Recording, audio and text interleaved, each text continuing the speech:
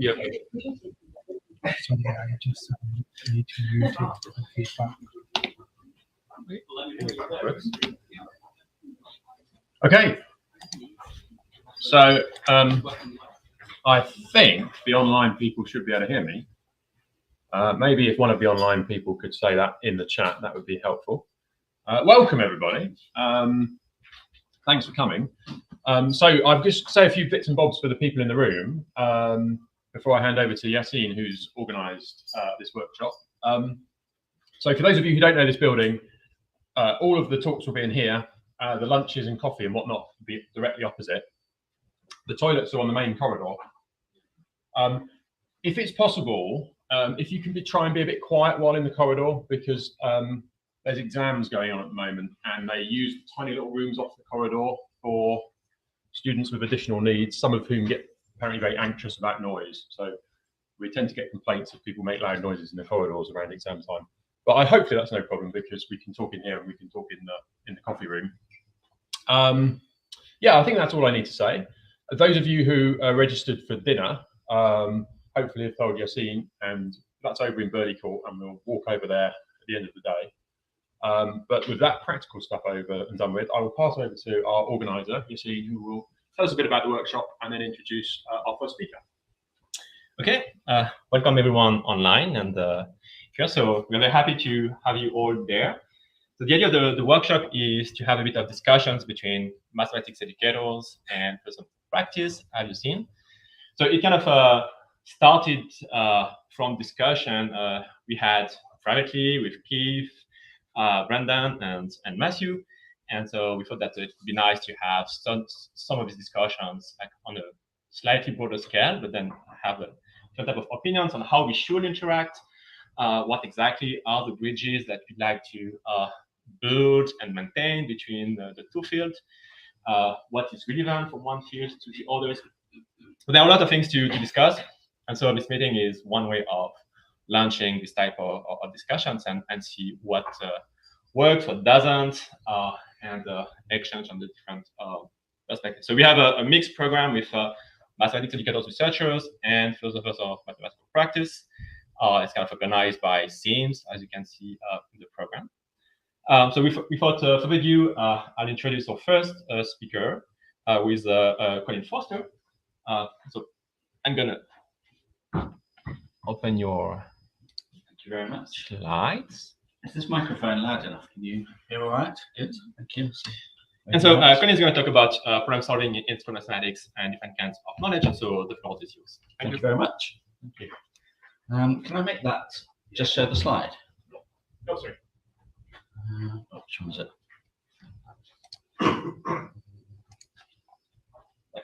Thanks a lot. Thank you. Right. Yes, I'm Colin Foster. I work here, and my background is I was 12 years as a secondary school mathematics teacher, and my interests as a researcher are around educational design.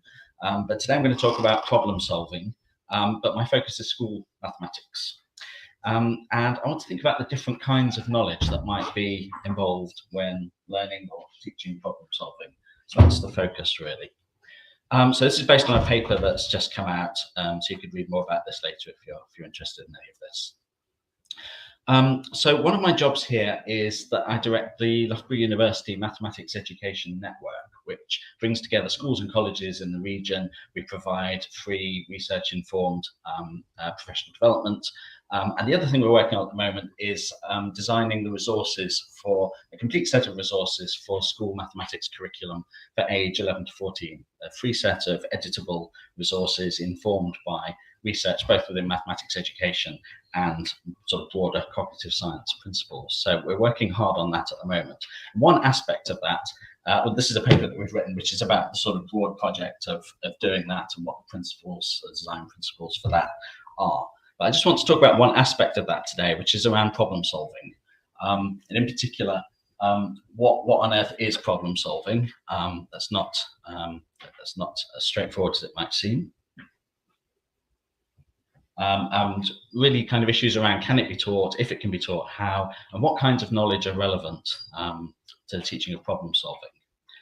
So everybody who talks about problem solving always begins with this quote from Paul Helmos, who decided that the essence of mathematics wasn't really theorems and proofs, but was problems and solutions.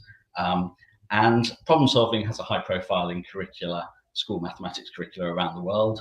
In our English national curriculum, we have these three aims: fluency, reasoning, problem solving, and I tend to conceive of them within this sort of hierarchical pyramid diagram, where problem solving is the pinnacle and it's underpinned by necessary fluency, technical fluency in procedures and mathematical reasoning and so on. But problem solving is kind of the ultimate goal. We want students in school to be powerful problem solvers. And so I'm not really thinking about how mathematicians do it. I'm interested in how students learn to get better at it. I'm just noticing that the things are coming up everything at once instead of bit by bit, which is going to ruin some things later on. Would it be worth me shifting to the other alternative, which was to just use PowerPoint? Could you help me do that, please? Because I want to have some things that just appear, and it will kill it if it doesn't happen. Sorry to be amusing. No, that's okay. So it doesn't matter yet. Yeah, that's the one. Thank you. Oh no, sorry, that's where I put it. It's gone now. It was on the desktop. There it is, down there. Thank you. Sorry about this.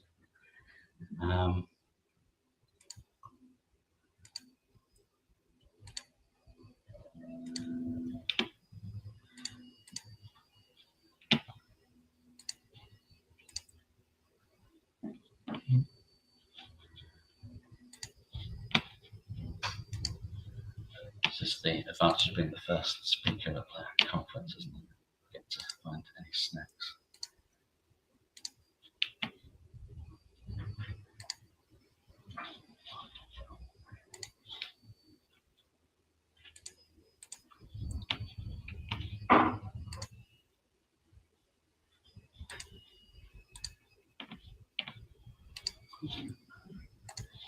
It's a bit of infinity.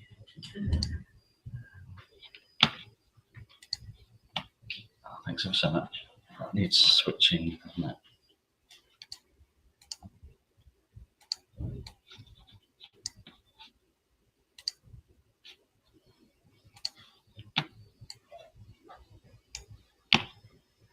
I promise I won't change my mind later. Okay.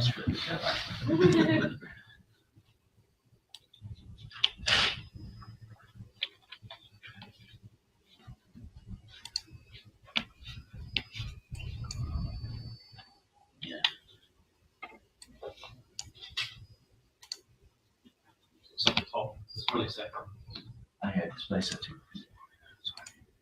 Lovely. Thanks ever so much. Thank you. Okay. Right. So it didn't really matter for that. Yeah, the point. So this is something that I found in working with teachers in the classroom. It's really hard to remain with. That the point is not to solve the problem. The point is to learn something about problem solving, and often those are in tension with each other. I'm going to say quite a bit about that as we go on. There's lots of research on teaching of problem solving in school mathematics, and my reading of it is that there's a lot more questions than answers still, even including confusion over what problem solving is and if it even makes sense to talk about teaching it as a thing. And so I'm going to spend a few minutes on what I mean by problem solving, because it's not just that there are different understandings of it, there are completely different understandings within mathematics education versus kind of psychology or cognitive science. And so my starting point is that a task is anything a student is asked to do. And then I divide tasks into routine tasks and non-routine tasks. So a routine task, which I call an exercise, is something where you know the method that you need to use exactly before you start. With a non-routine task, you don't. Non-routine task is what I call a problem. Some people call them non-standard or novel or unseen problems. And the student doesn't have a ready-made method that they've been taught for solving it. And this distinction is not a distinction between trivial and difficult, or it's not a distinction of cognitive demand. So a routine task could be demanding, it could be multi-step, So multiplying two 5-digit numbers together, for example, if you know the long multiplication algorithm, that's a routine task. But if I was to do it here and now, I may well make a mistake and mess it up. So not necessarily easy, but something that's routine. And it's quite subtle, really, because it depends on the student and what they happen to know. It also depends on the details of the task. So I just mentioned two 5-digit numbers. If those two 5-digit numbers were 11111 and 11111, then although I could use a long multiplication algorithm, I might look for shortcuts and I might treat that as a problem-solving thing. How can I do it without having to go to that laborious process? But then on the other hand, if I already knew stuff about rep digit numbers, with repeating digits, I might know how two strings of ones will combine when they're multiplied, and so that might reduce it to a routine task again. Might be able to just write the answer down straight away. So whether things are routine or non-routine can be a subtle thing that depends on what you happen to know about the student. Maybe not just has experience, but is able to bring to mind at that moment. So it could be that they've seen something before but forgotten about it, or it doesn't come to mind, and that can make the routine into the non-routine. So when I'm talking about problem solving, I'm talking about tackling non-routine tasks.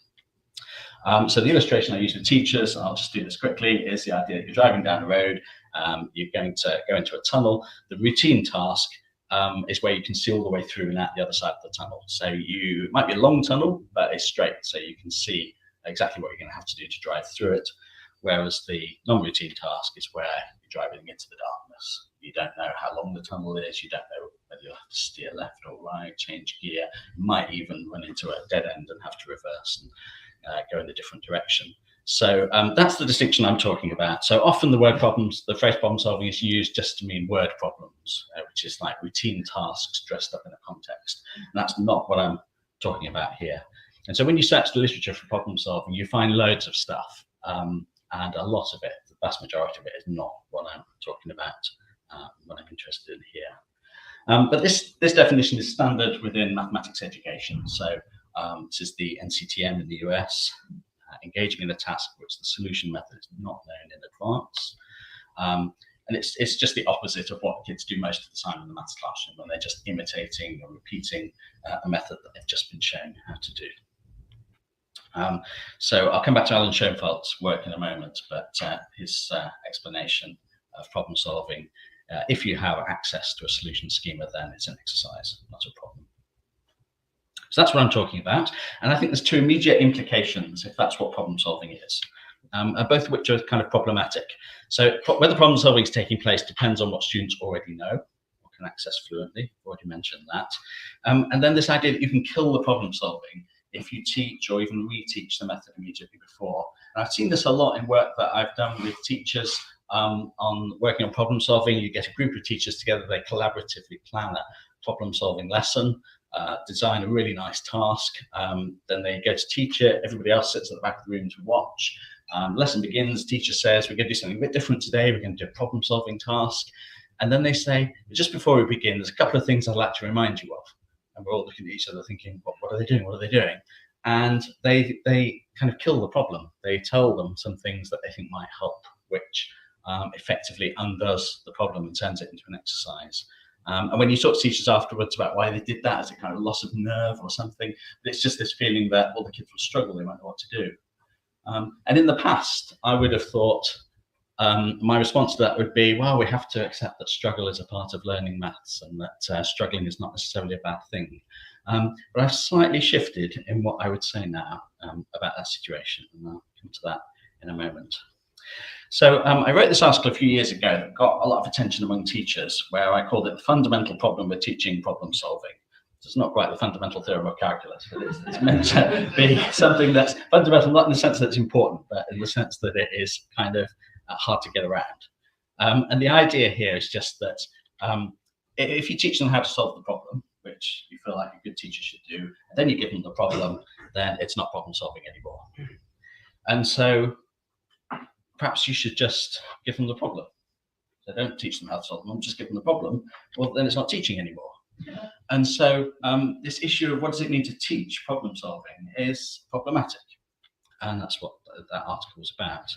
And really trying to resolve this has been the thing that I've been working on a little bit for a little while now. So teaching problem solving can't just be giving students opportunities to solve problems. And this happens quite a bit when teachers address problem solving. They find a nice set of problems, maybe ramped in terms of their difficulty, and then just kind of feed them to the students one after the other and let the students struggle. And some students will succeed, and many students perhaps will just keep struggling. And there's a danger that that's a really inequitable approach. That's not going to reduce the gap within attainment, because students with advantages, for whatever reason, are likely to discover ways to solve it, and other students just conclude that maths is not for them, and they don't have the right kind of brain. So that seems to me a problematic way of attempting to teach problem solving, but nor can it just be helping students to solve problems, because the response to that is the teachers think, well, I need to just I need to help the students, not just leave them to struggle. I need to go on and help. But what does that help consist of? If it consists of offering hints and tips, then we're back to this business of killing the problem. You set up a really nice problem that's challenging, and then quietly, rather than standing at the front of the room, quietly you go around and just kind of spoil that problem for the students by suggesting what they might do to solve it. And that kind of lesson can look really successful, because if you're sitting at the back of it, you think this is great, all these kids are busy on this problem, the teacher's giving them a little bit of help, isn't that nice? And then at the end they talk about what they've done, and it looks like they've all made some progress with this problem. But the issue is not whether they can solve the problem or whether you can help them to solve the problem, but whether they can learn something about problem solving that will help them with future problems that might not be like this one. So scaffolding the problem may turn it into an exercise. So there's a kind of uneasy relationship, isn't there, between problem solving and prior knowledge. And some people have suggested that really you just want as little prior knowledge as possible. The task when you're designing a problem is just to choose something you're pretty sure the students won't know anything about. But can that really be what we want? And how can that work through a curriculum when you're trying to build knowledge, and yet you're kind of afraid of the prior knowledge, just wanting to minimize it? So if we can teach problem solving, it has to be more than just providing opportunities to solve interesting problems. And it has to be more than just helping students to solve those problems. It can't be telling them how to do the specifics of that particular problem. And so that tends to lead everyone in the direction of generic problem solving strategies, skills, heuristics, and therefore to Polya, and wonderful book. Now these heuristics contain a lot of quite different sorts of things. If you were to try and sort them out, they're not all, in my opinion, on the same level at all. They're very different kinds of things that are listed here. And the way Polya described them was that they were just common sense, maybe common sense to him, but it tried to state common sense in general terms. But many people have tried to kind of package problem solving in different ways. So John Mason and colleagues.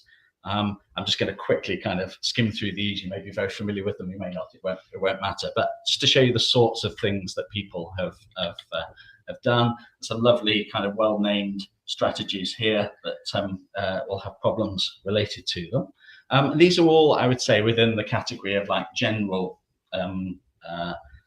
strategies that could be taught.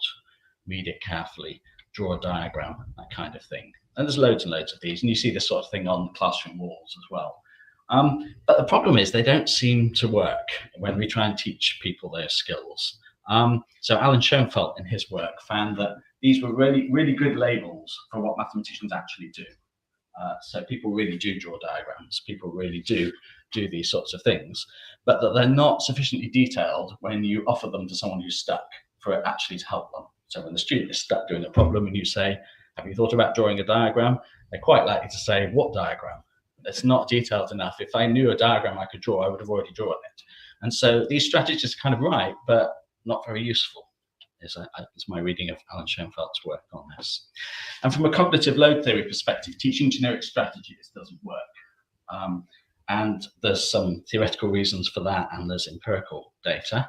But the idea is that lots of the skills, the generic skills of problem solving, are biologically primary, meaning that we've sort of got them through evolution over many years. Things like thinking about where you're trying to get to and deciding whether you're getting closer or farther from it. Kind of doesn't need teaching. It's something which people kind of have, and it's counterproductive and impossible to try and teach it. And so they conclude in this paper that quite a famous paper that people often quote on Twitter when they talk about problem solving, that the teachable aspects are dependent on domain-specific information stored in long-term memory, and we shouldn't be trying to teach domain general skills. Either kids have got them already, or they're not very useful. And I think I agree with this, but I think that it's misunderstood. So I think that people assume this means all you need to teach is content. And this prior knowledge in long-term memory is just loads and loads of theorems, plus kind of fluency in being able to use them. And I think there's something missing, and it's maybe a different kind of knowledge. And this is where I'd appreciate help from anyone with anyone, but particularly people with a philosophical knowledge about knowledge. And what I suggest in this paper I've just published is that the missing ingredient is domain specific, but it's tactics rather than strategies. And so I'll try and explain what I mean by that. And I'm going to use an illustration to do that. Could you just indicate if you're already familiar with this this problem, Langley's adventitious angles? It's been discussed a bit in the literature. Oh, that's great. Okay. Well, this problem looks like a very routine geometry problem, the sort of thing you might see in a school textbook, but as you may have guessed, it isn't. And so if I were to ask you to solve this now, my conjecture is that you wouldn't be able to. And if you just chase angles around, it doesn't get you anywhere. And in fact, people often think there just isn't sufficient information, but there is. It's been called the world's hardest easy geometry problem. And it's easy in the sense that it only depends, and I put that in inverted commas, it only depends on knowledge like the angle sum over a triangle is 180 degrees, base angles in an isosceles triangle are equal. That's about it, really. But it clearly doesn't just depend on that. And the key to solving this problem is not advanced geometry knowledge that you might learn at university. It's not some complicated theorem. And so this is an example of a kind of thing, and I use this with teachers because almost, you can't solve this problem, and yet you ought to be able to. And we've all been in that situation if we've taught school kids where you set them a problem that you think they ought to be able to solve. It depends on the knowledge that you've just taught them. It depends on mathematical facts and theorems that they know and that they've maybe demonstrated they know in some kind of formative assessment, and yet they can't solve the problem and they're stuck. And so I like to put teachers in that position. Like, you ought to be able to solve this. Come on, solve it, and you can't. I'm going to spoil this, I'm afraid, because the talk isn't long enough. But there's a tactic that unlocks this problem, and the tactic is to put in an auxiliary line. And that's not a tactic in the sense that turns it into an exercise, because you've still got to decide where to put your auxiliary line. So it's a heuristic. It's not an algorithmic strategy. It's a tactic. But I think if I gave you that tactic and said, now take a few minutes and have a go, I suspect that you would find that you can solve it. And so it really dramatically unlocks that problem. And yet auxiliary lines are not really, if I went into a secondary school and asked students what's an auxiliary line, even the highest attending students in England, I would expect would say, never heard of it. It's not kind of a thing for maths teaching in the UK, whereas it is in other places. So with some colleagues, we observed some problem solving lessons in Japan, and they very much teach things like that. They have a lesson that's not really about angles, it's about auxiliary lines. So we wrote that lesson up there, and I'll say a bit more about it. But it seems to me that this kind of thing might be the missing ingredient that could be systematically, explicitly taught as part of a problem-solving curriculum, and that would really make a difference to students' ability to solve difficult but easy in terms of content, geometry problems, for example. So it's a domain-specific tactic because drawing an auxiliary line won't help you with an algebra problem. It won't even help you with probably most geometry problems. It's quite specific where it's useful, but it's not the same as content knowledge. It's not the same as learning another theorem about angles. And so I've been thinking about these two dimensions and how most of what happens in school, certainly in England, is teaching of content knowledge that's domain specific. That's just the normal kind of stuff that's taught in school. I'm not decrying that. It's procedural and conceptual. It's absolutely vital stuff. It's necessary, but not sufficient. So what about these other quarters of this diagram? Maybe I put a question mark in that box to start with, and I thought, no, maybe there is domain general content knowledge. Maybe it doesn't have as high a status as it might. And then there's these strategies. the domain general strategies like draw a diagram, be systematic, take your time, those sorts of things, which maybe we either can't teach them or we don't need to teach them. They're biologically primary. And then there's this magical fourth one, which I'm suggesting is the thing that is not being taught, at least in classrooms I see, and which might be important. So that's my suggestion there. And so I'm saying putting the auxiliary line is an example of a domain-specific problem-solving tactic. And obviously that example, the Langley example, is an extreme one that I use deliberately so that adults feel that sense of not being able to do something they should be able to do. But it can apply at much more basic level. And I wonder if this is perhaps the type of knowledge that needs teaching explicitly, not instead of, but in addition to the usual content knowledge that's being taught at angles. So typically, I think if I can stereotype English teaching of mathematics, people teach the angle facts, like angle sum of a plane triangle is 180 degrees, maybe they prove it, then they give students some fluency questions, calculating basically number bonds to 180, and then move on. That's taught. But actually, perhaps if we don't teach the tactics, we're not equipping students to be able to solve problems. So in the lesson in Japan, they use this problem, which is another kind of famous problem in maths education literature, and which is a lot easier than the Langley example. But to many students, it's kind of very challenging until they have this strategy of putting in an auxiliary line. And there's multiple places you could put it. And what this lesson was about that we observed was the teachers exploring with students, how many different ways can you solve this problem? So if you put in an auxiliary line there, actually that enables you to solve it as well. If you put an auxiliary line there, you can, but it's a bit harder. And so they were looking at the strategy of placing auxiliary lines in different places and which kind of problems that will unlock and which it won't. And I challenge teachers when I'm talking to teachers about where in the curriculum in the UK, where would students learn about something like that? And they tend to say nowhere. So the sort of questions you might work on with students would be, what kinds of problems benefit from adding an auxiliary line? Can you kind of define the domain of relevance of that? How would you decide where to put it? What would you do afterwards to make use of it? And what other auxiliary elements might there be? So there's other kinds of auxiliary things that Polly talks about among his strategies. And then get students to invent problems that might benefit from an auxiliary element, and then ones that might look as though they do but don't, and trying to kind of figure out where the boundaries are of this tactic and how it might be used. So for me, this is about separating tactics out from strategies. So auxiliary elements appears in Collier there, but maybe there's a finer grained tactics within that students would benefit from being taught at school level. So I'll just end by suggesting how a strategy, a domain general strategy, can be turned into a domain specific tactic. And I'm going to take this one. You see this on classroom walls in England quite a bit. And this is what I would call a general strategy, draw a diagram, which I'm suggesting is not worth telling people to do. But if you were to pick a particular domain, then you could make that into a tactic. So if you took, let's say, the domain of probability, so if you just think about diagrams in mathematics as a practically infinite number of possible diagrams there could be, when you narrow it down to a particular content area, then it becomes much more manageable. And so in probability in school level mathematics, there's maybe 3 kinds of diagram that kids might draw. And typically they might see those, they'd be taught how to use those diagrams in different contexts, but they wouldn't explore questions like this.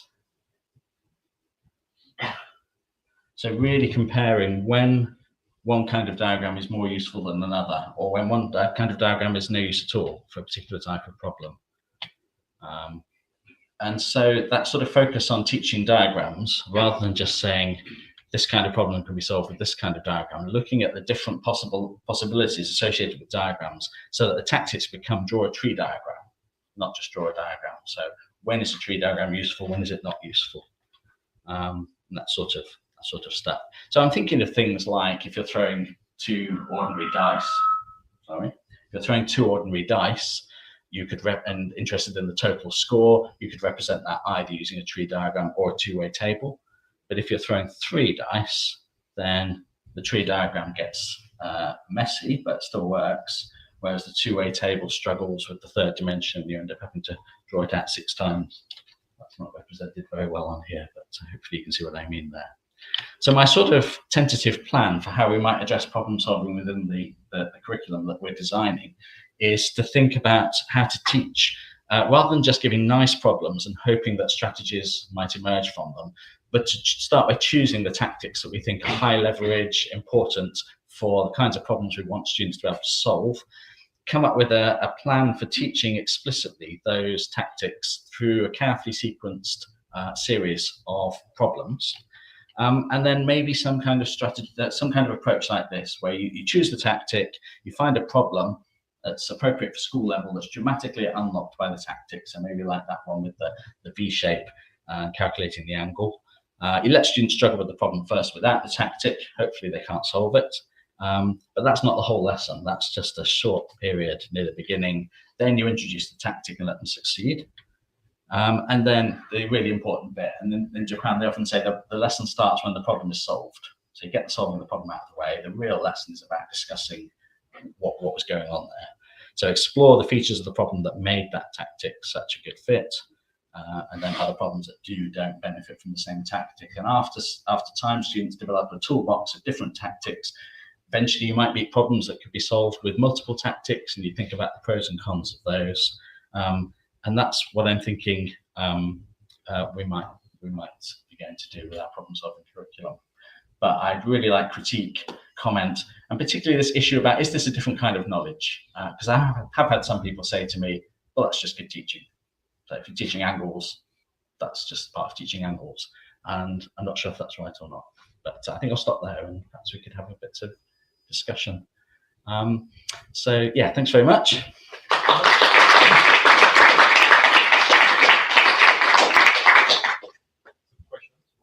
Tanya. Thank you, Colin. Lovely presentation. When you were starting your talk, I was wondering if you're going to talk about this distinction between routine and non-routine. And it seemed to me that you were alluding to this large body of research, or maybe not so large, about productive struggle and how beneficial it is for students to struggle first before getting any explicit explanations provided.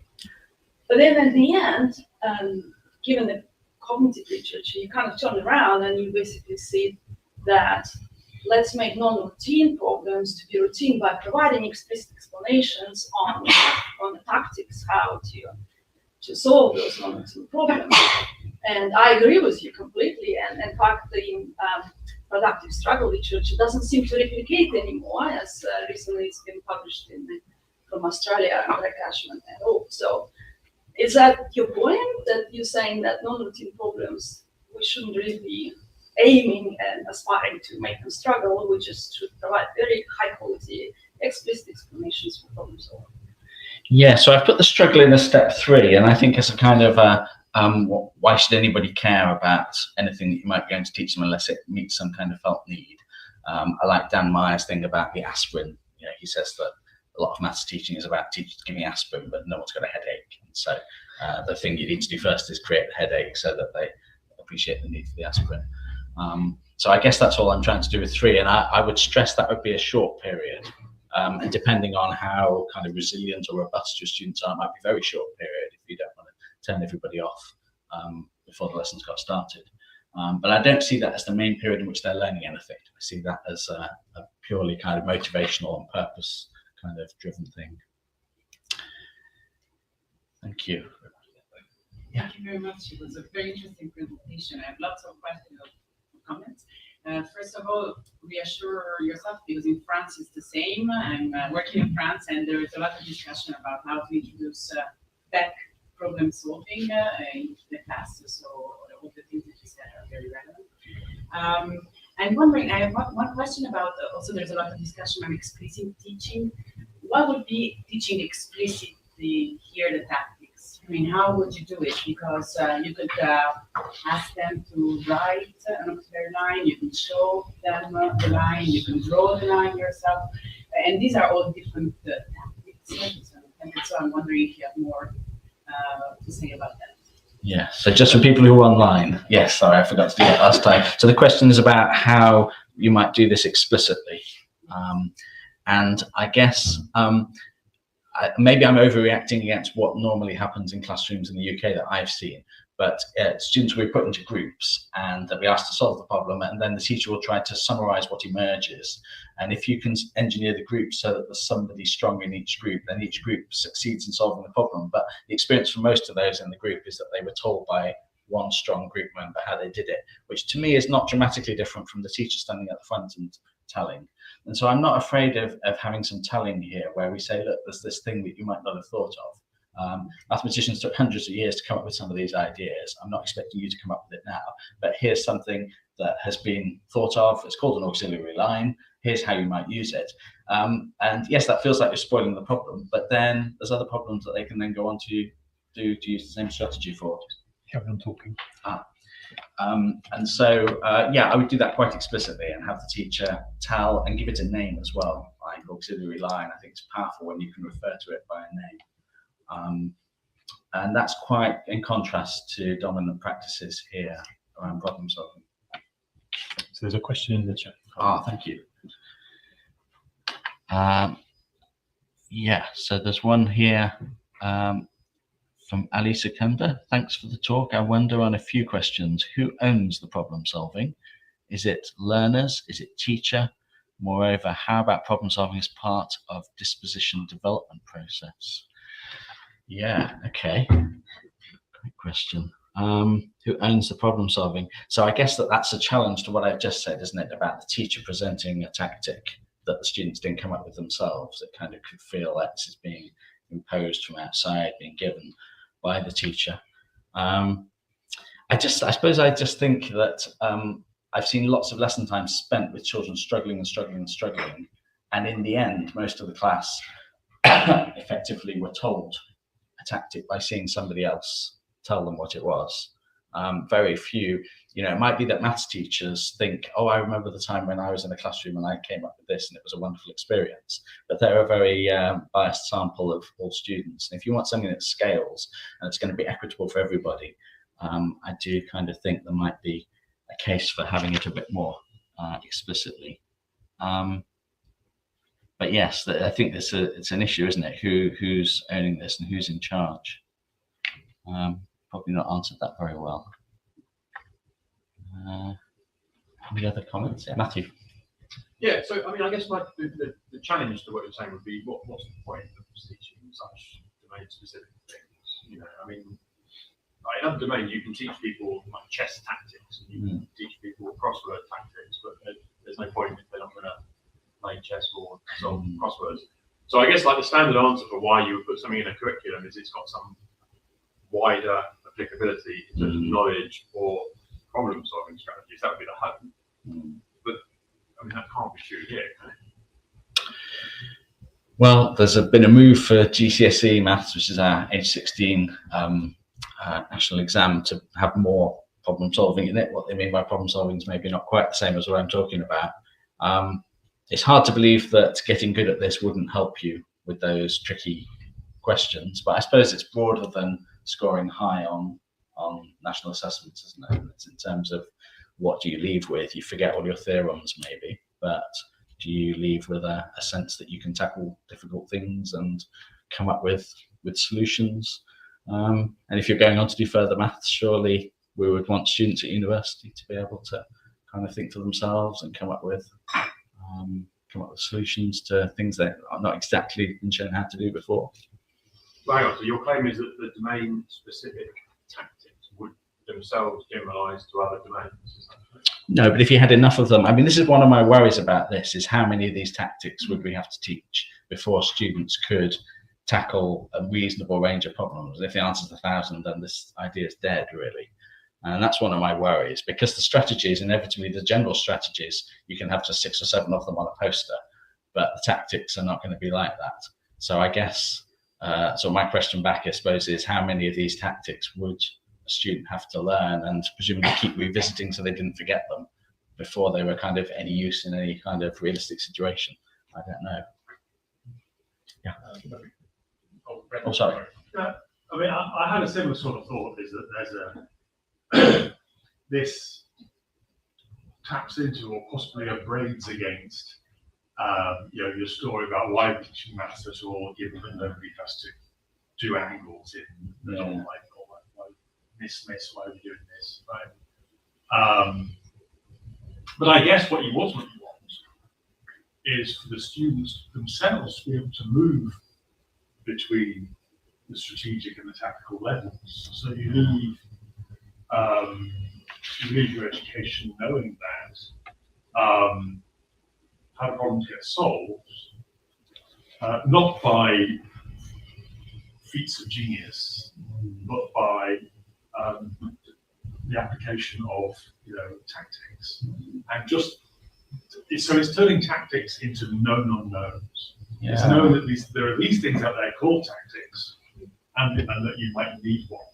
And that's a piece of general information that you don't start life with. I guess you might know it that way. That's a really nice idea. Yeah, you could imagine like a dictionary of tactics or some kind of database of tactics. So you think, I need a tactic here that I don't have. How can I find it? Rather than I just need to be smarter. I mean, I remember Hoyer. I mean, I've been through thinking Hoyer was great, and then realizing that he's, just distilling his. So the thing that he says is, do you know anything that's relevant? Like, search your 30 years of research experience and see if anything pops up. This isn't useful advice for a 12-year-old. Yeah, but I'm not sure if this is any better because it may just be completely unfeasible in practice.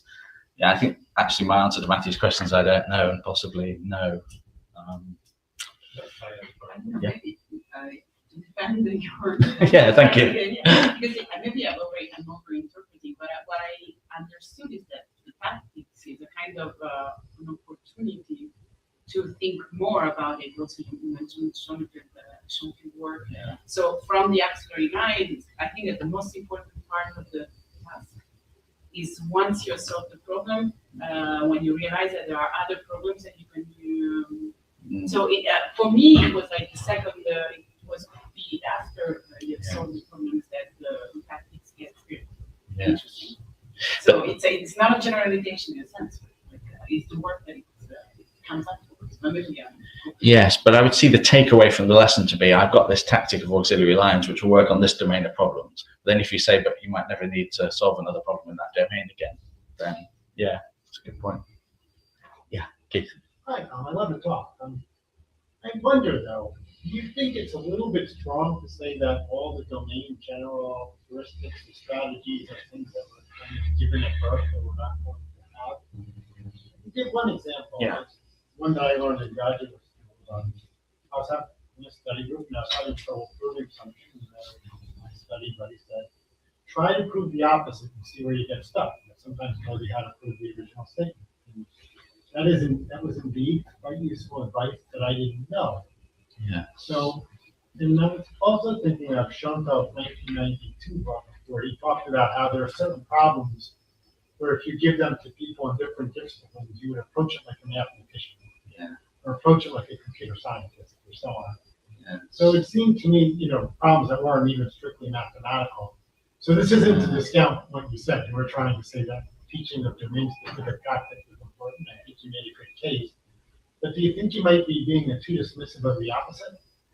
Or maybe your proof the opposite is more specific than it might seem, because what percentage of problems would you solve with that tactic? Isn't it quite a narrow range? It could be maybe specify the kinds of situation where that's I was useful. thinking about that. So it's within the realm of proving, right? So you Yeah. say, well, proving in advanced mathematics are quite a specific topic, but it is a broad one that cuts across domains, right? Yeah. That was the other thing. Maybe it's a continuum about what's domain specific and what's domain general.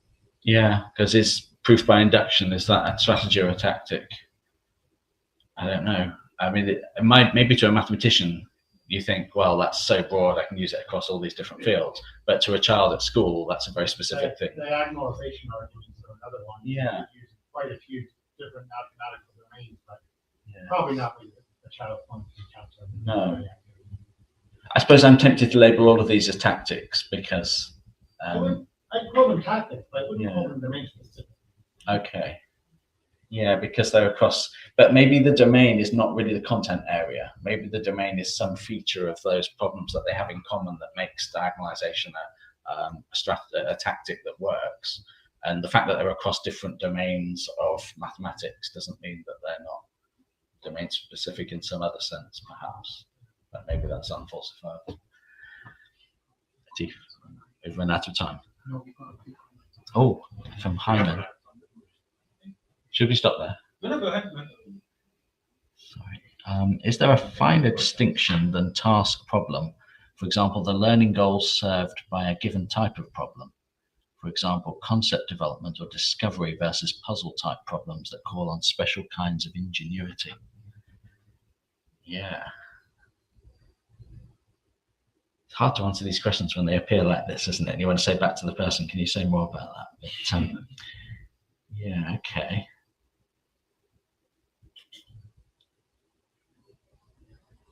Yeah, I don't know what to say to that, really. Yeah, you talk about puzzle type problems, right? For me, puzzle and problem are very close.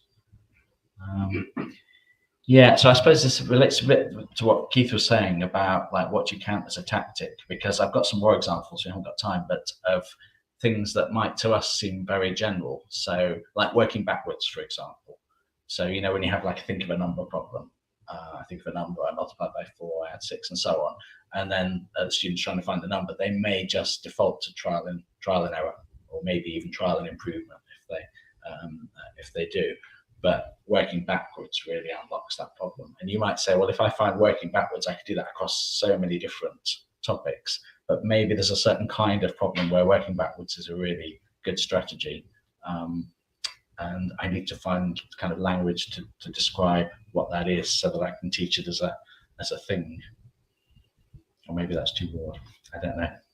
You can see that I'm still very much in flux. I haven't begun designing any of this stuff because I can't quite get the categories in my mind for what we're actually trying to do. Shall we stop there? No, I'm going to ask a question myself. We have time, we have a long break, so it's okay. We can finish the discussion and there's no rush.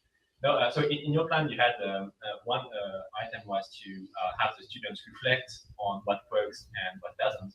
And I think here you have opportunities for connection with what people have done in philosophy, because it's going to be very hard. This is going to be a very sophisticated thing to ask the student to do.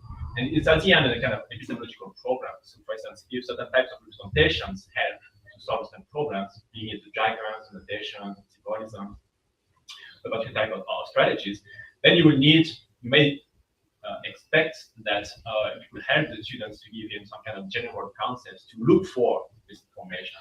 And this is not going to make that out by himself.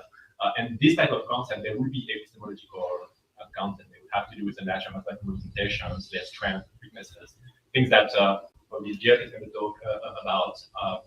So here there's an opportunity for like epistemology answering I don't know what you think, but yeah. Thank you. It's going to be super sophisticated, I imagine. Yeah, that's really interesting. I haven't thought about that. One thing I want to do is have problem-solving lessons that are not about solving problems. So they're about maybe like having a selection of problems and sorting them according to what tactics would be worth trying. So like you have like which of these problems would be worth considering an auxiliary line for, you know, those sorts of tasks where we're not trying to solve any of them. We just want to kind of learn about where tactics are sensible to try and where they're not. So there might be ways to talk about that would relate to what you're just saying.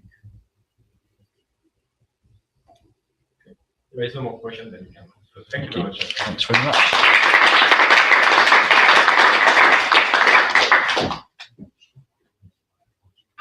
Okay, so for people online, we'll be back at 11:15. I'm just going to close the video for the break.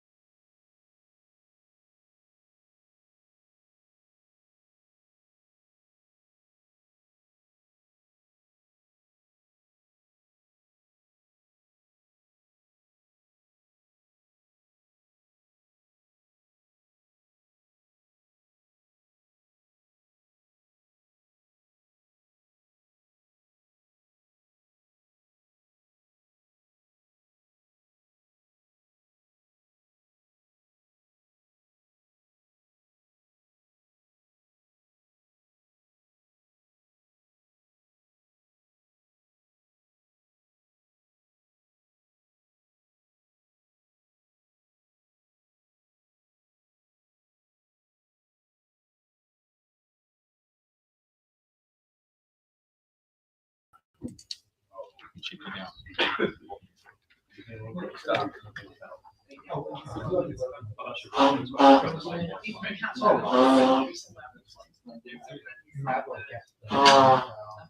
should be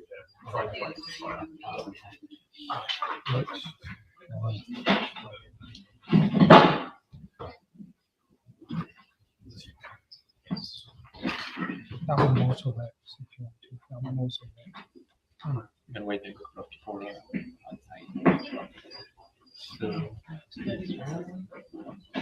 Okay. Yeah. Perfect. Yeah. Good. Yeah. Okay, so we'll be good for the second talk of this morning, and we are welcoming Brennan Larvo from Hertfordshire. He's going to talk about classroom and multicultural, whether every classroom is multicultural. So I'm going to put you. Okay. So show me my slides. That and share Okay. Thanks, Yassine, and thanks to the organisers. Actually, I'm on the list of organisers. I didn't actually do any organising. I sent some sanctimonious emails about kind of EDI issues, but I didn't actually contribute anything to the organisation. Right. What film is this? It is The Prime of Miss Jean Brodie. And I'll explain why I've, apart from if you're interested in education, you haven't seen it, you must. And if you haven't seen it for a while, you ought to. Where's my...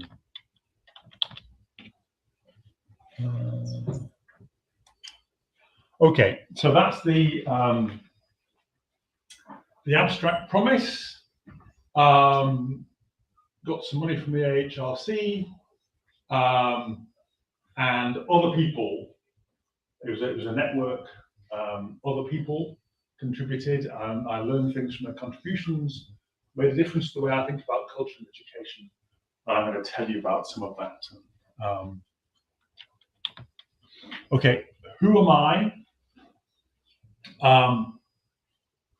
That's my kind of ancient formal education history. The doctorate was about proofs and refutations. I read it and was impressed by it, and I thought, well, okay, so if you're impressed by this, what do you do next? Don't know. Why don't I know? Because I don't really understand the argument. So I wrote to myself a doctorate to figure out what the argument of proofs and refutations is, and then the doctorate turned into a book. And let me see. Oh yes, the other thing you need to know about me is that since 1997 I've worked at a new university, a post-92 university, which means I've thought more about pedagogy and curriculum, I think, than I would have done had I been at a Russell Group university.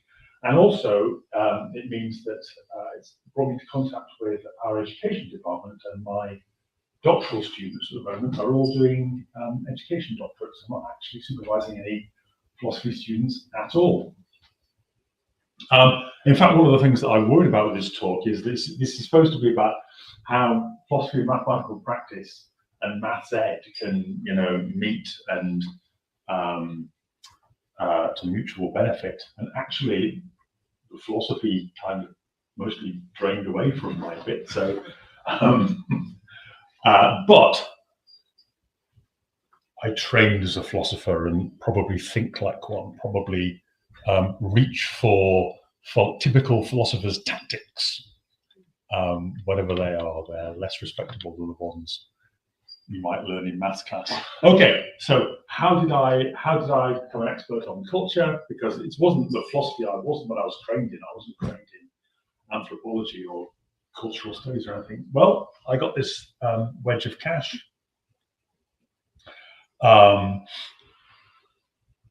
Moment of debt paying. The grant application was originally for some European thing, and was written jointly with Benedict Löw and Thomas Müller. We didn't get it from whatever European body it was we were applying to, so I repurposed the application for the AHRC, but they were in on the writing of the original draft, and so should get some of the credit. And I've got this tower of interest groups. The UK government wants academics to do socially and economically useful research. Why should the notional taxpayer pay for all this activity unless it does that person some good? The AHRC feels this pressure, but notices that almost none of the research that it funds is terribly impressive from this point of view. So it invents a special strand, the science in cultures theme. The thinking was, I think, well, science is useful. So if we in the Arts and Humanities Research Council get our people to somehow engage with the sciences, they might end up doing something that's some good. And then the final interest group is this is a photograph of the Association for the Philosophy of Mathematical Practice meeting in Paris. So individual researchers who hope to get some cash and may have no interest in doing socially and economically useful research, but feel obliged to respond to this sort of tower of interest groups. So that was kind of the environment of it. And we had 3 meetings about mathematical cultures. One was just a kind of survey thing. One was thinking about values in mathematics. One was thinking about relations between mathematical cultures and the wider culture, including school. And it produced this book, which I recommend to you all without reservation. It has lots of great stuff in it. I'm going to pick out 3. Oh yeah, this is, and things I wrote.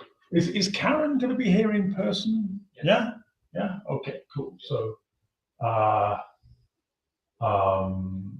was fortunate to spend a year as a visiting professor in Brussels, and one of the conditions was that you have to write papers with their staff, so that we all get international collaborations and international co-authorships, right? So fantastic. So I was very happy to work with Karen, and we wrote these papers about using the notion of culture to think about kind of maths ed issues. This one particularly, 2016, the one about institutional inequalities, case of maths education in Flemish schools. It turns out that in Flanders, the children of immigrants do worse in their formal maths education than first-generation immigrants, even though their language skills are better and their grasp of Dutch is better than their parents. And you might have hoped that their social integration is better, but it isn't. It's worse because I think the story is it's very difficult to be an immigrant in Belgium, because to live in Belgium you either have to be Flemish or Walloon. Everything in Belgium is coded one way or the other. So if you're, from somewhere else, like, who do you sit with? You don't have a tribe in Belgium. This got very current because a bomb went off about then, actually, 2016, and it turned out it was planted by terrorists drawn from this later generations immigrant community in Brussels. And then, of course, everybody at every level of government in Belgium, and there are many levels of government in Belgium, everybody was suddenly interested in those communities, and their community leaders were suddenly all over the media saying, well, if you'd come to us before, we could have done something about the conditions in which people are growing up. So this stuff, yeah, that was a bit of a side ramble, but this stuff can matter. Anyway, these three, there will be side rambles because I was up too early, so I'm not entirely in control of what I'm saying. So heckling is encouraged. The three papers I want to pull out from the book: Understanding the Cultural Construction of School Mathematics by Paul Andrews, and that was about the different national experiences. Basically, his takeaway is you can't take a model of school maths pedagogy that works in China or Finland or Hungary or whoever the hero system is, and just put it somewhere else and have it succeed, because the reasons why a model of school maths pedagogy succeeds in some place is partly to do with national culture. So Finland, for example, has features that you can't reproduce in England. For example, studying in Finnish is a patriotic act because you're not studying in Swedish or Russian, right? And this changes attitudes towards education. It also used to be true, I don't know if it still is, that you couldn't get married without a high school diploma in Finland. And that changes attitudes towards formal education as well. So yeah, and you could once you see that that's the takeaway, you can kind of multiply. Think about. I discovered recently that the kind of Hong Kong model is still being heavily pushed here in the UK. They need to read Paul's paper, have a think about how culturally transportable something that works in Hong Kong might be. And I got him in because it's an excellent paper, and he's talking about this stuff in terms of national cultures. When he thinks about culture, he's thinking about largely about nationalities. One of my all-time favorite papers of all, is Slava Gerovich's paper about the Gelfand seminar. And some of you have heard me bang on about this before. Some of you were there when Slava was talking about it.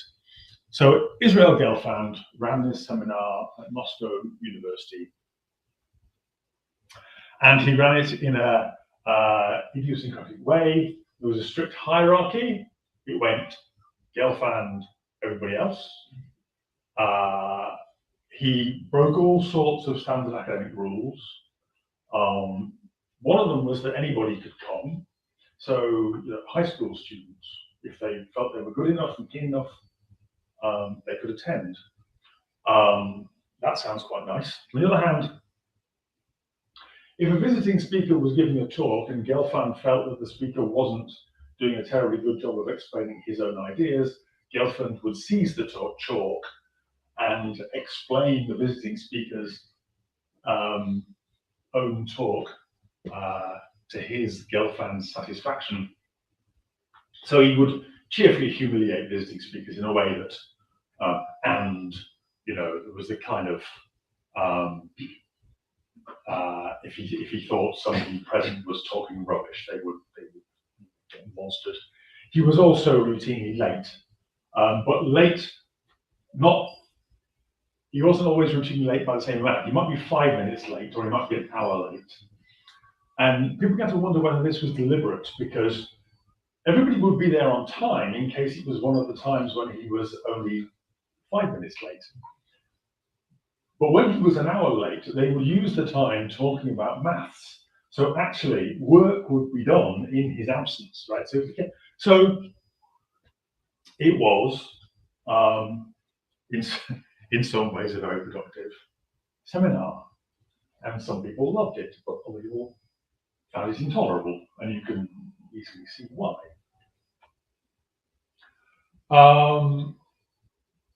I thought this out because, well, for one thing, it allows me to make a point about something that Donald Mackenzie says that we'll come to later, but also because there's the question of scale, right? How big or small can a unit of analysis be to count as a culture?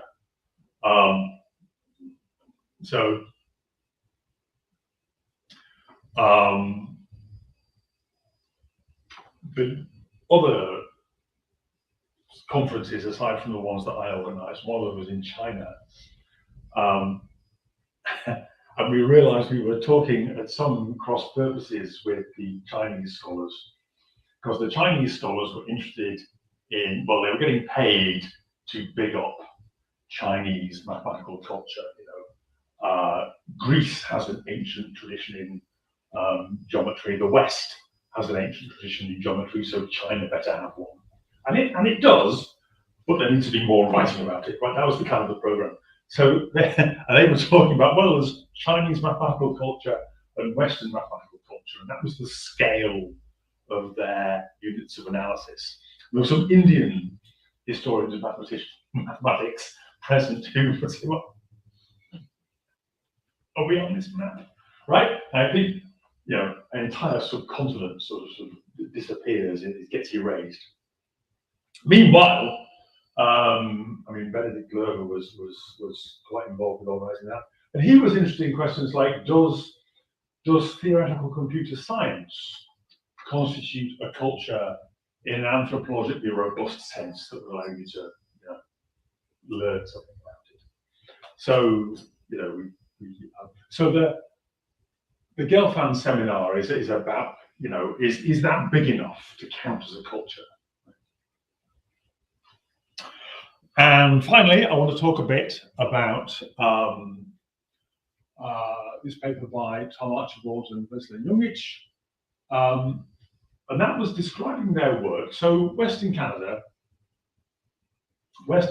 is that the Indigenous peoples of Western Canada have an amazing range of language and language groups. It's one of these parts of the world, like Papua New Guinea, where the processes that create a lingua franca just haven't happened.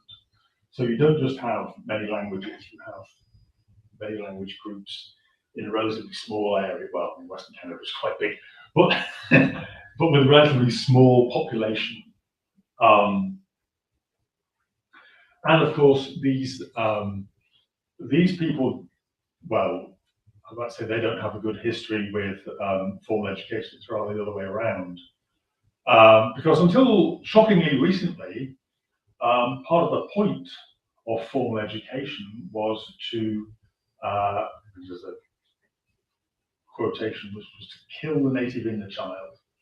That is, to rob out the native culture, at least insofar as necessary to make these people into Canadians. Right? And naturally, this was received as exactly what it was, right? This was a piece of flagrant colonialism.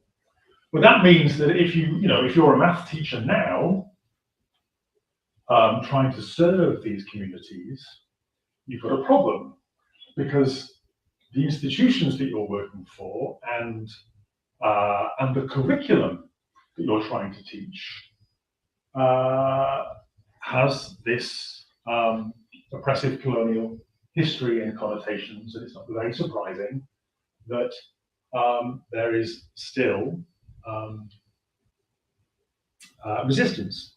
So what they've been doing is making films about elementary mathematics in the indigenous languages. So they've created a character, cartoons in which this character does mathematically illustrative things. So if you want to hear Squamish or any of these other languages being spoken, pop onto YouTube and have a look at their videos. It's lovely stuff. Now, crucially, and this will make a difference if I get back to talking about ethnomathematics. Crucially, the everyday activities with some mathematical illustrative content that that this character in the cartoons or the stories undertakes include things like basketball, right? They don't just include things like fishing or canoe building, right? So it's not they try to do it without romanticizing or essentializing the people they're trying to serve. So if it was all, you know, stuff about canoes and fish, it would be pretty obvious, you know, what was going wrong there. And this paper really struck with me because I wonder how rare this is. I started thinking about the Belgian case, right? That you have, again, you have a population who are culturally distinct from the teachers who are trying to instruct them, ethnically distinct as well, but you know, and who are who probably experience the education system as something certainly alien and probably oppressive. And I wonder about this country, right? I mean, it's going to be class rather than ethnicity, but there may be quite a number of school pupils in this country who experience school as the imposition of a culture that they don't belong in, and you know may not entirely feel at home in, and may not entirely welcome. I'm not the first person to have this thought. There's Basil, educationist, remind me, the linguist, code switching, that guy. Yes, this is his kind of territory, isn't it? Okay, so those are the three papers that I thought were I want to talk about today.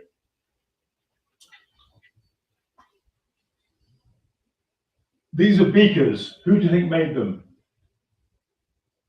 You should be able to shout this in unison. The beaker people. Yes. So what is culture? If we're going to talk about one of the interesting things that I learned by doing that network is that well, very few of the contributors to those three conferences in the Mathematical Cultures Network did anything with the concept of culture. I mean, people came along and said interesting things and reported, you know, relevant research, but there were only maybe 2 or 3 people who started off their contributions by saying, well, look, first of all, we need to think a bit about and theorize the notion of culture before we can do anything. One of them was Paul Andrews. But I thought, well, you know, I'm running this thing. I need to do a bit of this. Well, here are some obvious thoughts. Culture is about non-biological reproduction. What's the unit of analysis? Well, it needs to be bigger than the individual and smaller than the species. Finds expression in practices and artifacts, and is generally something to do with values. When I talked about this stuff at one meeting, Rafael Nunez was there and started banging on about chimpanzees. There are distinct termite fishing practices amongst geographically separated chimpanzee groups, and people who are keen on the chimpanzee human interface end of anthropology want to call this distinct chimpanzee cultures. Well, I mean, we're supposed to stop thinking of human beings as something special, but I wonder if they've got the last bit. If the different ways of termite fishing express distinct value systems amongst chimpanzees. I'm not quite sure we've got that. But then we haven't got, I'm not sure we can tell much about the values of bigger people, apart from, you know, they were committed to storing liquids, but apart from that, you know, what do we know? Well, I mean, you can know more of that because you can look at who these things are buried with and what they seem to be used for, how much of the community resource was devoted to ritual practice and that kind of thing. So actually, I mean, I shouldn't be snide. All right, which form of our education is this? It is educating Rita. This is Leslie Joseph's character who throws open the door and says, "Wouldn't you just die without Marla?" This is the rear view of Julie Waters' character who's gone to university to learn about literature and culture and all that. So there's, you know, there's the whole sort of normative sense of culture, what it means to be a cultured person. So these are kind of, I mean, I think Nietzsche was onto something with this picture of when there's an important word like culture, there's a kind of globbed and fused together usages, any one of which could sort of throb at any moment.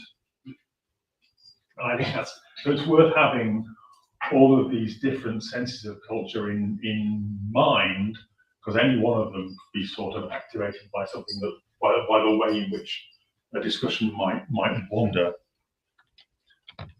I had to show you this one. Probably didn't put time, but okay. Started at 1:15, yeah? Yeah, you have 15 minutes. Okay. Including questions. Okay.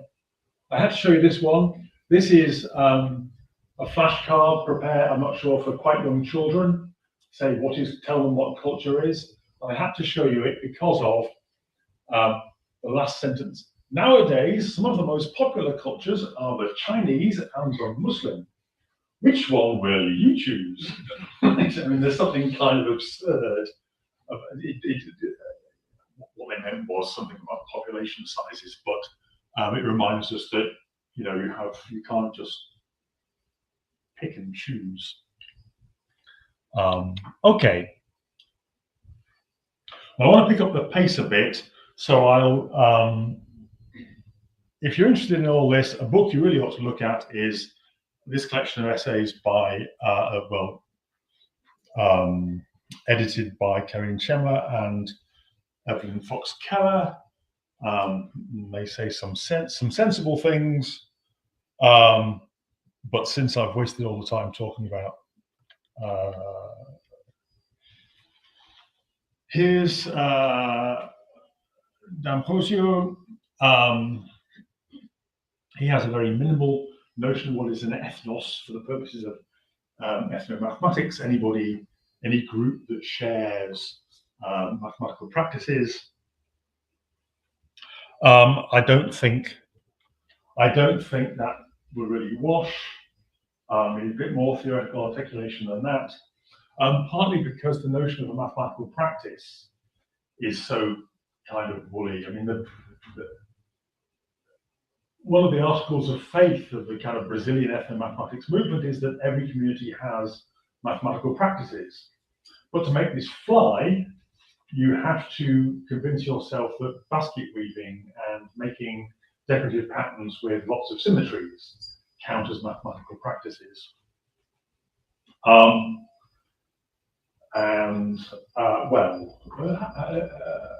anybody here read the little book about the 85 ways to tie a necktie? Right. It's a good little book.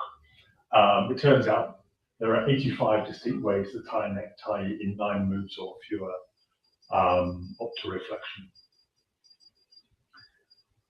Nobody is writing papers arguing that tying a necktie is a mathematical practice. Why? Because people who wear neckties don't need to have their culture validated and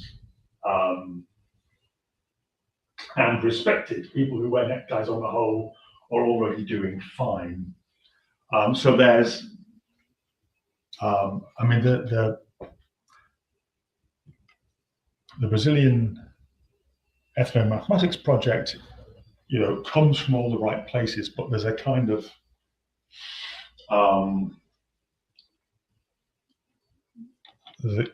of conceptual looseness about it. So here's the thing I wanted to mention earlier. So one proposal from Mackenzie, how can you tell you've got distinct cultures? Well, here are 4 things. If they're talking about different things, so if you get different ontologies, if there are different processes of socialization creating the people who make up the culture, if there are different mechanisms of interaction amongst participants, or if there are different path-dependent patterns of change, then you've got cultural distinctness. Now, he seems, I mean, he doesn't write pages about this. This is something he says on the way to saying the thing he really wants to say. So you don't want to dig too hard into it, but it sounds like you want all 4, but that seems to be too much. Asking if you had 2 communities that were socialized in different ways, then they're going to be different cultures, even if they're talking about the same things, and even if they communicate with each other in the same way. They might all send each other emails, but you know. The other thing is, you know, you imagine Gelfand's seminar happening in one room in Moscow University, and down the corridor another math seminar happening in a far more conventional way with visiting speakers treated respectfully and all that stuff. Well, we might want to say that there are 2 different seminar cultures going on, but they would have, those 2 seminars would have all these 4 things in common. So, okay.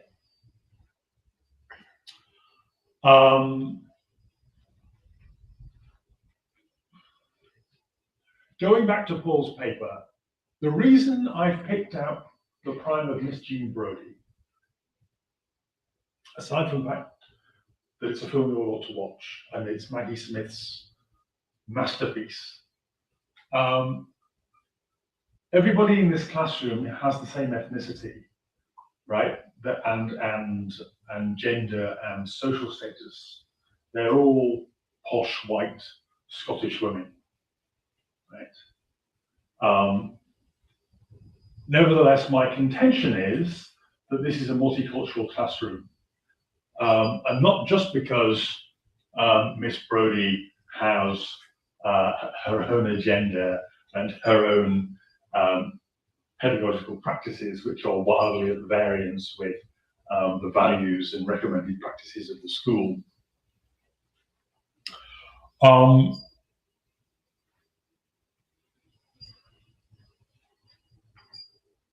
Looking at Paul's paper, he says, cultural forces inside and outside schools determine what is taught, to whom it is taught, how it is taught, and where it is taught. Notice that the active verb is the teaching, right? So he's interested in the cultural factors and forces that shape the teaching. My big thing is that the learners arrive in class with values and practices of their own. And this is something that the ethnomathematics people are, of course, quite right about, right?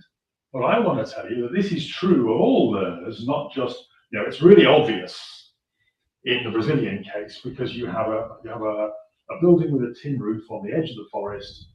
You have children who normally speak an indigenous language, but they're required to learn maths in Portuguese. And you have a teacher who arrives from Sao Paulo to instruct them in Portuguese in the national maths curriculum so that they can become Portuguese citizens, right? Like the disconnect is really obvious. But whoever they are, learners come with their own cultures and practices. So I want just quickly to tell you what and this is a slide from an old talk, and I can't remember exactly why I got a picture of Galois. Probably because I was excited about a book I read about the positioning of the cultural positioning of mathematicians, that he gets a certain cultural positioning for reasons that have little or nothing to do with the maths that he wrote.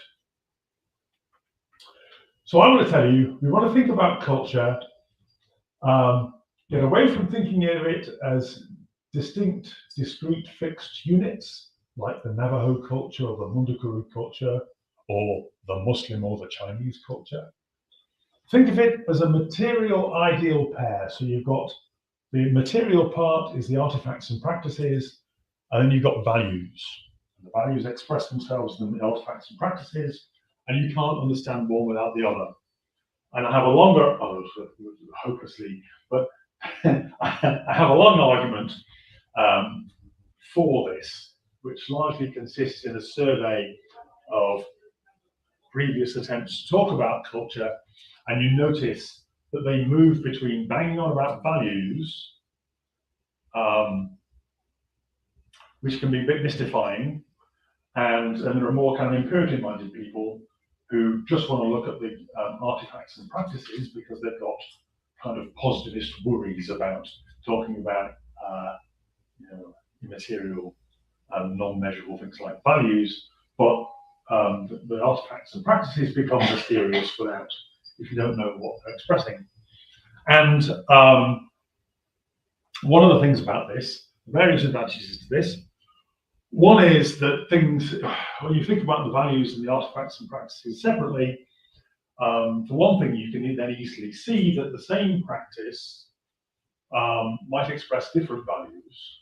So singing the national anthem, depending on who does it and on what occasion, might express very different values. There's Eric van den Vlischer, who does research into string games in the South Seas. There are some islands like Cat's Cradle, those sorts of things. There are some islands where these are just games to entertain children. There are other islands where they have deep religious significance. There are some that are only done on ceremonial occasions. There are some that one gender or the other just doesn't do, right? But they're the same material practice, but they just mean different things on different occasions. And it allows you to see that you can have the same values expressed in different practices, which means that you get a better story about how cultures can communicate and understand each other.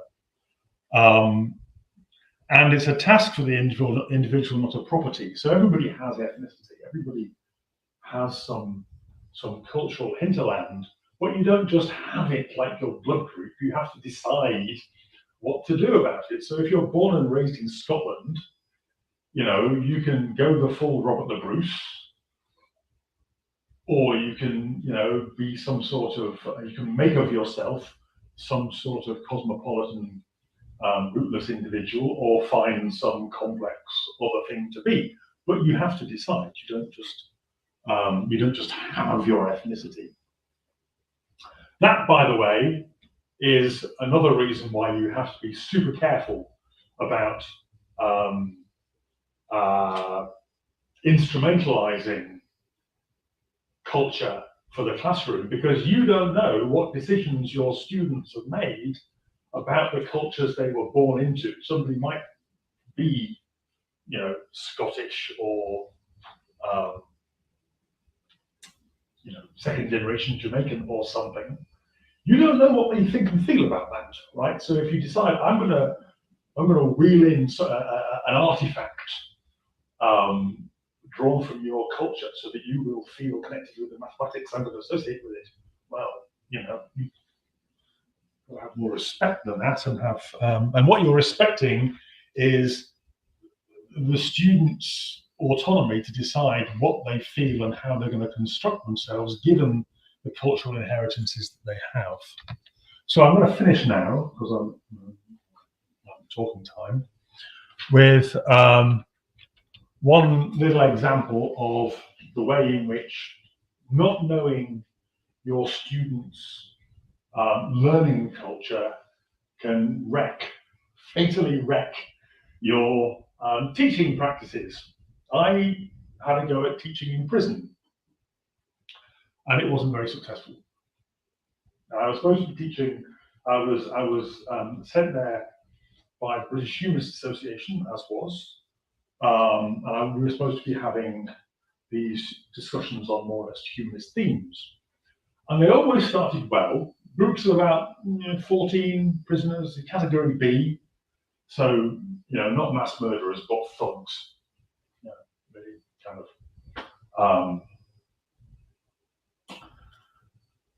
And I always started well. The prisoners were happy to share personal and autobiographical stuff about whatever the topic was. So I think, great, we are amassing material which we can then philosophize on. But the philosophy bit always failed. They were very reluctant. To generalize and draw principles or general thoughts out of the assembled autobiographical material, and they absolutely refused to criticize each other's contributions. Right? They just would not.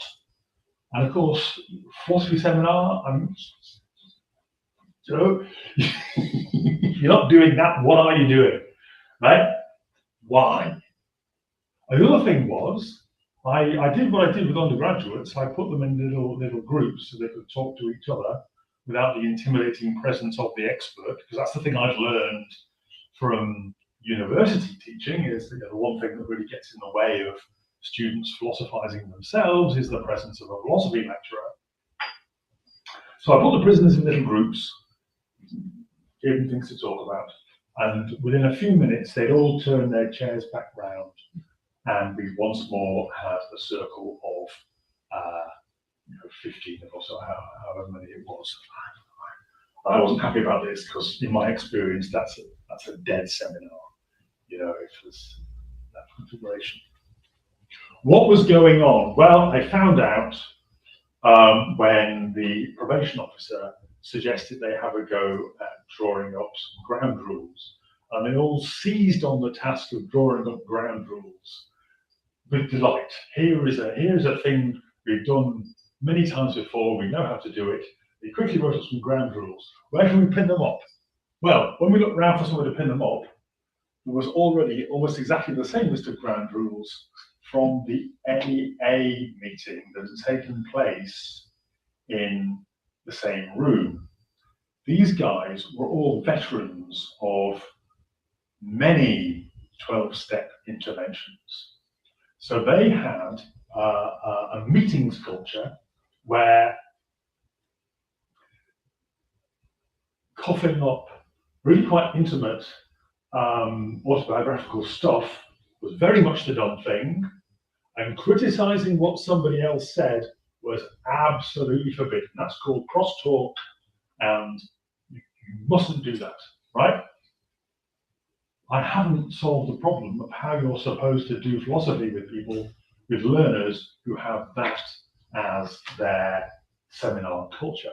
But at least I now know why, what the resistance was. So it wasn't that they were stupid, it wasn't that they were unwilling, it wasn't that they were lazy, it wasn't that they, were uninterested in things of the mind. Many of the conversations started with, did you see that program on BBC Two about the thing? It was a cultural mismatch. They had values and practices that told them what to do and how to behave in this kind of context that were just incompatible with what I was trying to do. So maybe this like, why should we learn mathematics? Good old question.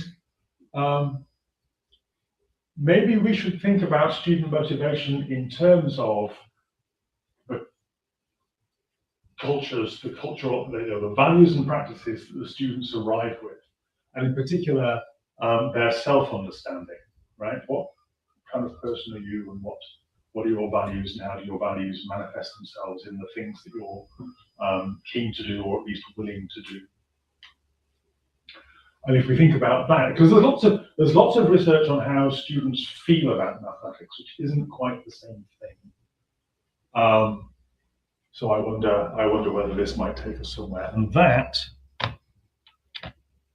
is the penultimate slide.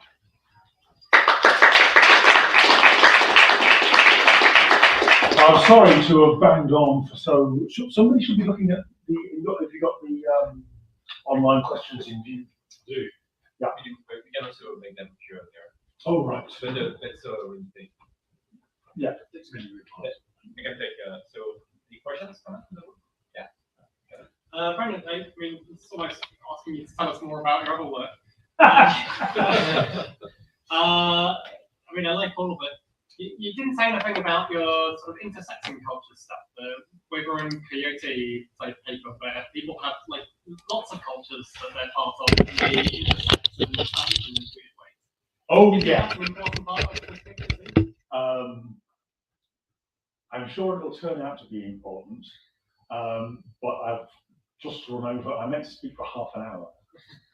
This refers to a paper where I go long on the fact that we're all value pluralists.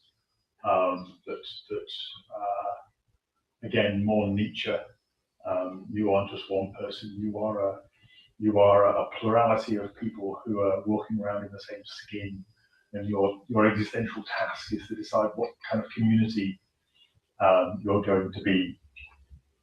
So, sure, yeah, there's going to be different spirits raging within each of the people, I guess that kind of cranks up the bit about you need to respect the decisions people are making about their own cultural inheritance and their own values and stuff, because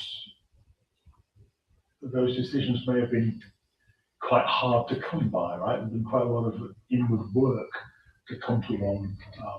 Also with the prisoners, I mean, I've stories about people going to teach moral philosophy in prisons and just taking their standard stock of, university thought experiments, and it being really traumatic for somebody who'd committed a terrible murder and then spent 20 years working on themselves during the period of their incarceration to understand what it was they did and why it was bad and how they need to change. And then you get somebody comes along with a trolley problem and just talks casually about, shall we kill one or shall we kill five? This wasn't good. So yeah, I'm sure I could tie it up if I ranted on for long enough. Yeah.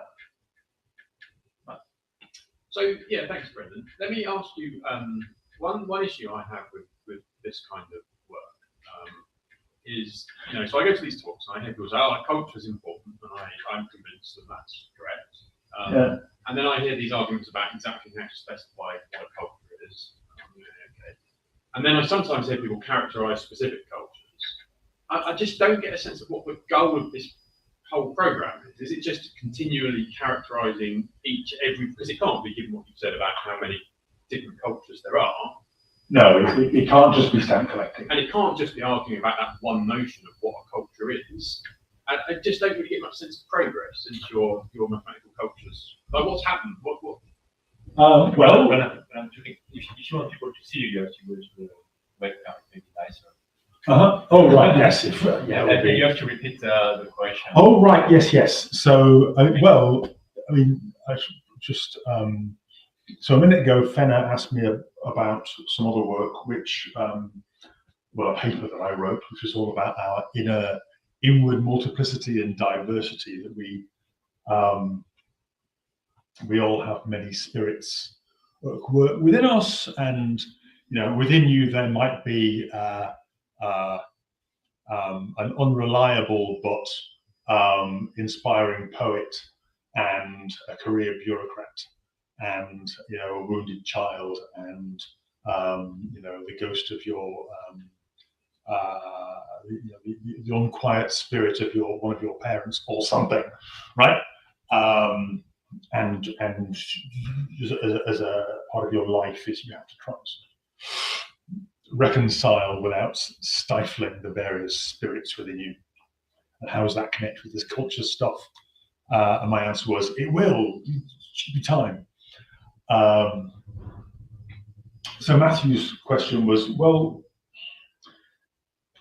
what's going on with this cultures, maths cultures research? It can't just be stamp collecting. It can't just be a matter of noticing that there are different cultures, and that's right.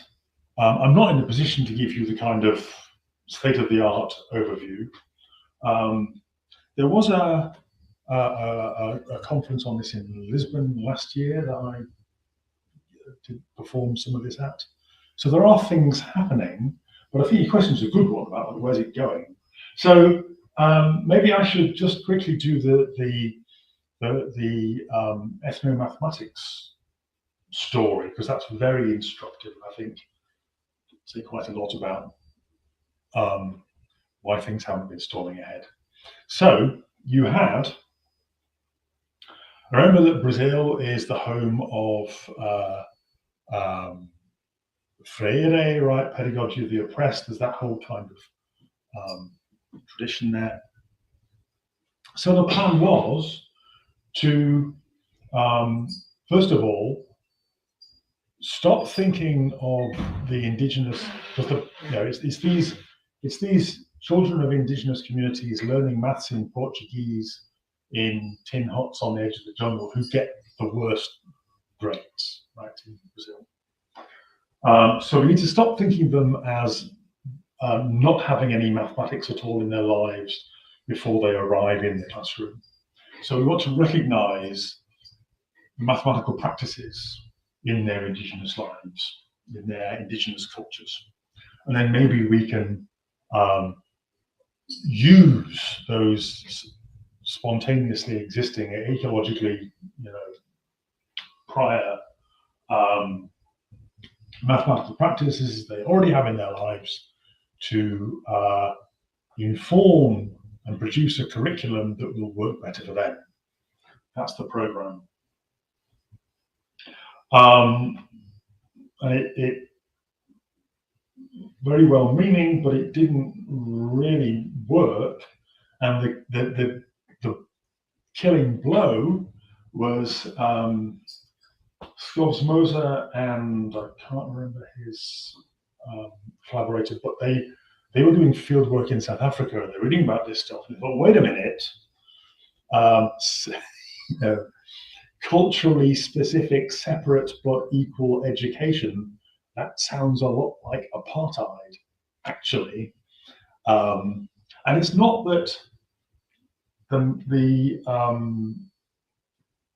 ethnomathematics people, didn't have the best of intentions or were entirely naive, but they didn't have the theoretical resources in their program to explain how what they were doing is different from just apartheid education. So that, that ran into it. And, well, there are several different answers to what you're trying to achieve. So there is just doing anthropology, right? So stamp collecting is good. There are stamps that haven't been, stamps that haven't been collected or categorized and so on.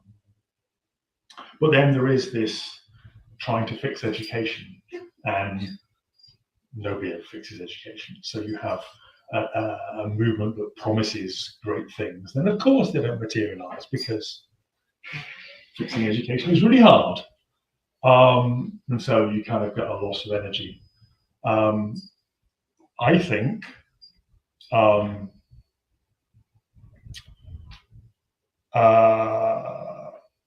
okay, where do I invest my hopes? Well, I think one thing is you can just lower the sights and say what we're hoping for here is there's something to be said for cultural literacy, just understanding that there's perhaps more diversity than you realize. So at one of the conferences, which were at the conferences in London a decade ago now, one of the community groups there were mathematicians, but not just any mathematicians, the kind of mathematicians who turn up to this kind of thing. And one of them assured us, on the basis of his, personal experience, that there is only one research culture, mathematics research culture worldwide, right? Any mathematician anywhere in the world can talk to any other, and they understand each other, and that shows that there just is one. Now, is he right? If he's wrong, we ought to be able to show him with facts, and it might be, interesting and important. Think about some of the, when we had a go at doing the Sutherland process, remember that? There were questions like, is it better for a developing nation to keep its young mathematical talent at home and develop its own research culture and its own universities, or is it better to do what Brazil seems to have done and send them to longer established, richer centers of mathematical research so that they can learn the latest stuff and then hopefully come home? Which of those strategies is better? Now, the cultural literacy isn't going to answer that question for you, but it might help you to think it through.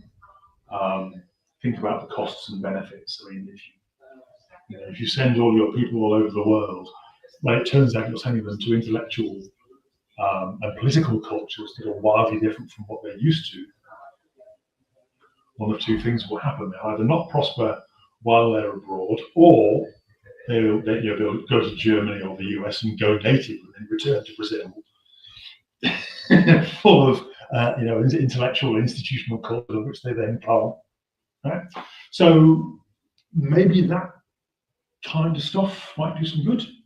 But and as I say, as you can see, I have hopes that if we think about, everybody in education agrees that you need to think about where your pupils and students are, who they are, what condition they're in. But the existing research tends to think about what do they already know and what are their feelings. So there's lots of great psychology on, feelings of resistance and resilience and sort of affective responses to failure and success, all that kind of stuff. It's great stuff. But it doesn't seem to get close to, I couldn't find anything that gets close to these matters about, well, how do they think of themselves? What values do they think they're living out? What kind of person do you think you are? And since almost all school pupils, if you ask them, are you a mathematical sort of person, would say no, in schools where maths is compulsory for everybody, that who are you question could do a bit of work. And doing that bit of work will solve all the math education problems, right? This is the program. This is the one that's gonna. That's it. Yeah. We have to finish soon, so other pressing questions. Otherwise, you can talk during the break. You can have a quick look at the question online. There's really a few words, otherwise. There are one question by Ayman Bas. Maybe it's easier to watch on the screen. Okay, so he says, I find that indigenous maths and science resonates well with the natural sensory worlds, but I find it difficult to find good indigenous expressions of abstraction generalization beyond empiricism. Characteristic of mathematics. Examples. Well,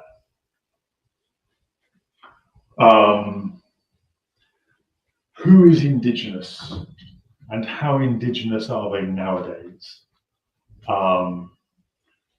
Jose Ferreros has a photograph of, I think it's somebody in Mundukuru. So the Mundukuru are one of these groups that are supposed to not have counting words beyond 4. So they get regular visits from cognitive scientists to give them odd tasks to do to try and interrogate their number concepts. The trouble, of course, is by the time the cognitive scientists have learned enough of the Mundukuru language to set them the task, the Mundukuru have learned Portuguese, and maybe having discussions about themselves amongst themselves about whether Fred should be playing as a false 9. So answering this question would require us to, there are very few groups that live entirely off grid and away from the money economy. A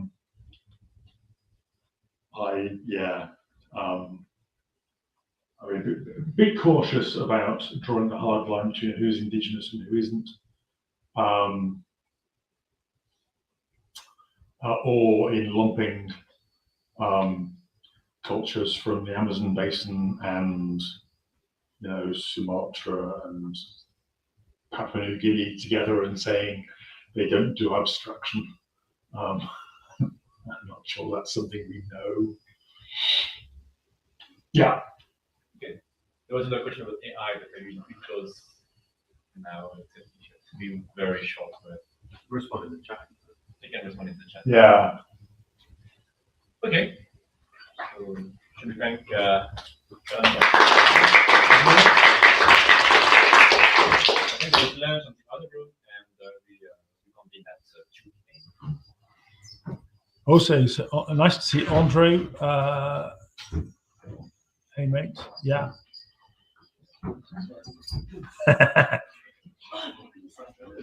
Which paper is this? I can send the link. Oh, The Nietzsche paper? yeah, Nietzsche paper's called something like. So here's your webpage. Here's Very your well. webpage. How you been? Good. Weber and Coyote, it's called. Yeah. When, that one. Polytheism is a practice. Yeah. I don't.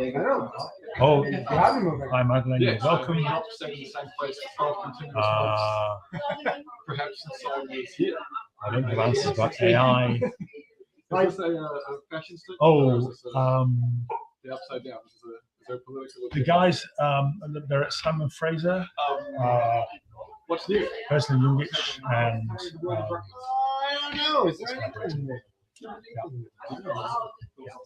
okay. What is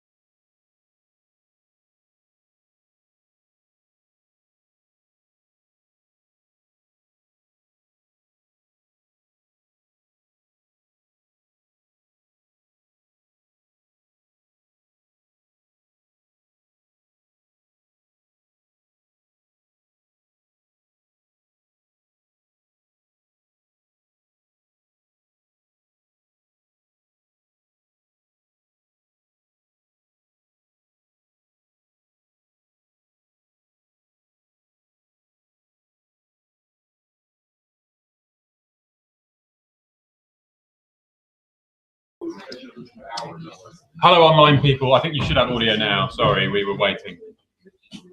Maybe one of you could say you can hear if you can now hear.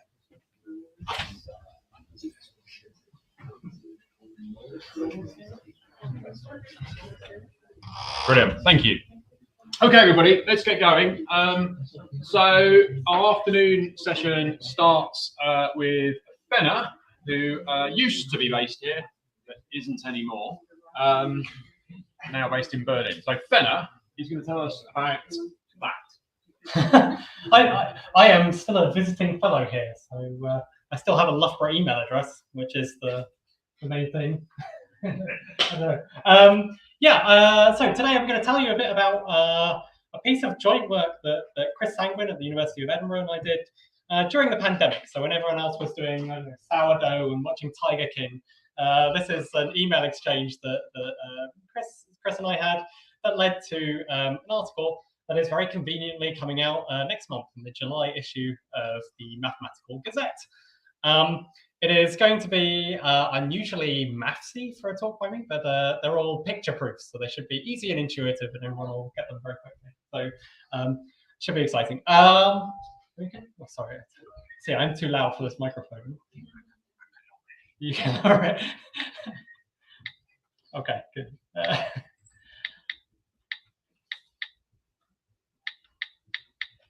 All right, good.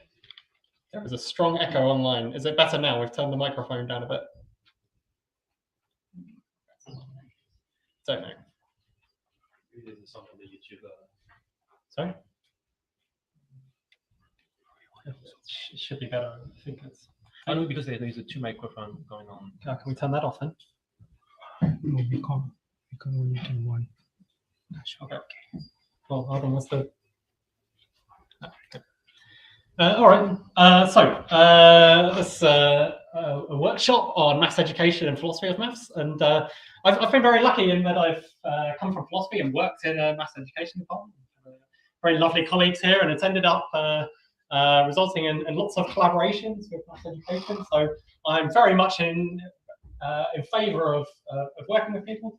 Lots of you are here today. There's a selection of published papers that I've put out there. Some of them in maths education journals. I'm working with people that are primarily in maths education. I've put a paper that we're still working on here with Ben and George and Ian. Got lots of things we're working on, and so I like this intersection. It's very, very fun. I feel like I could have picked any of these to be the talk to give you today. So this work with Chris is a nice choice, not just because it's about to come out, but also because what we were doing had some philosophy lessons, but also some education lessons. And it was a very nice confluence where we were interested in a similar thing for very different reasons. So I'm going to talk a bit about this article and tell you some philosophy lessons and some education lessons at the end. It's also an article for the Mathematical Gazette, which is sort of semi-popular, I suppose. It's aimed at recreational maths or maths teachers or people interested in mathematics more generally. So there's a lot of fun to it, but it doesn't go super deep. Okay, so here's a philosophy question that I like about proof identity. What makes two proofs the same? And that's not an idle question. So we've got lots of reasons we might be interested in this thing. So for example, one thing that I thought about a bit is peer review. And so one criteria you might have for peer review is that a publishable proof must be a novel proof. You don't want to publish stuff that someone else has done because then you're just repeating things that are there before. In a joint paper with Colin Wittberg and John-Paul von Bennichem, we talked about using novelty as a way to sort of filter out people from the community by making sometimes incorrect claims of something not being new. So it's an important issue, proof identity. For students, if you're interested in education, you might have issues to do with plagiarism and who's copying whose work. And already noticed that the standards of proof identity for those two things will be quite different, right? Because students probably will mostly do the same sort of proof, and it's only if it's word for word identical and several times that you're likely to think that this is a plagiarism case. There's issues of credit in mathematics. So the thought that came to mind was Perelman's proof of the Poincare conjecture that after he published it, there were mathematicians claiming that it was too vague and loose and that they deserved some credit for filling in some gaps and some of the arguments couldn't be reconstructed. So whether or not they produced just like a filled-in version of the same proof or like substantially new stuff is important to the issue of credit in mathematics, right? And that also has various ethical implications. You might be interested in computer checking, and especially Chris is like interested in like automatic grading and automatic feedback on students' work. There'll be issues of like whether or not they've got the right proof in their answers. And the big gap that I've left at the top left, because it's my philosophy question, is one's about translation. So in some of the philosophy work I've been interested in, we've talked about like formalizing proofs and whether the formal proof is really the same proof in some sense as the informal proof that it was translated from, right? Which is the question of faithfulness, whether translation is faithful. There's a sort of Lakatoshian thing going on in the background there. It's an issue in proofs and reputations, and it's kind of at the heart of some of the debates about formalization of informal proofs. So you see there's like a lot of different places you might be interested in this question of proof identity. One of the big things in this discussion of the formalization and translation, right, is like whether or not this is like what really underlies rigor, is that you can formalize proof. So here's a sort of the summary from Burgess's book from 2015, where effectively he's arguing that for a proof to be rigorous, it must be giving you enough steps that you're convinced that you could break it down into, well, obvious deductive sets. I think he basically means a full proof or something like that. So in a sense, right, like you need to be giving enough of the informal proof that like the rest is just trivial, and really they're the same proof, like just one is like filling out more of the details or something. That's the idea of that. In his review of the book, Richard Pettigrew makes a very important point that if you have a view like Burgess's, you can kind of say like, well, look, for a very good mathematician, you may just give them like a trivial first step of the proof and then they can reconstruct all of it. So it's given you a step, but it's not really about rigor. What he argues in that review, which I think is a nice point, is that a rigorous proof, like you need to make a distinction between like giving the ingenious steps, like all of the clever steps, versus the routine steps, would be a better way of filling out this kind of Burgess style view.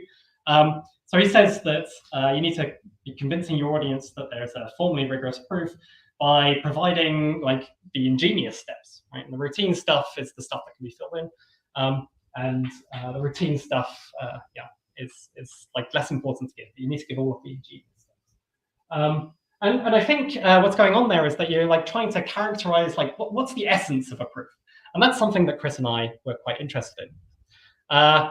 So now telling you a bit more about this article itself, Chris was inspired by this book by Philip Ording, 99 Variations in a Proof, which came out I think 2019, and it's a wonderful book. I really love it. I wrote a review of it, which you can go and read, where I say I love this book.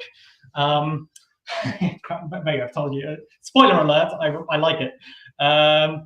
And what happens in this book is that Ording collects together 99 different versions of a particular solution to a cubic equation. And some of those are the straightforward mathsy ones that you would guess at, and they get weirder and stranger in various ways. And it's meant to illustrate like different stylistic preferences in mathematics and different ways of doing this, etc. It's really lovely. Go and read it if you haven't. Chris was specifically inspired by this to think about collecting proofs more generally, like getting together lots of different versions of the same proof. And the one that Chris decided to focus on was the summation proof of like summing the first n odd numbers. And that if you sum up the first n odd numbers, you get n squared. Right? And it's a very simple proof. Here is Chris's sort of basic inductive proof, which is relatively straightforward. I should warn you, you're going to see a lot of proofs of this result, so make sure you know what the result is. Like now, right? Sum of the first n odd numbers to square. Right? It's a fairly straightforward inductive proof, right? You do the base case, and then you inductive hypothesis, inductive step, straightforward. There's a very nice proof of this same result from Roger B. Nelson's book, Proofs About Words, which essentially looks like this. And I think this is totally beautiful. I love it. This is a wonderful proof. And the intuition there is like very straightforward, right? You start the odd numbers, you start with 1 in the bottom, then you can add 3, you can add 5, and you get squares all the way up. And we'll talk a little bit more about the structure of that proof in a second, but I think that like makes it very clear what the reasoning is that's going on in the proof. So Chris and George, who is here, did a comparative judgment study using various different proofs. This inductive proof was seen to be the most rigorous one, right? That came like #1 most rigorous proof, right? Maybe like prototypical of mathematical rigor in some sense. Whereas picture proofs, people are always a bit on the fence about. So Chris put together a big article collecting up lots of different proofs of these, which is already out in the Mathematical Gazette, and sent it to me, and I suspect to George as well, and probably maybe to Ben and to like all of his mates. Like, hey, I've been collecting together proofs. What do you think of this? And this is a very nice article. You should go and read it. And my reaction to seeing like a collection of algebra proofs and picture proofs was, maybe I can make a new proof that isn't in there. So here's what I came up with, was a zigzag proof. And what's notable about this is that it might be like the one time in my life where I published some mathematics. So original proof, unless you've seen it somewhere else. It's yeah, the idea is simple, right? You split the cases. You have like the kind of like alternating odds and evens of odd numbers. So you have like 1 and 5 and 9 and 3 and 7 and 11, and you split them into 2 things. You scooch them together with this like picture, and you get a jar. Similar to the neat square proof, there's a kind of implicit induction going on, and we'll talk more about that in a second.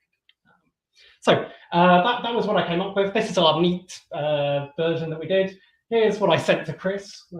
You'd like to see how the pie is made or whatever. That's what I wrote. I sadly lost my initial scribbles. You know, I had a kid at home that like somewhere it got thrown away or drawn on or whatever. But yeah, that's what I initially sent to Chris, but you can see the general structure of stuff is cool. So what Chris asked, he was like, oh, I love this proof. Here's a question, Fenner. Do you think that all these other algebra proofs that I've collected together, can they inspire other diagrammatic proofs? So in particular, Chris was asking about the proof he calls rearranging. He said, Fenner, what about this one? Do you reckon you can generate a new picture proof of this as well? The structure of this proof is that you see that the first the first n odd numbers up to 2k minus 1 is in fact like all of the numbers up there. Take away the even ones, right? Get the odd ones by doing all of them. Take away the even ones, and then you notice that the evens all the way up to 2n are in fact just like 2 lots of all of the numbers up to n, right? You can split that in half, and the algebra proof, the idea is that you break it down into kind of the known results of like summing up to k, right? That's the general structure. If you don't follow all of these proofs, it doesn't really matter. Like the big moves is the key thing.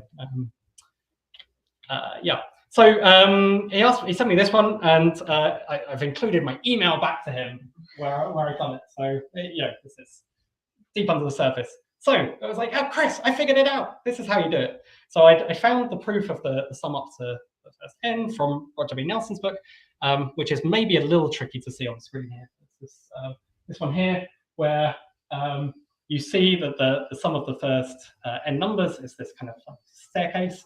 And what you can see is that it's actually the square chopped in half, but then you've got this like the jaggedy edges, and you've got n of those. So it's like, or n of those, but like half of them. So you have like the full square divided by 2 plus like n lots of thing also divided by 2, which is the standard result, the n squared plus n divided by 2, right? Or n times n plus 1 over 2, right? That's the standard result. And so the proof I sent back to him using this like combining taking all of them up to 2n, and then taking away the two lots of the standard thing, was this like proof that you can see over here.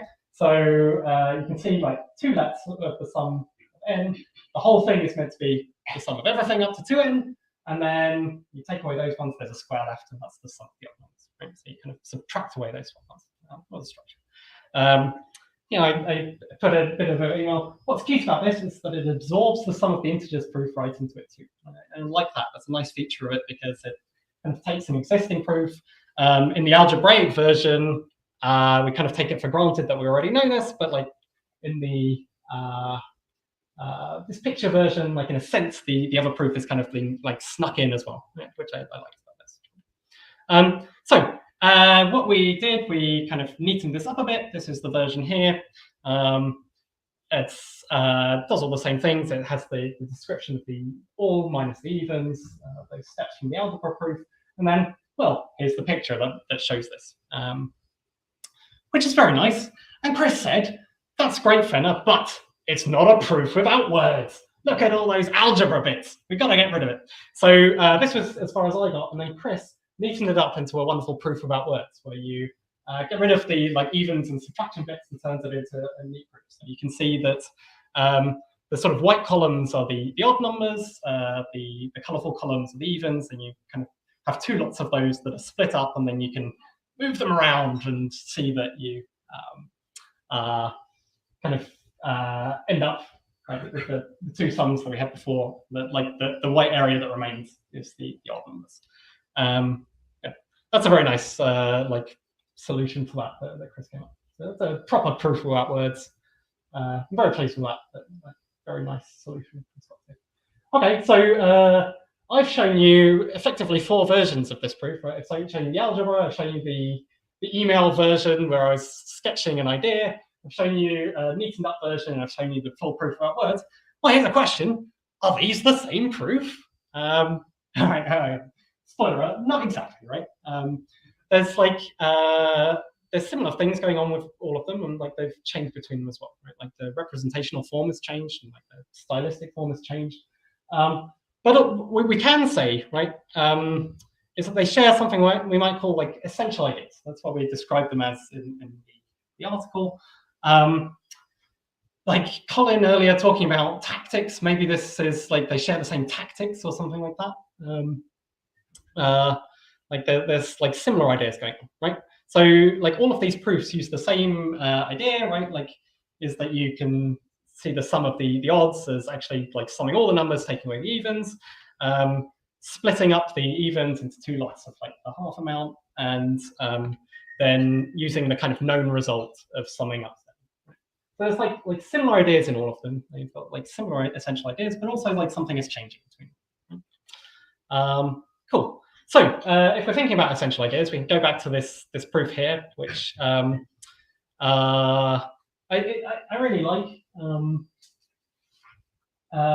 There's like a side note, right? Like these kind of proofs, people often object, right? Like that's not a proof. That is just n equals 7 case, right? This isn't a proof. I think that if you understand what is going on with the n equals 7 case, you understand the induction. So I think that can be a very informal proof. I think it can be a proof proper. I don't think it's a sketch, but that is a controversial view. Come fight me. Oh, yeah. Good. So the essential idea of this proof, right? It's this kind of like induction, implicit induction. But what it really has noticed is that the difference between 2 successive square numbers are like the odd ones in between them, right? That to get from this like cube here, or the square here, sorry, to the next square, you're adding an odd number, and then you add the next odd number to get the next square, and the next odd number, right? It's like spotted like some essential idea. And Chris noticed that actually we can match this up with another proof he had, like the telescoping proof that he calls it. So this was from his previous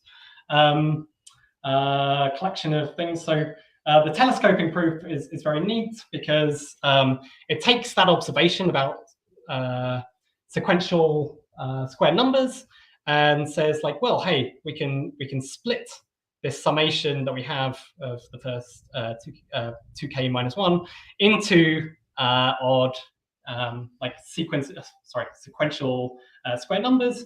And then there's this like cute idea that actually, if you expand that all out, which is going on at the bottom here, you notice that it's 1 squared minus 0 squared plus 2 squared minus 1 squared plus 3 squared minus 2 squared, and all like loads of the terms cancel out until you're left with just the minus 0 squared at the beginning and the n squared at the end, and the 0 disappears and you're just left with n squared. That's a cute proof, and it's like based on the same kind of like essential idea in some sense. So it uses the same essential idea at the beginning and adds in this like extra piece of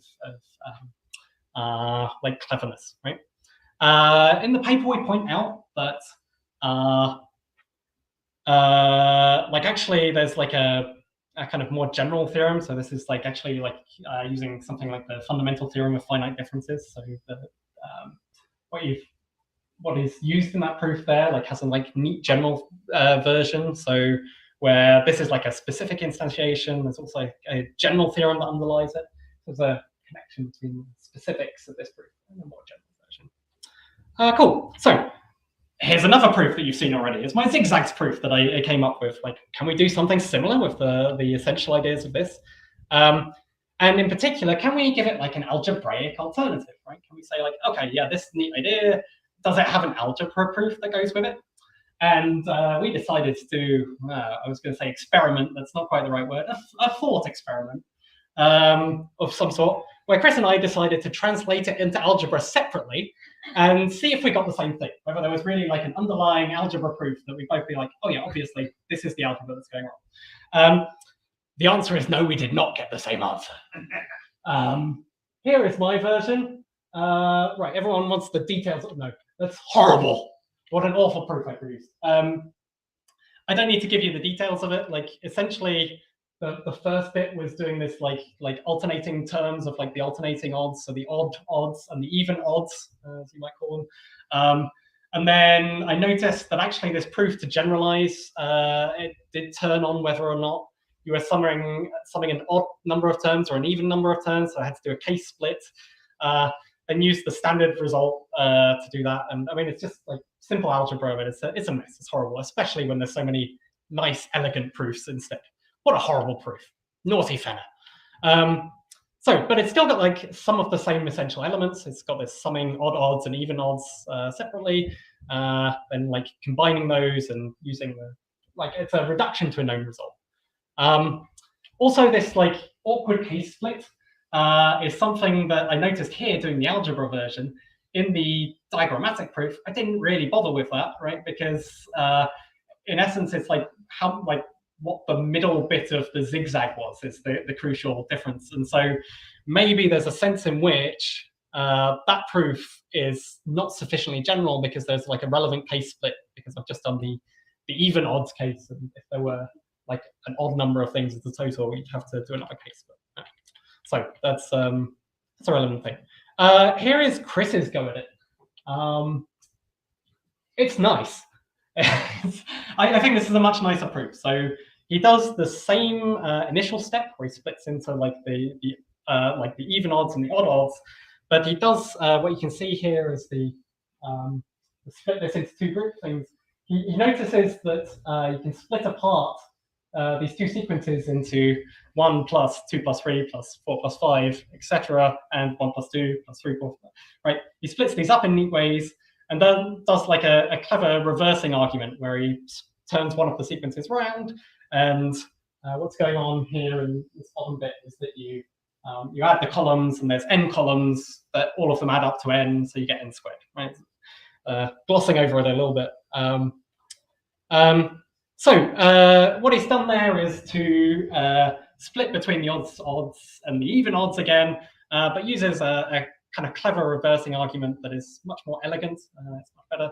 It's probably the same one from that Gauss story that's very well known about, like Gauss being given his homework problem to sum the first, like all the numbers up to 100, thinking it will take them ages to go 1 plus 2 plus 3, and then he does this reversing argument and does it in just a few seconds. So it's that same idea. This extra bit of idea, I think, is like, I don't know if Chris is listening. What I think is that it's like less faithful to that algebraic one, but it's to the zigzags proof, but it is a better proof in itself. That's what I would say. And this extra idea that he adds, like, actually, like, turns into a neat other diagrammatic proof. So here is the same idea again, is that if you concentrate this on the orange, for example, you see it's like 1 + 3 + 5 + 7, etc. upwards. You've got 2 lots of that because the sort of hatched bit is starting from the top, 1 + 3 + 5 + 7. You smoosh these together and you end up with 2 squares next to each other. That one is like a maybe more borderline as to whether or not that's a proof. Let's see your intuitions.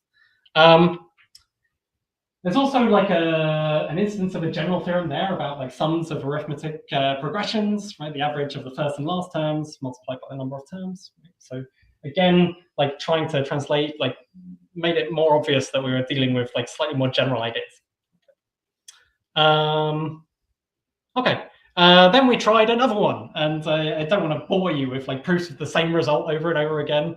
Chris at some point suggested that we should start a journal of needlessly repetitive proofs, which I like the idea of. So he thought, okay, we've got this other cool proof, and the idea of this one is it's like somewhat more straightforward. You just split the summation into summing 2 lots of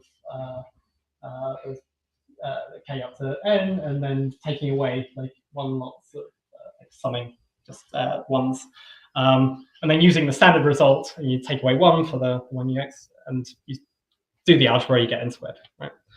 We tried to do this with like in a bunch of different ways, which I don't want to try and talk out all of these. If you want to look at the article and figure them out yourselves, it's fun. I like proofs without words. We did this in a bunch of ways. None of them were very satisfactory. Is the conclusion from this. Like having this kind of like overlapping term in the middle with this dice blocks. Like it's cute enough. You can have some fun figuring out what we're trying to do, but it's not a very well structured proof. This one again, like it works okay, but they're not great proofs. We tried with like a slightly different version of the algebraic one, which sums it in a slightly different way. And here we got like a better proof. And this one, I think maybe this is the last proof that we're getting. So that's the maths done. This proof, the idea is you start with 1, 3, 5, all the way up, like in this ascending pyramid, and a little bit of rearranging gets you to a square. That is very neat and elegant. It's probably also like leaves out some crucial stuff that all of this rearranging stuff is doing. Cool. So we've done a lot of like back and forth between algebra and diagrams there, and you've seen a lot of proofs of different sorts. Ultimately, so what we found was that we had algebraic proofs that we could kind of translate into like diagrammatic proofs in some sense of translating. We had diagrammatic proofs that we could translate into like algebraic versions. But there was a kind of like multiplicity, right? That like the algebraic proofs, we didn't get the same one when we tried to do the algebra underlying a diagrammatic proof, and the diagram proofs lead to like different algebras, and in fact the algebraic ones you can flesh out in different ways as well. So there's a kind of like split, good. But we did think that like some of these essential ideas remained the same between the proof and the diagram, the algebra and the diagrams. And importantly, I've kind of been pointing this out as we went along, that like essential ideas can be like helpful in pointing to like more general theorems. So it's like it's not just solving this case, but it's also like realizing like what's really going on in a proof. And like that is like not a trivial thing. Like these attempts at translation help to generate like new proofs. Some of those were ugly and cumbersome, but some of them were pretty neat, and some of them had like neat ideas in them that help you see the proof in new sort of ways. Good. So for the philosophers, here's some philosophy upshots.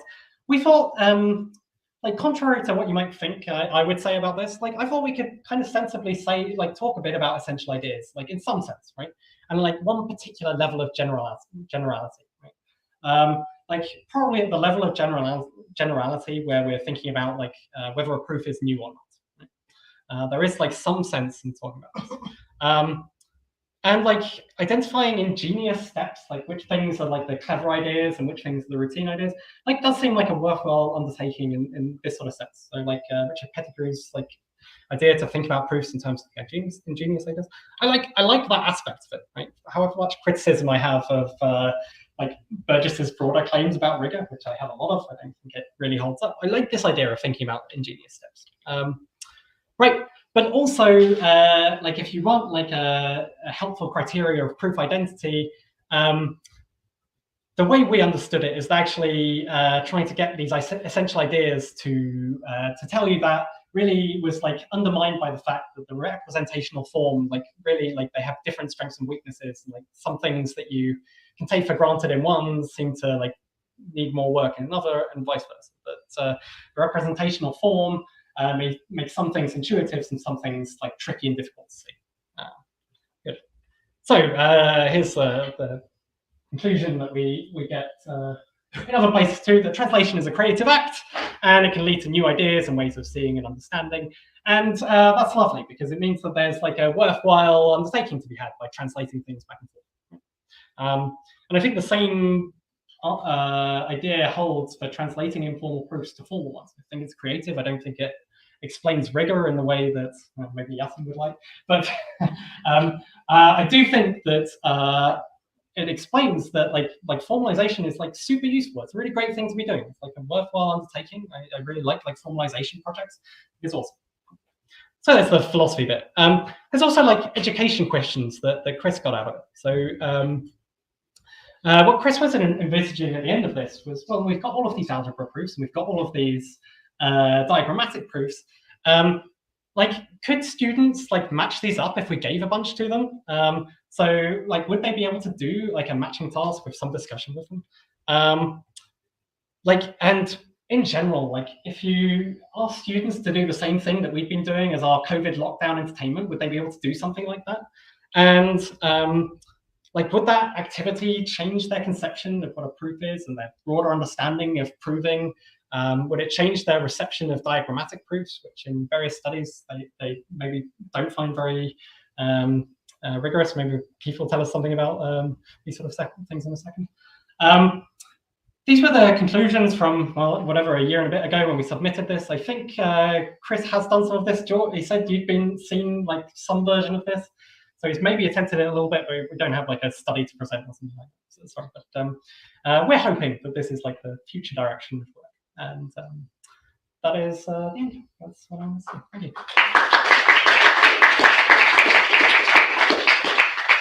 Thanks. If I can invite questions or comments. Yeah, thank you so much. That was really interesting. And I was wondering, so you talked a lot about proof identification and like the essential idea might be one criterion or not. So I was wondering, why can't we go pluralist about that, as you recently gone pluralist about mathematical reasoning? Yeah. And in particular say, you know, we can identify proofs in many different ways in some contexts. The essential idea is precisely what that matters. And all these representational choices are incidental to what we care about. So it depends on the interest of the audience, how they want to identify things and whether they want to have a coarse or more fine-grained way of identifying different presentations in the same group. Yeah, okay. Sorry, I have to summarize the questions from online. Huh? Oh, yeah, so Sylvia is asking about whether we need to have like one criterion or if we can go pluralist about proof identity conditions. And I think like, yeah, I'm on board with that. Like, I think it's okay. And in fact, this is maybe what I had in mind in the sort of qualified conclusion that I think it's useful to have this, like that we can talk about essential ideas at one level of granularity, right? Is that what we're talking about there is like some like informal identification between like, oh, this strategy seems to be the same as this strategy, even if they're presented differently. I think it's like a coherent way to talk about things. So yeah, right, like if you produce like formal versions of those, they wouldn't be the same thing anymore, maybe, right? And so then you maybe have different proofs by very strict standards. So I'm pretty happy to be pluralist to say like, well, under some conditions where, yeah, we want to say, look, that's the same idea. if you're refereeing for a journal and deciding novelty, like you might be inspired by like different identity conditions. Yeah, I love it. I just agree. Okay, thank you. Thank you very much.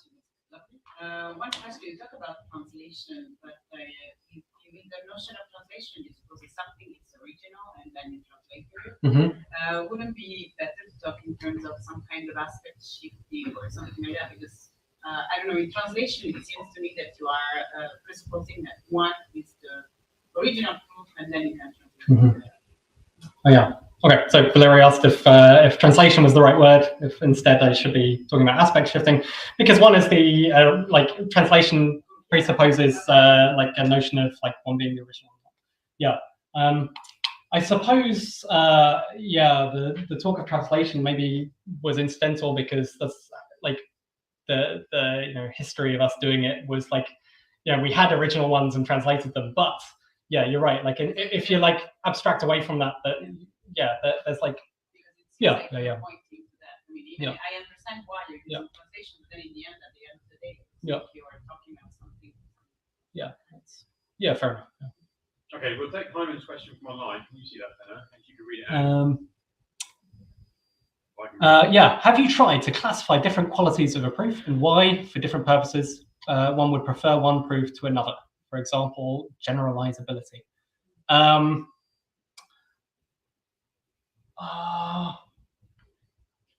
Yeah, I mean, we haven't done that exactly. I suppose that this is maybe what Tuya's been doing, right? So we've got a PhD student who's working on precisely this, who's got a selection of proofs and has done a particular kind of study where you get people to make judgments between the two things pairwise at a time, and she's asked them about like all of Hardy's criteria, so generalizability and surprisingness and inevitability and beauty. So there are some results on this. I don't think I can give them away, but like it is something we're thinking about. So it's yeah, good question. Okay, we'll take that. So I use the Ording book for my research. As you know, I just wanted to ask about related to the picture proof, because some of the input I had from the interviews that I conducted, they said that the picture by itself wasn't enough for it to be a rigorous argument. And quoting one of the interviewees said that you need an infinitely large piece of paper to show it rigorously. And then they looked at the induction proof and they said because induction shows it for every case, they related it to the picture proof. So could you comment on the rigor in relation to picture proofs? Yeah, absolutely. So Saf was asking about like he had used some of the Philip Ording examples for interviews that he's been conducting recently, and some of the feedback from people who've been interviewing was that the picture proofs that Philip Ording uses aren't proper proofs, that like somehow they're missing some vital quality, like the paper should be infinitely large and it's only showing one case. And I kind of alluded to this in the talk as well. I disagree. I think it's dogma. I think it's like a misunderstanding. I think that like students get told these kind of things, like, oh, a picture can't prove it, because especially in like some of the crucial classes where they're learning rigor, right? Especially in analysis, like a picture can't prove it precisely because the reason we have analysis is because the pictures went sort of weird, right? That's generalizing over history. And so there you really need to say the picture can't prove it because the things we're proving, like the pictures are deceptive, right? Whereas in, I think these like summation cases that we've got here and like various other proofs about words, I wouldn't say all of them in the Roger B. Nelson books, but I think like a fair number of them I would pick out and say like, this is a perfectly rigorous proof. And my contention, and I think this is controversial, is that if you understand what's going on with like, for example, the squares proof, right? You're seeing the n equals 7 case, but in actual fact, like it's meant to be like a representative of like a general idea, right? If you've understood what's going on up to step 7, you understand both the base case, which is the first one in the corner. You understand how you're getting from one step to the next. You've got essentially like the inductive hypothesis and the inductive step going on. And just because you're only looking at n equals 7, you've not understood it until you've understood why it generalizes. So Yeah, I think some of these proofs can be acceptable without any words at all. Anyway, it's an excellent question, Lisa. Cool. Thanks, man. Yeah, thank you. Really, really interesting talk. I have to fight the urge just to smile all the way through. Your enthusiasm for this stuff is really, really fun. I spend a lot of time thinking about these kinds of topics from the angle of proof summaries, in particular from the angle of assessments. I'm looking at your two top bullet points on the slides there, thinking my interest is not can students do this, and unambiguously some can and some probably can't. But what can we learn from those who can and those who can't? Or is the business of these two tasks going to tell us something about what is they know more generally, or insofar as assessment is mapping from particular tasks to an individual's knowledge about something more general? Do you think these are useful tasks in the assessment context? I guess is my question. Yeah, it's a great question. I think the honest. Sorry. Ben is asking whether to what extent this activity would be useful, I suppose, in an assessment context. I don't know. And honestly, I guess the answer is that we don't know yet because we've not tried it out. I suppose the spirit of what we're thinking is that there is this idea of well, a proof has to look like this and can't look like this, and maybe if they try mapping some back and forth, it would help both with understanding what proofs can and can't be, but also the underlying ideas going into it. And yeah, I certainly my education knowledge is probably too weak to give a good theoretical account of why we'll learn something from students that can't do it and how to do it. But I don't know. I wish Chris were here to give his rationale. So sorry, we can talk about it later though. I'd like to know what you would think. Thanks a lot for the great talk. I have a comment and a question. So the comment is about the picture proofs. And I had a recent conversation with Rafa and Nunes, who reported that some students, when you showed them the proof that you showed, that they were willing to accept each step, right, and say, yes, if you go one more step, then you could increase the criteria. But then when they were asked, so what happens if you have 1 million in a square with 1 million sides? They would say, no, it doesn't hold. Now, probably you would say, they haven't understood really what's going on. But I'm just mentioning that to put some pressure on the notion of understanding that there might be some, it might not just be one thing, but there might just be complicated. But that's for people who have studies to find out. The question was about the translations, and in particular the example that you had from the picture proof to the two difference, the horrible and the nice. In your experience of doing these kind of translations, does the essential idea also get translated, or can that get lost? So is it the case that you identify an essential idea, say in diagrammatic proofs, but then in one of the translation somehow gets deleted or reformulated so that it is not recognizable anymore? Yeah. Or is it in your experience such that whenever you have a translation, then the essential idea is kind of recognizable in both? Good. Yeah, lovely question. Dirk is asking whether in the translation, especially the case where we produce two different proofs, whether the essential ideas are always maintained or if they get lost or diluted somewhere. Yeah, that's a lovely question because I think one of the essential ideas is maintained, and that's the splitting into the odd odds and the odd evens. Both of our proofs take that idea and try and do something with it. But in the diagrammatic version, structurally laying them out on the page makes it you can do this kind of accordion thing where you're okay, look, they're all in this row, the zigzags fit together, and then we smush them. Brilliant. And in the algebra version, that's was very hard to get across. And I think that's the reason that we ended up with different things is that I tried to kind of flesh out the algebra of why they smush together in the right way. And Chris sort of thought that didn't really work and produced a different argument to fill in the kind of missing essential idea that the algebraic version couldn't really reconstruct. So I think it maintained one of the essential ideas and lost the other one, and so then we had to fill it in. So the answer would be that they can get lost or maybe diluted or So that means essential can be kind of relative to a particular presentation. Yeah, I think so. Yeah. So this is why we thought it was possible at times to identify essential ideas across proofs, but like not necessarily, and like even attempting to do the same central idea sometimes just like wasn't possible. Which is, and I think that's the reason we have this sort of conclusion that the presentational form like affects what you can and can't do, and like you can't like separate out the essential ideas from the presentation so well. Yeah. Yeah, so I'm going to make an annoying comment. Yeah. And the annoying comment is that so Pettigrew is not, I mean, this idea of engineers and reaching steps. This is exactly what McLean worked out in his dissertation in 1930s. Mm-hmm. And there are a lot of examples, and there's been formal models. Sure.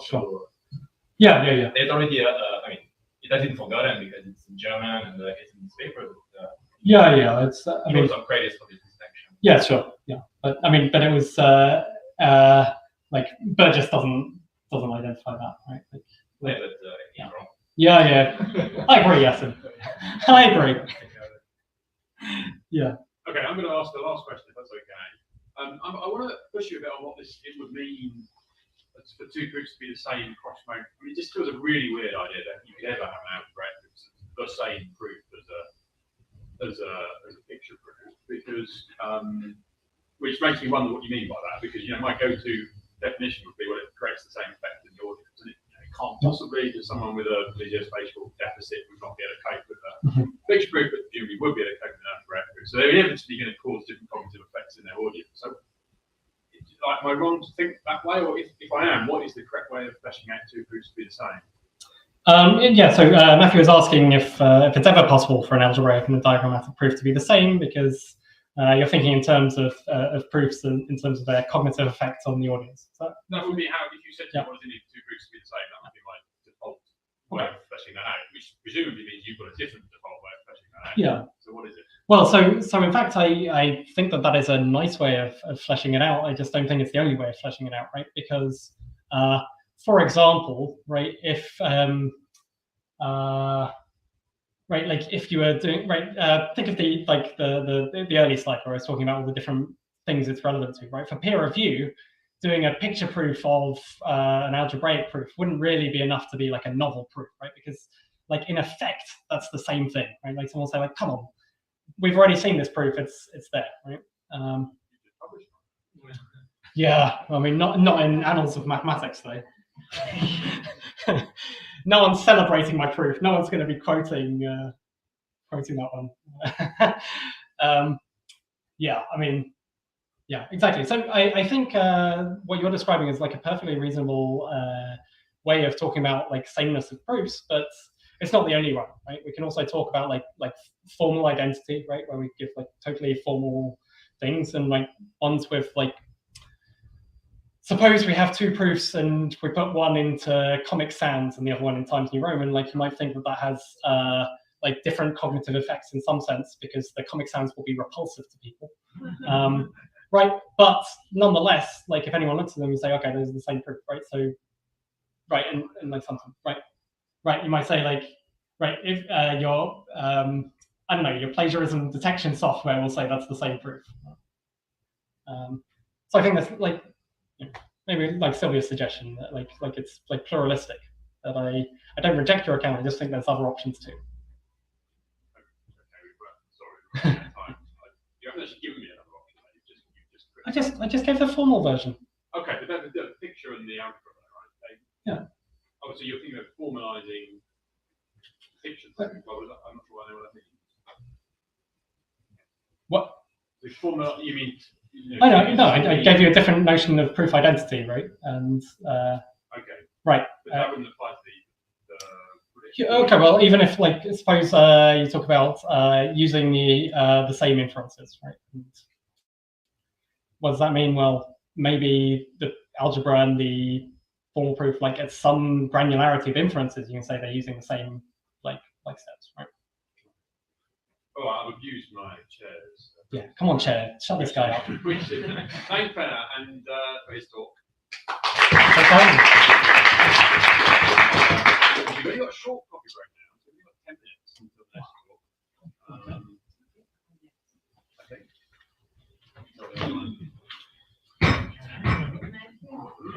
I have about 12 different questions for you. Yeah, awesome. Can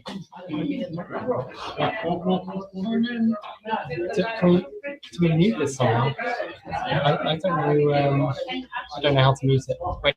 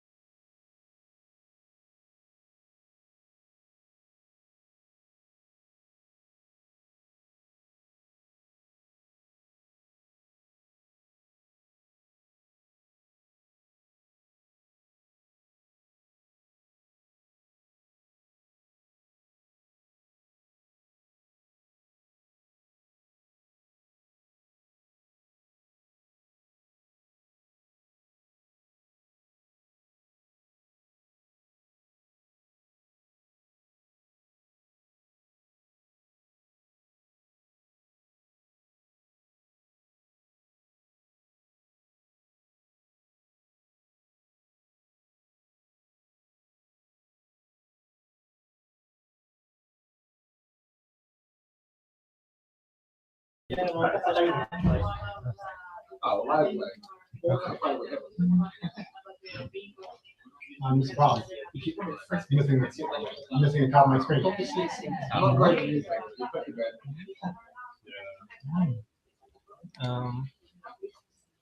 Nothing your.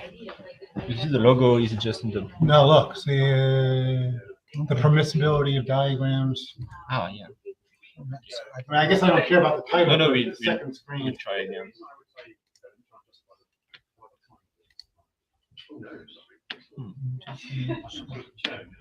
Is this working? Yeah, no, they can't. It's not working. We have to check the PowerPoint.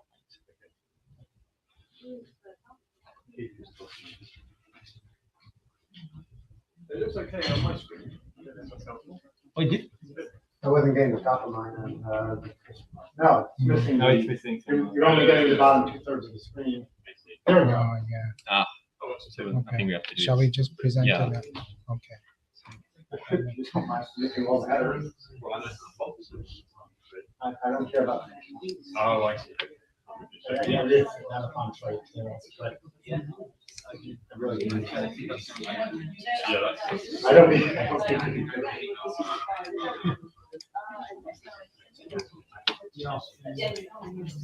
Perfect. Well done.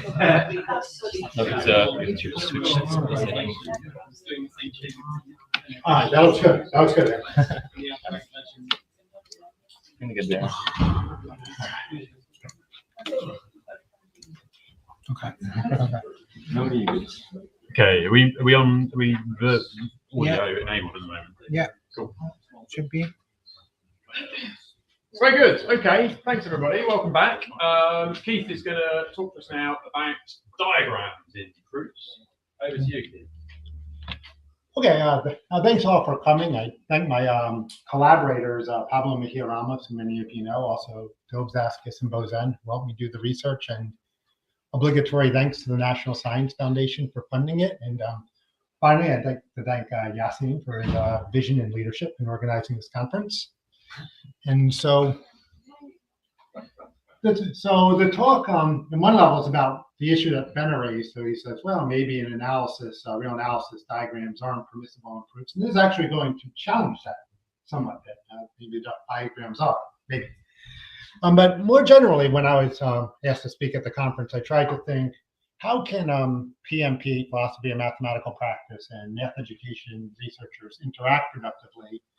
And I thought about how did PMP help inspire my work? And that's what the talk is going to be about. And I think that this is going to generalize. So I'll tell you the thesis. I'll tip my hand at the start of the talk that I think research on PMP, one of its virtues for mathematics education is it provides us with lenses to make sense of students' mathematical behavior.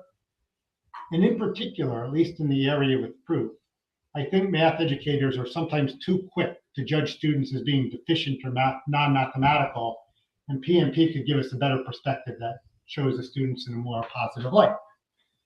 So I'll organize the talk. I'm going to spend a little time talking about why we care about mathematical practice and math education in the first place. I'm going to spend the bulk of the time talking about a study that I did on how students use diagrams with writing proofs. And the theme, the moral, is going to be the dangers of being too simplistic and saying that students are unmathematical. And I was the guilty party. Then I'm going to talk about a subsequent study that we did, armed with some of the research from PMP, Brendan's work in particular, and how the benefits of a more mature account. And then finally, I'm going to step up to give a more general account of how PMP can inform mathematics education research. So why do we care about mathematical practice to begin with? So in mathematics education, most people, most practitioners in our field would agree that students should be acting like mathematicians in the classroom at least some of the time. So Bruner says that there should be a continuity between what a scholar does in the forefront of their discipline and what a child does for the first time. Guys, I don't mean to complain. Before you cut off the top of my screen, now you cut off the bottom of my screen. Is there a lot missing? Yes, at the bottom third of my screen.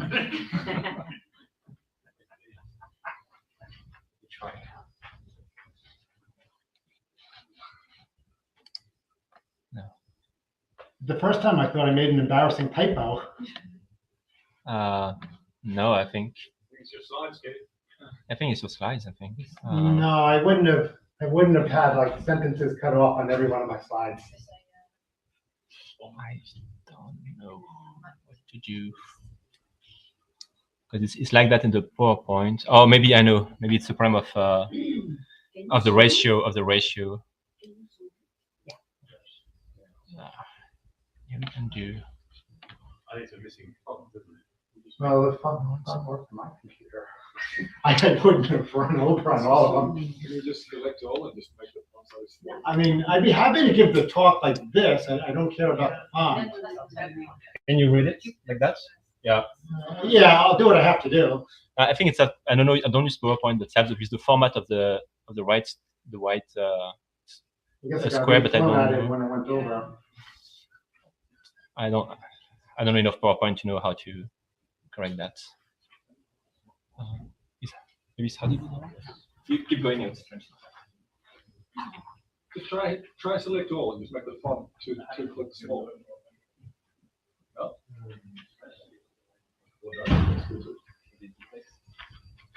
You can PDF the PowerPoint. Yeah. Make sure that you don't. I think it's a ratio issue. I don't. Oh, we'll have to edit. The slide was complete.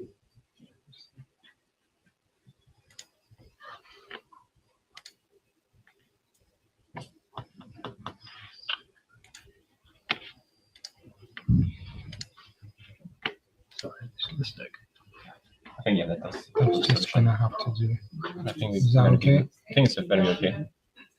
I have to do the same. I think we're good. Okay, thanks guys. Appreciate it. All right, where was I? Okay, we want students to act like mathematicians. And so this works at the individual level. So at least in proof, Harrell and Sauter's work on proof schemes in mathematics education says the goal of instruction should be having students seek conviction and then try to persuade others of mathematical claims in the same way that mathematicians do. And this also works at the collective level. The quote from Maggie Lampert is saying that she wants the classrooms to engage in authentic mathematical activity or authentic mathematical discourse where the students are talking true to themselves, but it also is reflective of how mathematical communities interact. Now, this creates a problem of assessment.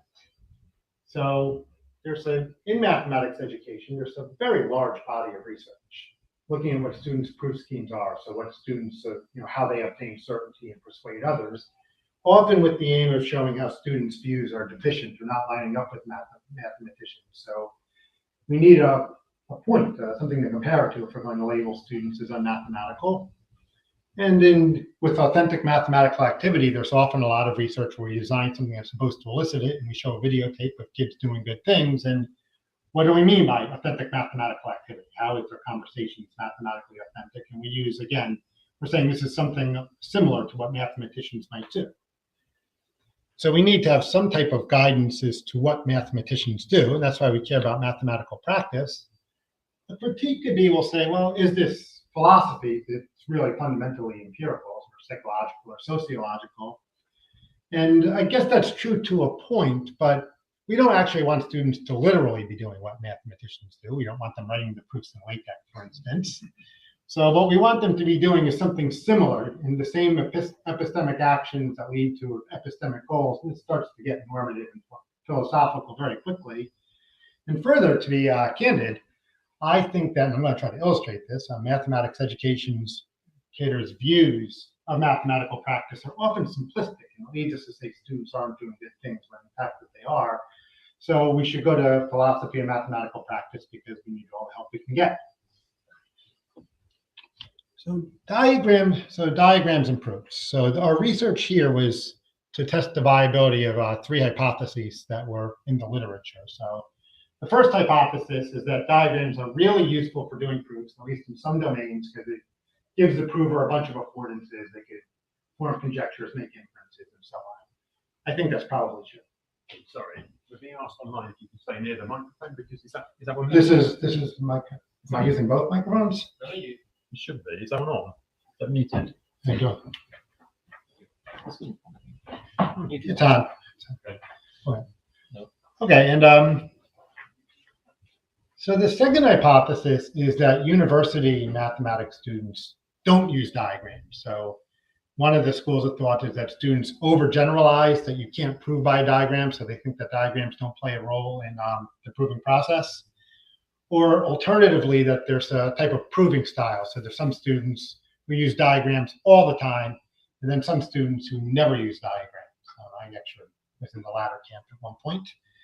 And then if you take these two inferences and draw the third inference, it's that the two hypotheses. The third one is that university math students are failing to prove because they're not using diagrams enough. And if we could get them to use diagrams more, they'd be better at proving, at least in some domains. To test this, we had 73 above average students who had advanced math students. They completed courses in real analysis and a proof-based course in linear algebra. We interviewed them individually, and we gave them 7 proving tasks consecutively in a randomized order. We gave them 15 minutes to complete each task and write something up as if it was an exam. The 15 minutes that's roughly what they would get in an exam. You get 4 or 5 proofs in a 15-minute period. And then they were also given access to graphing software. So these proofs were from a calculus context, so they could perform any type of thing that a calculator could do, make graphs or perform computations as well. And we tried to give tasks that would benefit from some type of visual assistance. So the first 2 examples, the first is from the literature where diagrams are really supposed to help and be what mathematics is all about. That you can imagine if you sketched an even function, you could see that the secants or the tangent lines would be opposites and have opposite slopes. And then the second one is this kind of contrived task to show this particular equation has only a root of 0. And the way the graphing software might help is if you move everything over, this all looks a bit mysterious, but when you see it like this, you go, oh, it's a strictly increasing function, or so it appears. And that could give you the leverage to come up with the proof and answer the question. We had 4 measures in the study.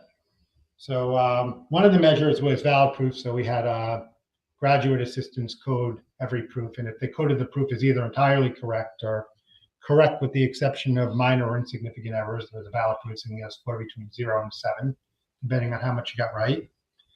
Diagram tasks, that's if I gave you the assignment, did you draw a diagram at all?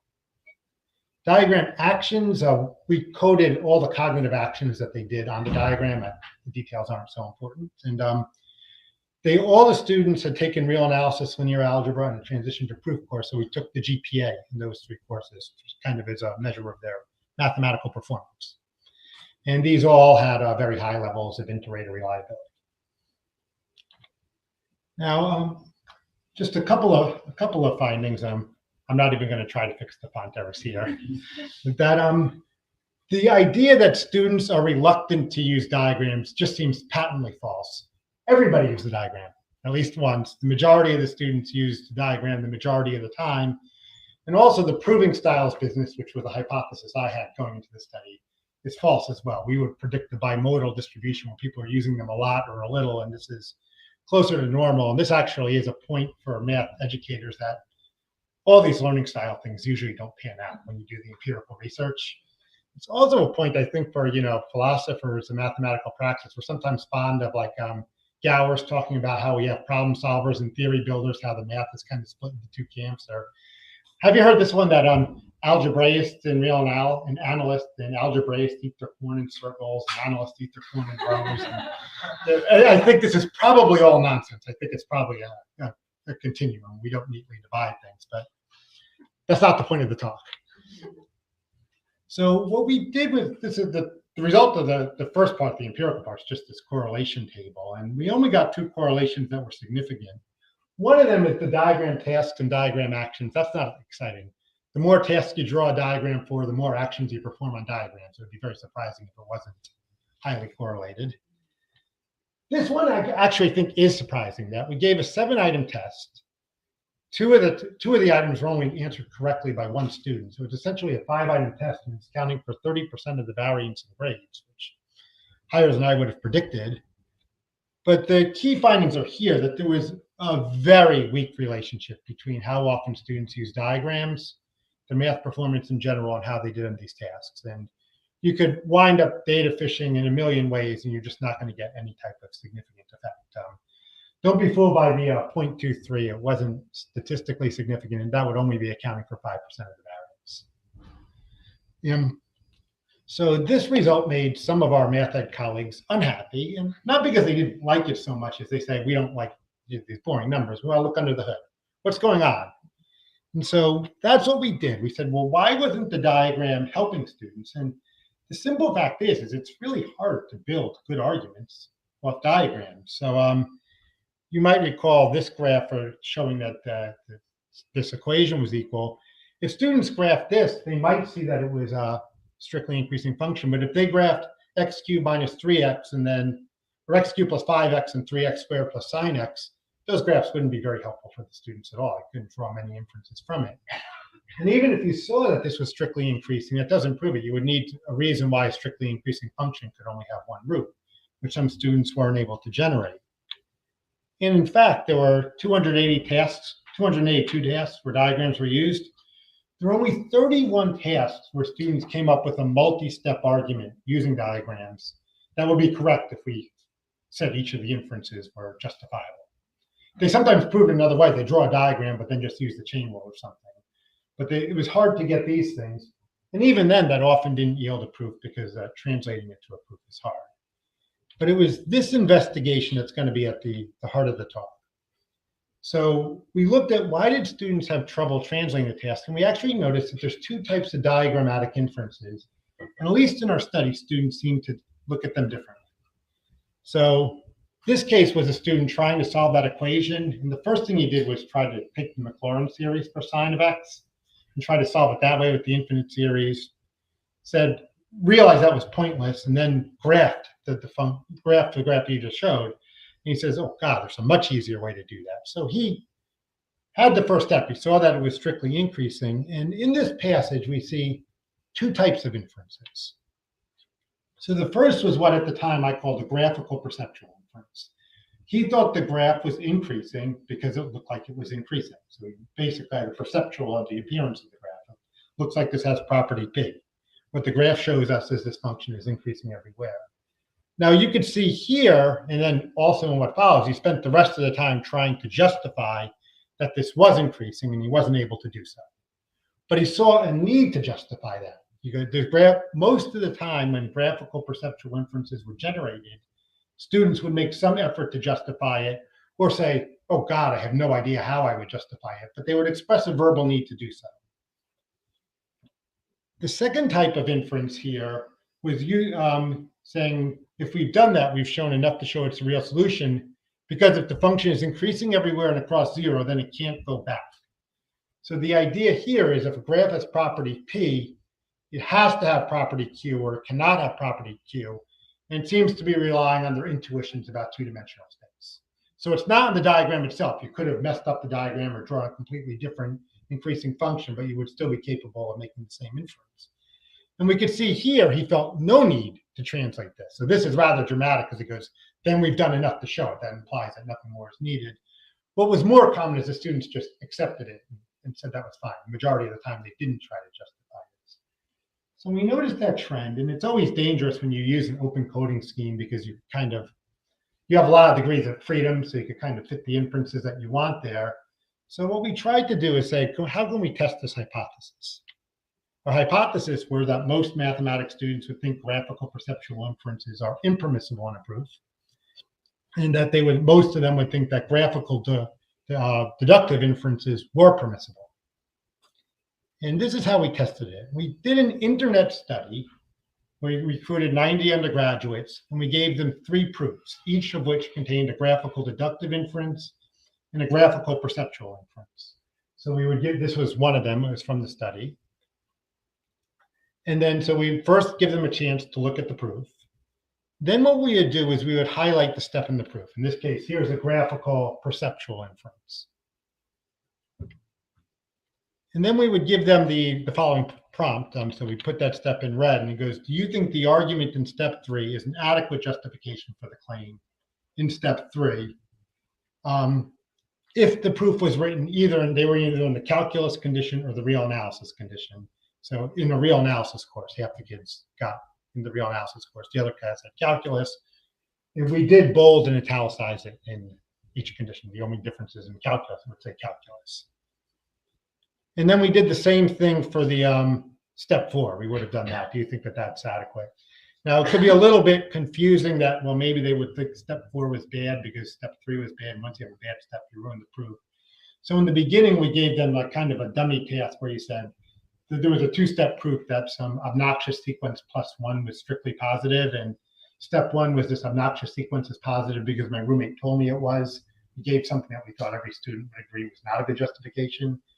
Then step 2, the obnoxious sequence plus 1 is always positive because the sum of 2 positive numbers is positive. And we would say step 2 is fine because that's true. If you accepted step 1, you got step 2. So we believe students understood the task. And here were the results. That for the perceptual inferences, 22 or 30%, depending on the condition, thought the graphical perceptual inferences were okay. So most of them didn't.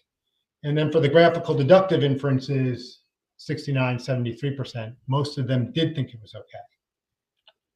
They were actually fairly consistent with their responses. That there were about over half of them thought all 3 of the graphical perceptual inferences were bad, not permissible in a proof. And over half of them thought all the graphical deductive inferences were permissible in a proof. And we thought we solved it. So that the summary is that in both qualitative studies, this qualitative study we did with them writing proofs and their quantitative study and proof evaluations, they were saying permissible graphical perceptual inferences were not permissible. Graphical deductive inferences were permissible. And we said this is one of the reasons they struggle in proof. The students have a bad epistemology. They're not recognizing that you need to justify all your graphical inferences in a real analysis setting. And that was the end of that. And then we got about a year or so after that, I saw a paper by Brendan Lavore. And so the paper here, he looked to generalize the work of Ken Manders to other disciplines in which diagrammatic inferences were allowed. And he said that he gave a list of necessary conditions. He didn't say that these were sufficient, but he said that the necessary conditions were the diagrammatic inferences should be based on diagrams that are easy to reproduce. Crucially, and this is generalizing for those of you who know Manders' work, the exact co-exact distinction, that they must be non-metrical. That means if you slightly distort the diagram, you shouldn't negate this inference. This is what I was trying to say with perceptual, but Brendan said it a little bit better. And then they should be consistent with the other type of inferential practices of the larger practice. So I remember I got that article, and it was a good article, so I enjoyed reading it, but I wasn't thrilled given what I had just come out in print. So I go to Pablo's office, I go, have you seen this? And going, no, I haven't. I'm like, see, we might have a problem. And he goes, so that afternoon, Pablo goes to my office, he goes, I read the article. I think we have a problem. I'm like, the diagram paper? He's like, yep. So we're like, all right, we were pretty quick to label as students unmathematical. We better check this with mathematicians. And so we did. So we changed it ever so slightly to say, do you think it's acceptable in a real analysis course? And what we found was the mathematicians were not all that much different than the students. So most of them said that the perceptual or the metrical inferences were not permissible in the proof, regardless of real analysis or calculus. But the majority of the deductive inferences, the graphical deductive inferences, non-metrical inferences, were judged to be okay in a real analysis setting. Now, this was in a pedagogical setting, so maybe this wouldn't generalize to their practice, but they did say that this was okay. And this is also interesting if you look at the consistency across the tasks, that 73% said all the perceptual or metrical inferences were bad. With the deductive, they were split. So there were 31% who said, about a third said that they were all good. Only 15% said they were all bad. 85% sanctioned at least one of them. But it wasn't like there was like most people thought one was okay. Some people thought two was okay. No one thought. It was actually over 50% for all of them. So there was a large agreement that some graphical deductive inferences were permissible, but there wasn't much agreement on which ones. And so the upshot here is, this was kind of a humbling lesson for us. So the students, if you looked at what the students did and what the mathematicians did, it was the students who had the right mathematical perceptions. It was me who had the wrong perceptions about mathematical practice.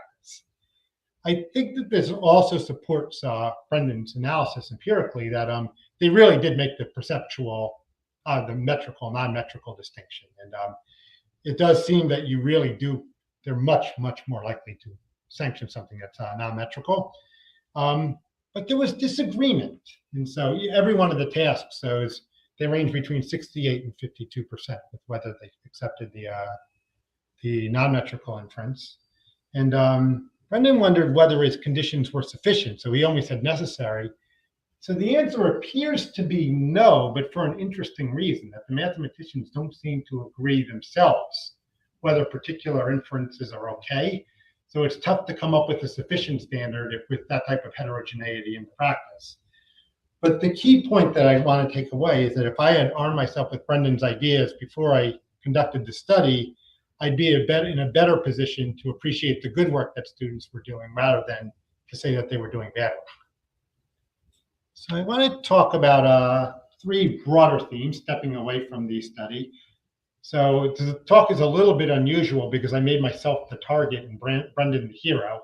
So the first 2 points, I'm going to defend myself a little bit. I hope you do that. And then the third will talk more about a role for PMP in mathematics education research. So why did we go wrong? My first instinct is to blame Pablo because he's not here to defend himself. But it was my fault. It was my fault. But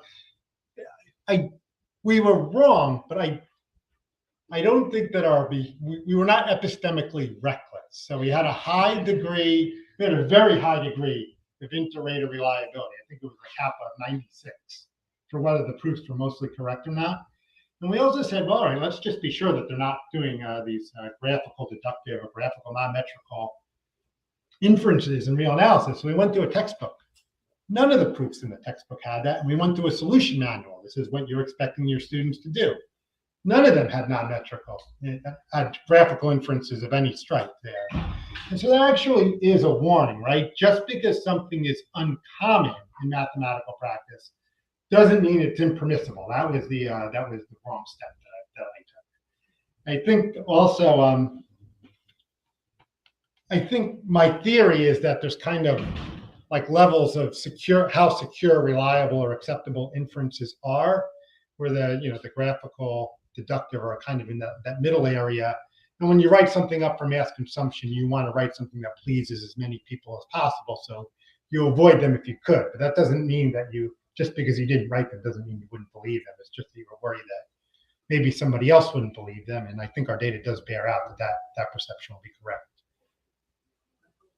I think this also highlights the need that if we're going to make claims about students not having the right epistemologies, we really do need to check first. So I didn't, but I should have. The second point is this. So my study isn't unique in that in the last 5 or 10 years, there's been a lot of studies where we've kind of looked carefully at students who are judged to be unmathematical with respect to proof, and then go, actually, the students are behaving as mathematicians do, or this response that looks bad is actually more sensible than we thought. So I'll give 2 examples just where I can be the hero instead of the goat. Is that a classic study in math education is Fishbein presented students with the correct proof that NQ minus N was always divisible by 6. And he found that most students would judge the proof to be correct, yet said they still retain some doubt about the theorem and want to check it against other examples. And this is widely viewed as a common shortcoming of students, that they don't appreciate the deductive power of proof. When we looked at mathematicians and gave them a similar task, we just made the task more difficult than NQ minus N is divisible by 6. They behaved the exact same way. And then we asked them, is this about the practice? Like after you prove something and read something, are you certain the theorem is true? They said, of course not. I said, would you check it with examples? Of course, that would be the first thing that we would do. So it turns out that the students in Fishbein's study were behaving an awful lot like mathematicians. And then one other example is that students often, if you ask them to prove something, they'll often prove by example. And so we judge them as being bad, like you don't recognize the limitations of, generalizing over examples. But what they're doing often is settling. They're like, well, I can't do a deductive proof. I don't think I could get this, so this is the best evidence I could support. And it turns out that mathematicians, in a sense, do this as well. I mean, they don't present examples as proof, but they're willing, if they think they don't have the tools to prove an interesting theorem, they're willing to settle for the empirical evidence and put it aside and spend their time trying to do something more worthwhile. So a general claim is there's a growing number of studies in math education where students give seemingly problematic responses to proof-oriented tasks. But then when we interview the students, we're like, you know what, that actually makes total sense. So that brings us to how PMP could help, or at least one way that it could help. So philosophy and mathematical practice provides us with constructs and concepts that can expand our toolbox and allow us to make rational sense of students' mathematical behavior. And this does two things. It pushes back, like in case with Brendan, when I unjustifiably gave negative epistemologies to students, it gave me a pushback as a way I could make more sense about what they were doing. Also in mathematics education, particularly in the States, but I assume it's worldwide, I don't know, the British folks, do you guys hear about, like, you shouldn't take deficit-oriented perspectives with your research? Yeah. So this allows us to help avoid. I think that on the one hand, we can go a little bit too far, where sometimes students do things that are genuinely wrong or unproductive or so on. And I don't think there's anything wrong with saying that, but you really don't want to say that unjustifiably. And I think that the tools from PMP can try to avoid that and also highlight what's good in it. And one final point, I just attribute it just from a recent conversation I had with Oystein, is he said one of the games that philosophers like to play, philosophers of any stripe, is to identify different ways of doing mathematics. So this could be the mathematics of historical cultures, it could be the mathematics of individual idiosyncratic mathematicians, or it could even be the study of alternative logics. And these are exactly the tools that we could leverage to see what's productive in students' reasoning. Thank you.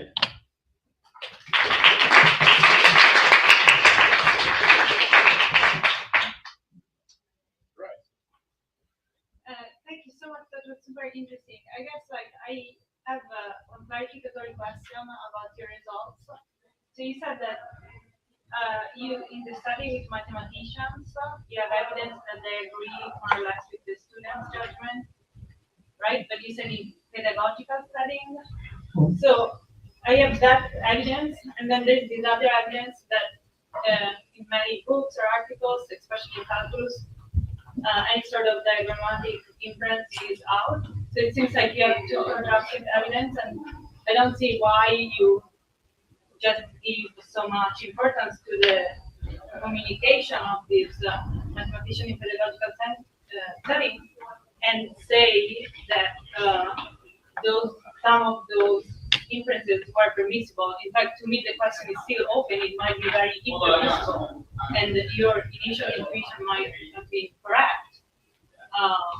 Especially, so there's a big debate with respect to the use of diagram in calculus and in analysis, and a lot of example of why that is unreliable. And so, even if in specific settings, some people say it's correct, maybe it's still impermissible. So why do we think otherwise? Oh, okay, Sylvia, thanks. Yeah, let me clarify. So when I said pedagogical settings, the textbook we looked at was a real analysis textbook for undergraduates. But two, in the prompt that we gave, would this proof be permissible in a real analysis course? So I just wanted to highlight that teaching is a mathematical practice, but it's not what mathematical practice is. Usually what we're talking about is what research mathematicians do. So I did want to highlight that if I was to make a claim about mathematical practices, that would be a limitation. So just to understand, whether real analysis course for mathematicians or like engineers? Because for instance, in Europe, it's really different. Mathematicians. Okay. So that's helpful. Yeah. Now, are you repeating the questions for the online? Oh, sorry, Sylvia asked to summarize two questions. One about what I meant by pedagogical settings, and two, to explain what seemed to be two contradictory results from the textbook analysis and from the experiment.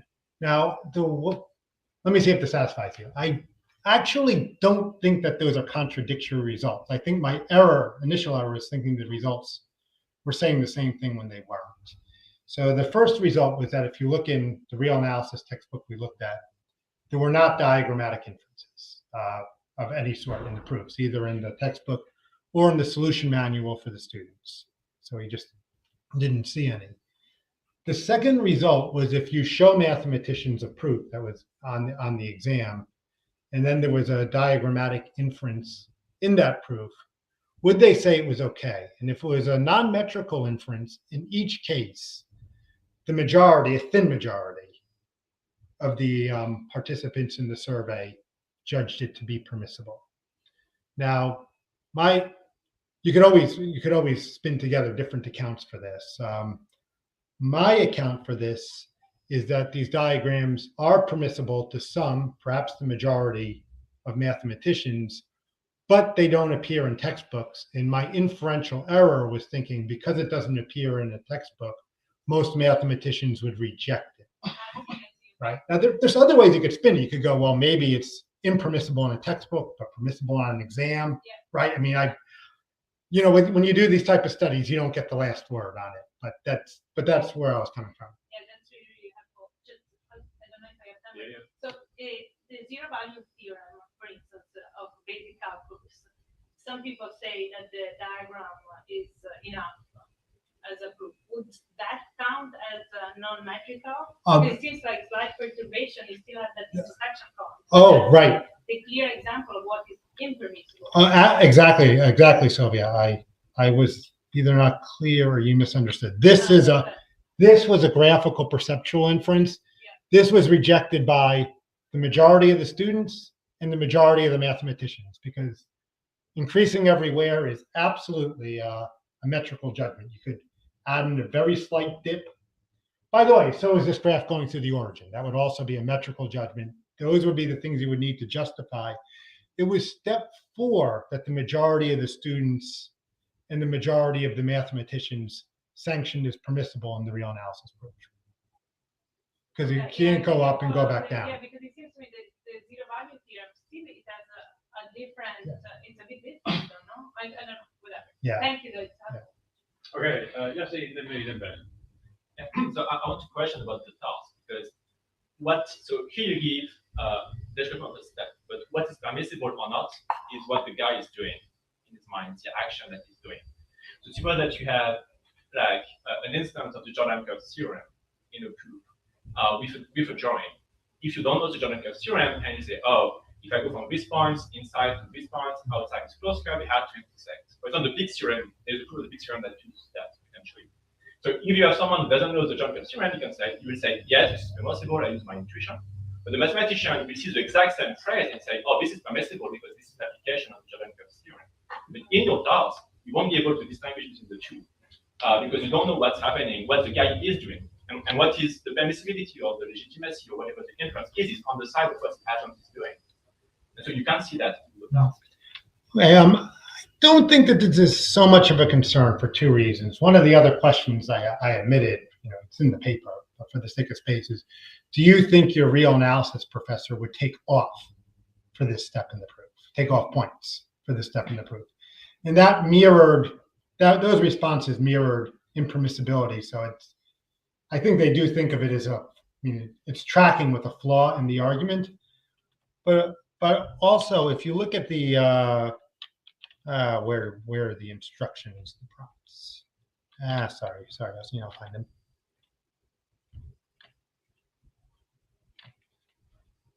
Yeah, so we said, do you think that this is an adequate justification? So I'm using the word impermissible, but the wording of the task itself is adequate justification.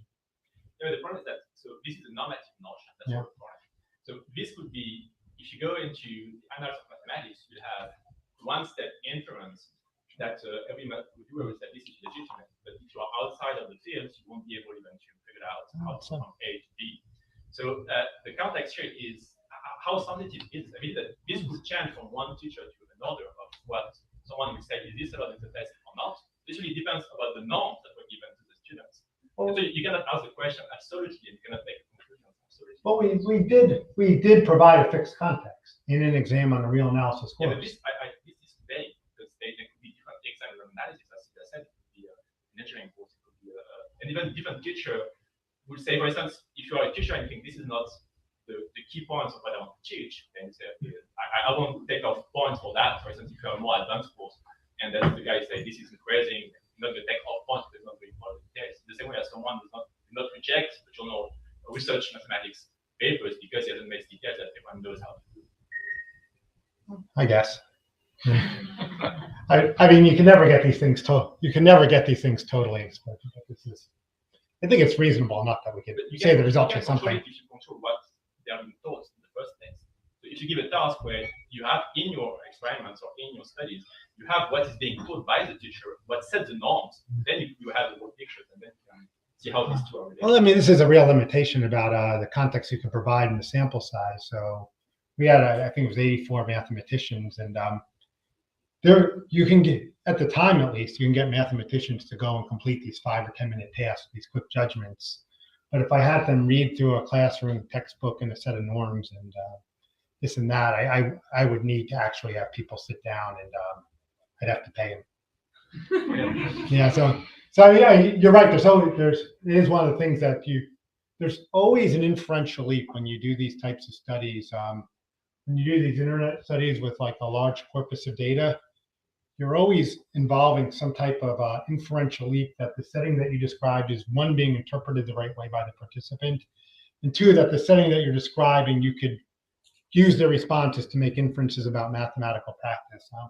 You have the same thing with the corpus analysis that Matthew does, that if you want to know how common explanation talk is or some other type feature, imperatives or so on, you need to weight the code for imperatives or that type of talk, and then you need to trust that it's tracking the phenomena that you want it to do well enough. So, I mean, what you're saying is totally fair game. You could look at this and go, well, maybe this it's so vague it's not telling you anything, or that this isn't really telling you about mathematical practice. And I'm very sensitive that you say if you observe heterogeneity, is it that the mathematicians are heterogeneous, or is that their interpretation of your question heterogeneous? So, yeah, these are all valid points.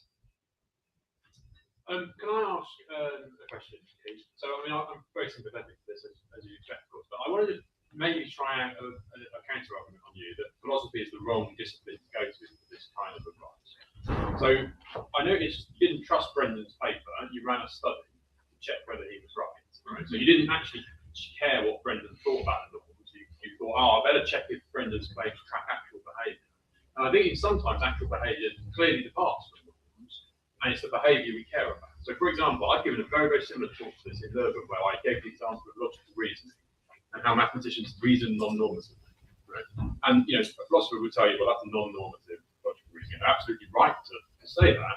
It seems to me that in that kind of case, where you've got a group of research mathematicians behaving non-normatively, and you've got a load of norms, what we should care about in education is the expert behaviour, not the norms. Right? So I guess my question is really what you're saying is we should care about the empirical study of expertise, and philosophy's got nothing to do with it. I suppose if you put it that way. No, that's a good point. So with Brendan's paper in particular, he was trying to describe actual case studies of mathematical practice. So he was saying that this is what appears to be necessary for mathematicians to do this, rather than saying, and he was arguing it made sense, but it was kind of built up from practice, so it was empirical in a sense. Well, I was doing what Matthew calls exemplar philosophy. Yeah. I Yeah. can't remember how many fingers I would need to count the number of examples I actually had in that paper. Probably one hand would suffice. So in any case, I did actually, trusted Brendan's paper as much as I trust papers, but what I wasn't sure I trusted was whether it generalized to the pedagogical situation in a real analysis context. The other point that you have is a good one. So it really is just my orientation to look at expert practice and set that as the target for instruction. With that said, like a counter argument here is that one vice that math educators have is we're very bad with our citation practices. So there's even an article on this, that there's a famous article, the Beniout article by Erlanger, and somebody looked at how it was cited, and the large majority of the citations were being used to support claims that could not properly be justified by that paper. So if one of the things I said is like students are being very math-heavy because their citation practices are awful, that would align with sort of the orientation that I have here. So I appreciate the point that it really is an orientation. And if a philosopher were to push back and go, yes, that's what mathematicians were doing, would sometimes say it's permissible, and I still think it's horrible, and students shouldn't do it, not because mathematicians don't do it, because it's bad and unreliable, I wouldn't have a defense to that. Last question, Ben. Cool, thanks. Thanks, Keith. Really interesting. Two questions about the verb phrase using diagrams. One question is about using, and one question is about diagrams. So earlier we were hearing about we were hearing about pictures that were clearly Finner's pictures were clearly doing some big epistemic work. Are your diagrams the same as Finner's pictures, or is there some distinction we need to understand there? Yeah, right. So there were two studies that we did, and one was the study about how students were actually writing the proofs.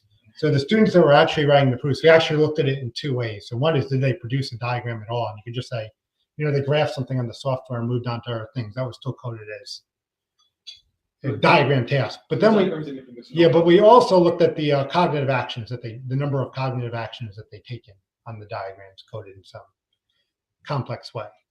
So I think that we're getting both, that regardless if you just looked at the raw number of times they use diagrams or the effort that they invested in using the diagrams, we still weren't getting any correlations with performance, either in terms of grades or in terms of the number of statements they were able to prove. And so I'm sorry, I forgot, I lost the second question. No, you also had some throwaway remark about one student who drew a diagram and then used the chain theory, or the chain rule. That's right. So how easy was it to make judgments of the form? The student drew a diagram and didn't use it. Was that completely obvious in all cases? It wasn't completely obvious. It involved more fine-grained coding. You actually had to go in and look at this. And so if they did that, right, and that did happen, so a student used a diagram and then goes, oh, I could have just used the chain rule for the derivative of an even function is odd. That was still coded as a diagram task and the number of efforts, and it was still judged as being a successful proof on a diagram task. What we did, though, to like really see if it was the diagram is we looked at the cases where the students were able to first produce an argument that contained at least one diagrammatic inference, an inference that they drew from the diagram. And so doing that, I can't talk about the attempts, but that was only successful on about a little more than 10% of the tasks where they drew a diagram. So it was pretty tough to actually go and make one, draw the inference, and then two, draw the inference in a plausible chain of reasoning that established a theorem. Okay, I've been not following the chat actually. So there's a question in the chat. I don't know if you can see that from Eden Morris. All right. Yeah, it's possible that, so the question is it possible that what the students consider a proof is largely based on what they have learned from the proofs in their classes as permissible? What will convince little kids of things prior to learning what should convince you versus what should convince you? I suppose little kids might think their neighbor telling them something would be reason to believe it. Interesting to me to what should convince us develops as we learn more. Yes, I think that's absolutely correct. That so it is a concern that I know Amy Ellis and the scholars who've done work on examples were somewhat alarmed that some students would think you shouldn't consider examples when you're developing a proof because you can't prove by example. And in my own work, I did a study where I gave students a couple of diagrammatic proofs that we would say were invalid because they did involve I would say now they're invalid because they involve perceptual or metrical inferences. And the student would say, no, that's not a proof. And he goes, I'd say, okay, well, why not? And he goes, well, could just be that I haven't seen many proofs using diagrams before, right? Like I don't think I would judge it. So I do think that, of course, that students' experience with the type of justifications that their mathematicians that they've seen in the classrooms from mathematicians would count as that. I also agree that proof because my mother told me so would probably be very, very acceptable in the second or third grade classroom to some students at least. But these students were math majors who had completed 3 proof-oriented courses, so the trust was that they wouldn't think that you could use your roommate as an acceptable justification on a calculus exam. I do appreciate the point. It's there has been some kind of work. I know that Deborah Ball has actually done the hard work about trying to develop classrooms where you could see the limitations that how you could shift students away from proof by democracy or proof by voting or proof by, one of them did say is the student's mother said that 10 times 10 was 100, so we're going to believe it. And then they did a fine grained analysis of how the class came to say, wait, maybe we should look for a little bit more than that, even though the mother was correct. So thank you for the question. Great, thank you very much, Steve. So we return in a bit over 20 minutes. I hope there's going to be new coffee next door. So please go and bring it. I'll just tell the online platform soon.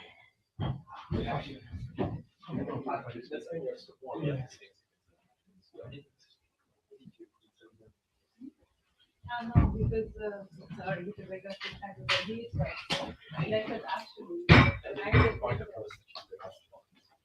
My point, no, so I was just. I didn't understand. But I thought that.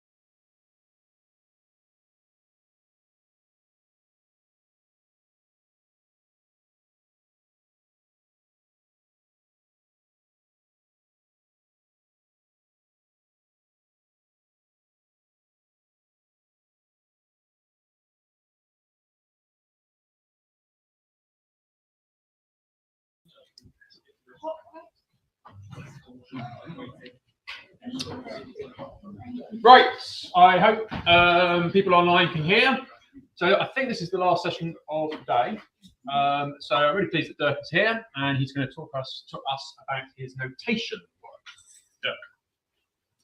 Okay, thanks Matthew, and thanks Yasin and all the other organizers for bringing me here and bringing all the other people here. I already listened to a couple of very, very interesting talks, and I'm looking forward to listen to even more interesting talks.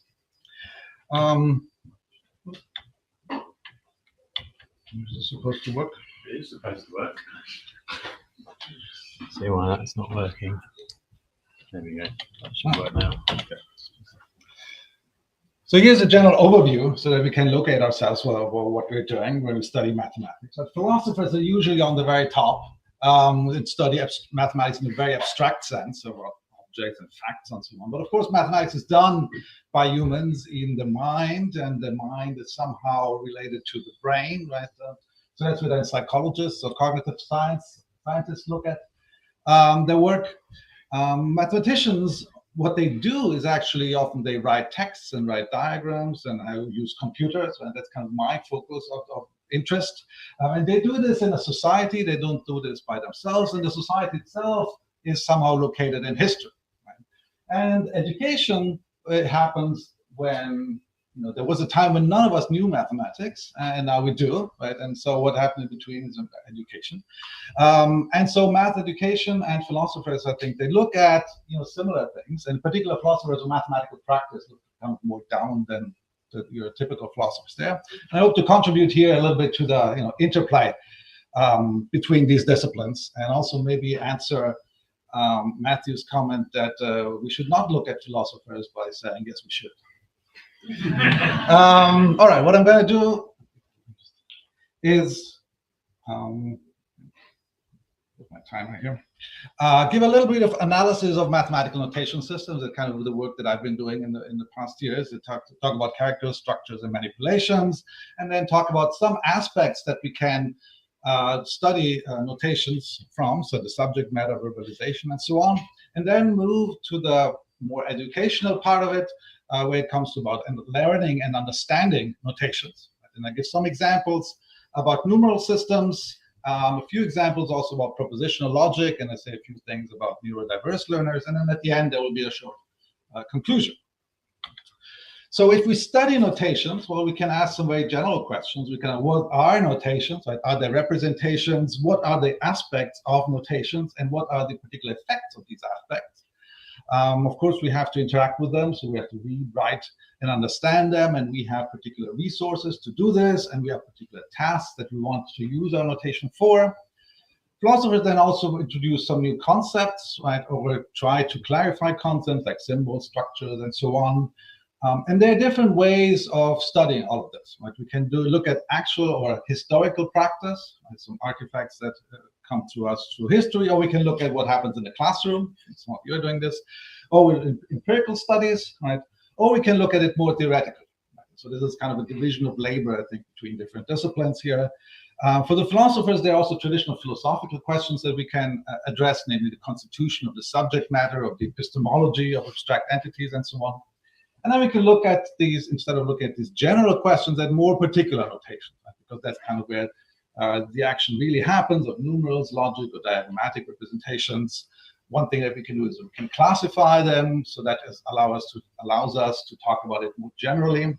And we can also assess and compare notations with regard to specific tasks.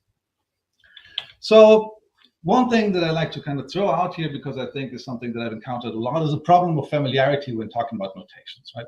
A great difficulty when looking at to talk about notations is that users of a notational system spend a lot of, or have spent a lot of time learning it, typically, and then they forgot how long it took them, and are very good at developing shortcuts and strategies, right, for the notations they are familiar with. And that, as a consequence, is it's much easier and faster to use a system that you're familiar with, and it takes much more effort to use or even understand an unfamiliar one. And I have later some examples of logical notations that you might not have seen before, and for you, they might just look like hieroglyphs. So there's a very big bias that the familiar notation is just so natural, right? And remedies of this, I think, are kind of isolating, trying relevant factors and trying to find kind of objective criteria, get empirical data, right? And generally be aware, right? Is it actually, am I saying something about the notation, or actually am I saying something about myself? All right, so here's kind of the general analysis that I want to put forward. We can talk about characters, right? These are the basic, so, and I should say I'm talking mainly about written notations here. So the characters are, in a sense, the basic elements that we write down. They come in particular shapes or glyphs. These shapes are related to each other, right? For example, if you see an open parenthesis and a closed parenthesis, you see that they have something in common, right? In fact, if you see two parentheses and you see also two braces, you also see that there are some relations between them. So the shapes already give some kind of relation between them. These are then the cognates.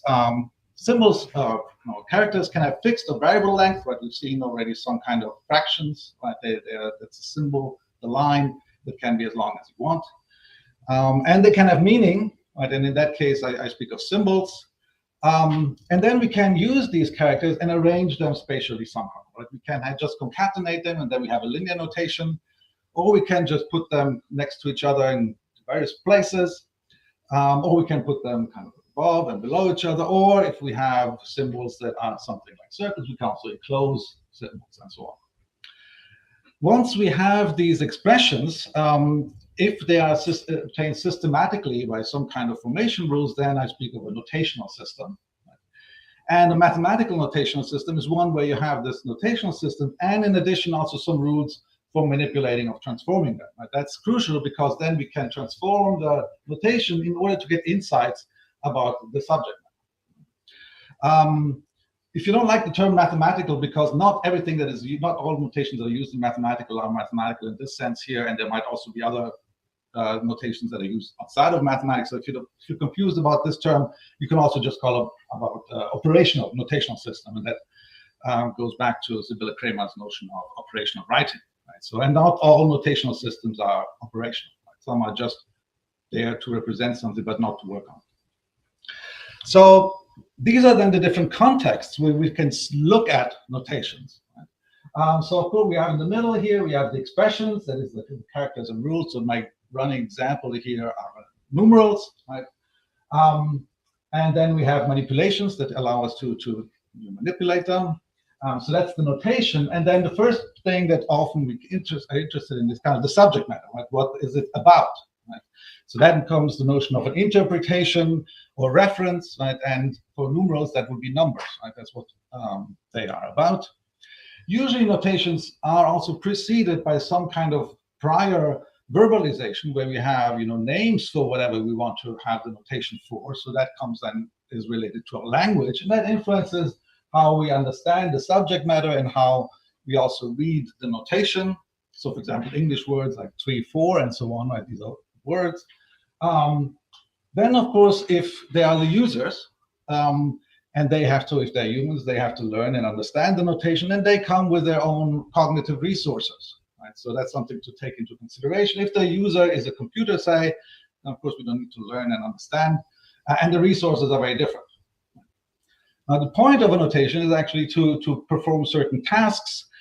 They can be certain operations. For example, we would like to do arithmetic, or we might just want to count or sort things. Right? And different tasks might lead to the fact that some notations are better for some tasks and other notations are better for other tasks. And so there are always trade-offs here in relation to the tasks.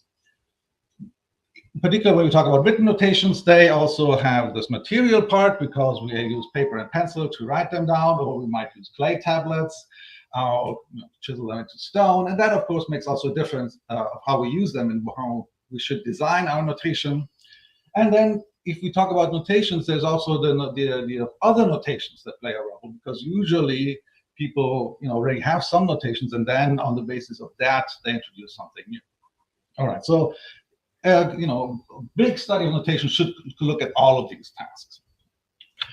All right, let me say just a few words here about the relation between notations and representations, because these terms are often used interchangeably. Right? Representation, I take it, means that something is given that you represent, right? That you present again. And that can be problematic for mathematical notations. For once, the subject matter is abstract. And given implies some very strong metaphysical views, right? To say that the numbers are given, that you don't might or you might not want to put at the beginning of your analysis here. And I think more importantly, there are also clear cases where the users, the mathematicians, do not consider their notation to be representational, at least not for all expressions, right? And the most famous example is the square root of -1, right? So you take roots, that's fine. You have negative numbers, that's also fine. And now you combine them, and you suddenly get an expression that you might not know what it means, right? Or you might even say, as Cardano did, it's entirely false, or Bombelli, it's impossible. Right? Even Cauchy in the 19th century explains that the square root of negative numbers are just symbols without any meaning. Right? You can also have, say, diagrams there for proofs by contradiction. Right? This is simple from Euclid, Book 1, Proposition 6, that says if your angles are the same, then the sides are the same. And then you start out by saying, well, assume that the angles are the same, but the sides are not the same, which is then represented by this diagram. And then you derive a contradiction. But what then that means is that the situation that you want to represent by this diagram is actually impossible.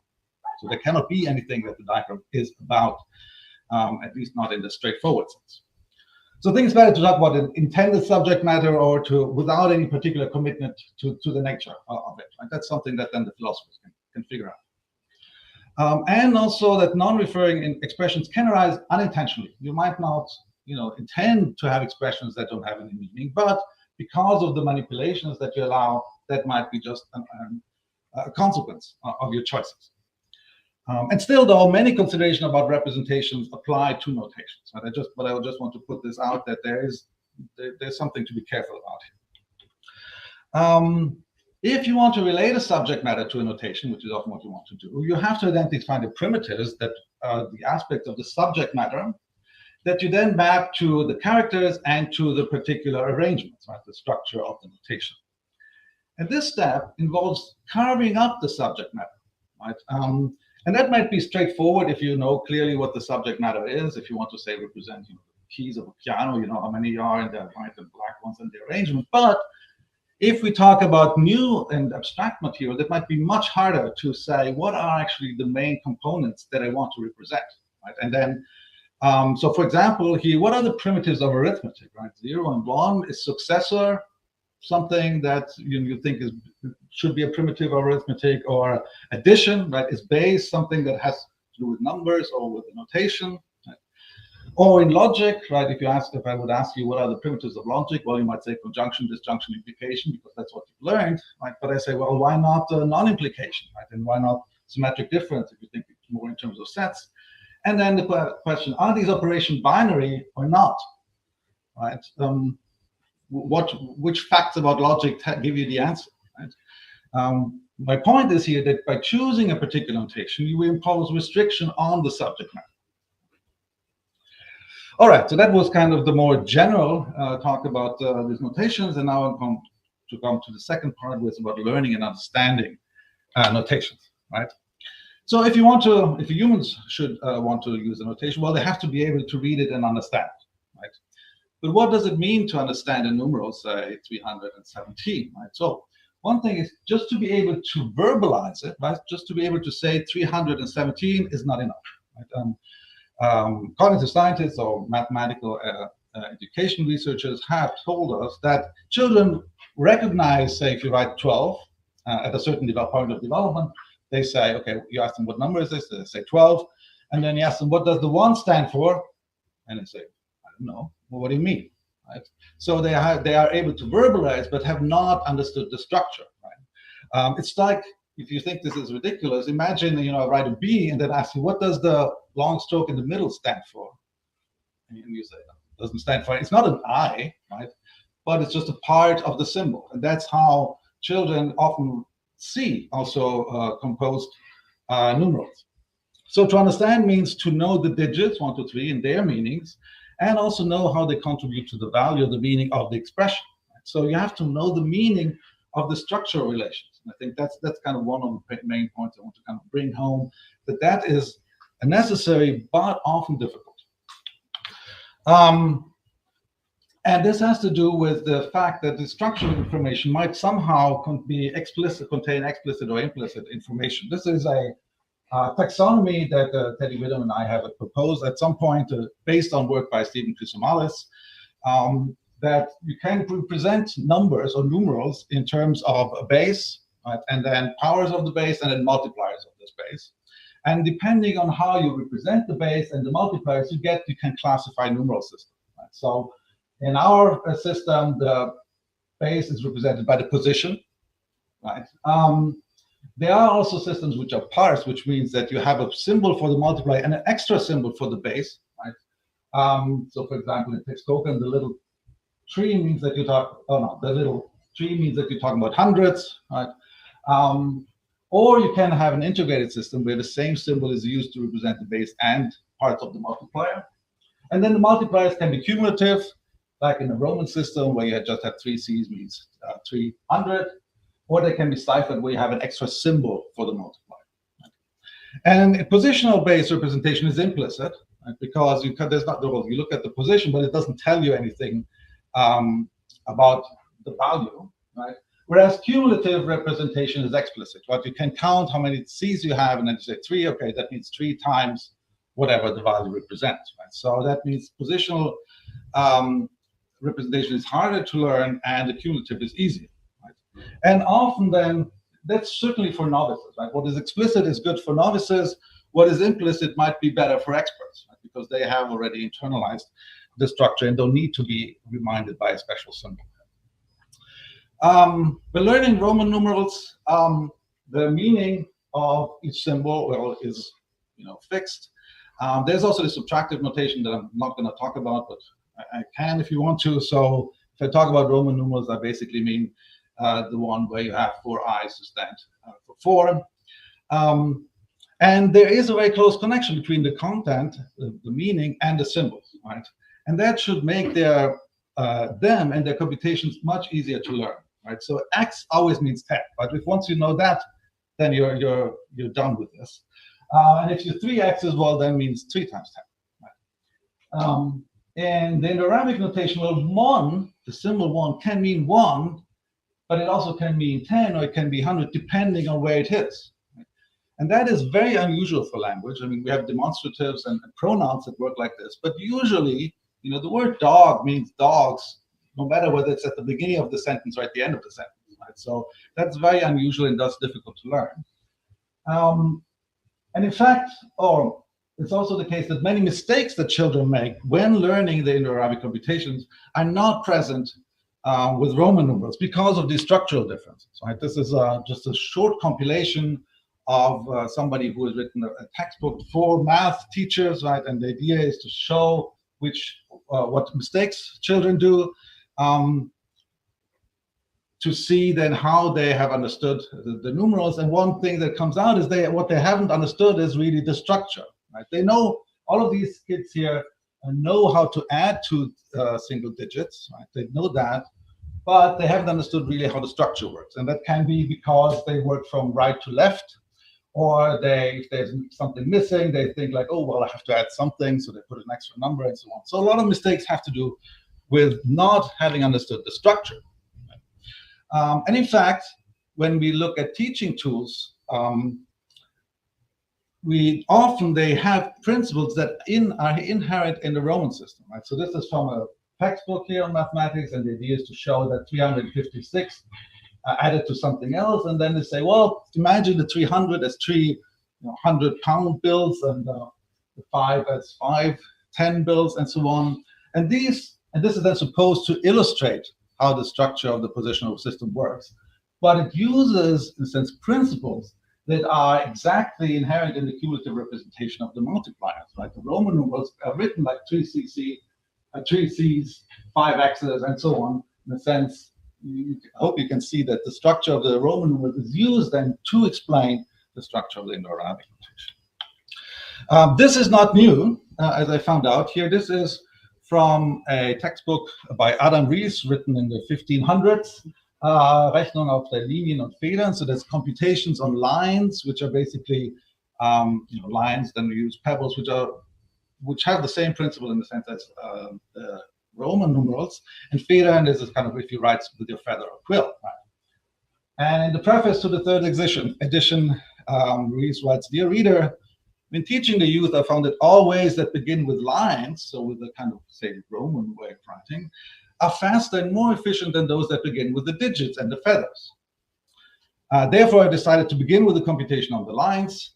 And in fact, the first biggest chunk of the book is this kind of introduction to, in the sense, of computing with something like Roman numerals.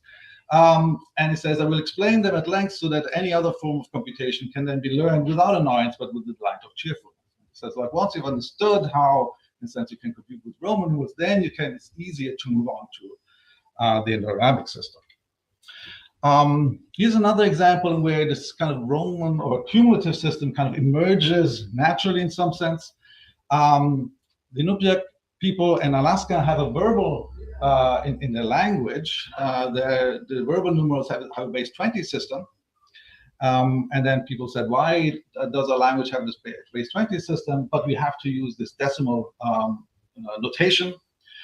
So then at some point, school children were encouraged to invent an appropriate notation that reflects their language better. And they come up with this system. So this is a positional system that is base 20. So you need 19 different symbols for each position. And they came up with these symbols here, which is exactly the same course, similar structure as the Roman numerals. Right? You have your units, they're just not written like that, but little shapes. And then whenever you have 5, you have this thing on top. Right? So again, this is supposed to illustrate that this structure is kind of sense more intuitive. When we look at addition algorithms, right, there are also some trade-offs, and you see that if you do addition in your favorite numeral system, you exploit the fact that it's structured and that it's positional. Right? You have to write the units underneath each other, the tens underneath each other, and then you have to process everything into columns in the right direction. So in a sense, you're exploiting the structure in your algorithms there. Whereas for the Roman system, the order doesn't really matter. How you write it, what you have to do is basically collect all the symbols that you have and then sort them and simplify them according to rules that if you have 5 I's, you get a V. If you have 2 B's, you get an X, and so on. Right? So we did some kind of computational model for this that allowed us then to count how many facts you have to recall from your short-term and long-term memory and so on. For example, you have to memorize addition facts in your system, right? If you look at the symbol for 3 and the symbol for 4, then nothing will tell you what the result is. In the Roman system, all you have to know is these simplification rules that I told you, and some ordering of the symbols, right? Also, your short-term memory, you have to add single digits. If you do it, you have to add 3 plus 8, right? In the Roman system, there's nothing kind of that you have to add. All you have to do is basically count to 5 so that you can apply the simplification rule. So here you have this column-wise processing that has to be in order, and it uses these carries. Whereas on the other side, you have basically direct manipulations of characters, like copying, sorting, and simplifying. That makes it much easier to deal with. So I used examples for the way children make mistakes to show that they lack an understanding. Right? So then the idea would be, well, if you enhance the understanding, that would then also enhance the abilities for the applying the addition and multiplication and operations and so on. But one could also argue the other way around, that by doing and by learning the syntactic manipulations, you get an understanding about what the structure really means. And I think this is related to this debate between the role of rote learning and conceptual learning in math education. One thing also that I want to point out is that numerals, in a sense, reconceptualize our understanding of number. Right? It makes our decimal place value system makes the structure of powers of 10 explicit. Right? And I think that's related to Lakato's idea of proof-generated concepts, that the notion of polygon changes over time in reaction to some proofs and counterexamples and so on. But here it's not the proofs, but it's the notation, in a sense, that forces this reconceptualization, because we have to, at the beginning, carve up the subject matter in different ways. And also what's important is that once the structure of the notation is learned, it gets internalized. When we do mental arithmetic, right, we basically think in terms of the numerals. right? So our thinking reflects the structure of the numerals. Sometimes these are called decayed effects that have been studied by Nate, but also by the group by Nurk. And this can be tested empirically, right? So adding 16 plus 4 is faster to compute than 16 plus 3, although in a sense the size is smaller, right? If somehow addition would have to do with this, with the values of the numbers or the numerals, then 16 by 3 you should be able to do it faster, right? But it's not. Why? Well, that's because you do the computation in terms of the place value system. And in fact, many people, I think, even confuse the numbers with the numerals. So let's move on to logic, right? What do you have to do to learn and understand logical formulas? Well, you have to be able to identify the main connective and the subformula. But if you know how that works, then you can understand the structure of the formula. And in the syntax tree, all of these components are explicit. But the main connective is the root node. That's you look at the top, and then you know what kind of formula it is. If you want to know what the subformulas are, you look at the subtrees. Right?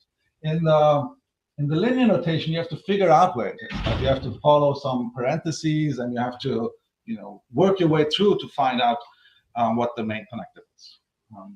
The syntax tree representation is also nice because it has some kind of consistency checks already.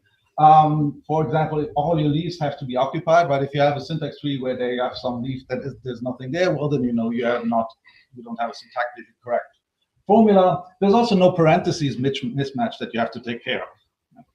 So in that sense, it's easier to learn. Here are some variations of logical notations from the 19th century. Right? This is just to show you the variation of logical symbolisms, all for the formula more or less A implies B or C. First one is bool, right? And you see that looks like algebra, right? If I wouldn't tell you that that's logic, you would think it's just algebra, right? In fact, he calls it the algebra of logic, right? And he explicitly chose symbols from algebra to use in logic. Later, people like Peirce and Jevons thought, that's a bit confusing because then we don't know whether this plus means actually addition or disjunction. So they tried to disambiguate the symbols. Peirce added a little comma to the plus. Jevons wrote the plus in stroke and two dots that looks like a plus. So it gives you some relation to plus, but it's also different enough that you know it's something different. Then what happened in the next step, in a sense, is that people chose different primitives. And I told you that the choice of primitives, is something that where we carve up the subject matter in a different way. So the first people, they basically use conjunction, disjunction, and negation. Peirce introduces the implication as the main primitive. McCall also independently does that and uses a colon as a different symbol. Christine Ladd uses another connective that is symmetric. She thinks that is better. Piano then finds a notation that doesn't have parentheses, but where you have dots, because he's interested in publishing a lot of formulas. And so he's interested in having them as short as possible. And then we see that also some kind of nonlinear notations were introduced. Frege's notation here that is basically like the syntax tree, but just sideways. And that's the only one where you have the content, so that the ABC is kind of spatially separated from the logical relations. Like in all of the others, the ABC and the logical symbols are kind of intertwined, and you have to kind of tease them apart. Whereas in Frege's notation, it's very easy to see the difference. And Peirce has this existential graphs, which you can interpret it in multiple ways, and that's kind of one thing that he pointed out as important. One relation between the choice and the design and the philosophy of symbols and application is looking at kind of neurodiversity among students, and that's a current research project that I started with Sophie Marchand at the Université de Montréal. And we found a recently published paper which is called Insider Accounts of Dyslexia from Research Mathematicians. And there they say it's the first empirical research report on dyslexic mathematicians. And they emphasize the strength, right? And that has to do more with visual thinking. But of course, there are strengths and challenges. And I want to take the challenges in a sense and to see how are they related to notations. Right? One is symmetry. here there's a common conception that dyslexia is flipping letters, right? Which is something that some individuals report, but others do not. Then there's linearity, and 2 participants noticed difficulty with writing because it was so linear, which felt different from how they understood the mathematics. Right? And clutter, just having more symbols, is often considered to be something that is more confusing. Right? So now we can look at, well, how does this, how could we use different notational designs to work with that, right? So for one thing is that characters should not be symmetric, right? We should avoid little p and little q because they would be perceived as the same. Also, maybe the use of more iconic symbols where the meaning of the symbol is somehow represented or closer to the shape of the symbols. That's work that Teresa did here in Loughborough together with Matthew and other people. Also formulas that look symmetric, like A implies B and B implies A, pose challenges, right? And that's from my own experience, where I found that if you present formulas in this kind of Polish or prefix notation, some people find them easier to parse, right? Because there isn't this symmetry effect going on there. With regard to linearity, again, our favorite notation here might be challenging, right? And perhaps a better notation would be the ones used by Frege and Peirce, right? Where it is more, where the spatial relations are exploited. And to avoid clutter, well, we should use parenthesis-free notation like the one by Peano or the Polish notations of Frege notation. Right? So here, this is a kind of, we just started this project, and the idea is to say, okay, now we can look at kind of historical notations and design principles and see how we can use them to devise notations for people with particular resources, right? So the conclusion here is, well, first of all, I may say that mathematical notational systems are not purely representational, right? That's something I think to keep in mind. That if we look at notations, well, there are all of these different contexts that play into this. So it's the subject matter, the verbalization, the users and their resources, the tasks matter, the material, and also the relation to other systems. Then in the formation of mathematical notation systems, they can influence how we think. They do influence how we think, right? So that makes it's not just using a notation, but it's actually our thinking is changed by that. Right? They can sharpen and reconceptualize the subject matter, and some can also have unintended consequences that might contribute in an essential way to the further development of the science, like with the complex numbers. So now looking again with more in the relation to math education, or the ease of learning, I think is an important aspect of notation. That's why I talked about the difference between the Indo-Arabic and the Roman numerals, to show you that, well, one system might be much easier to learn and to understand, and then also to operate. And I think math education research is a very, very crucial resource, to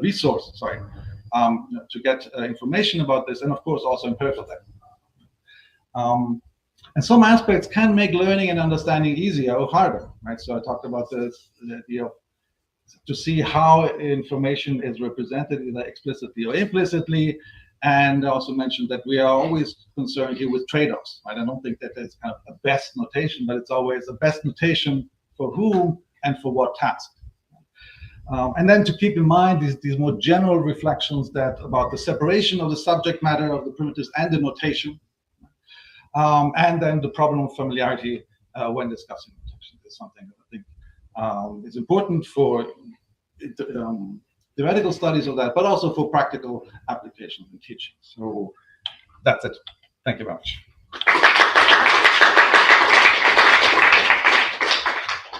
Lovely, thank you. Any comments or questions?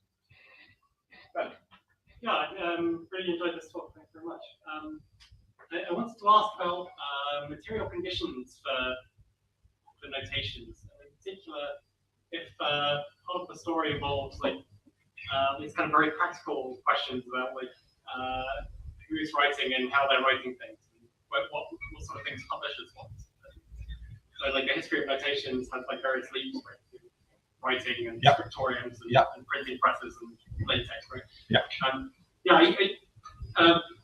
Do you think that is an important part of the story you're putting up at the end, or is that just a separate SDS question?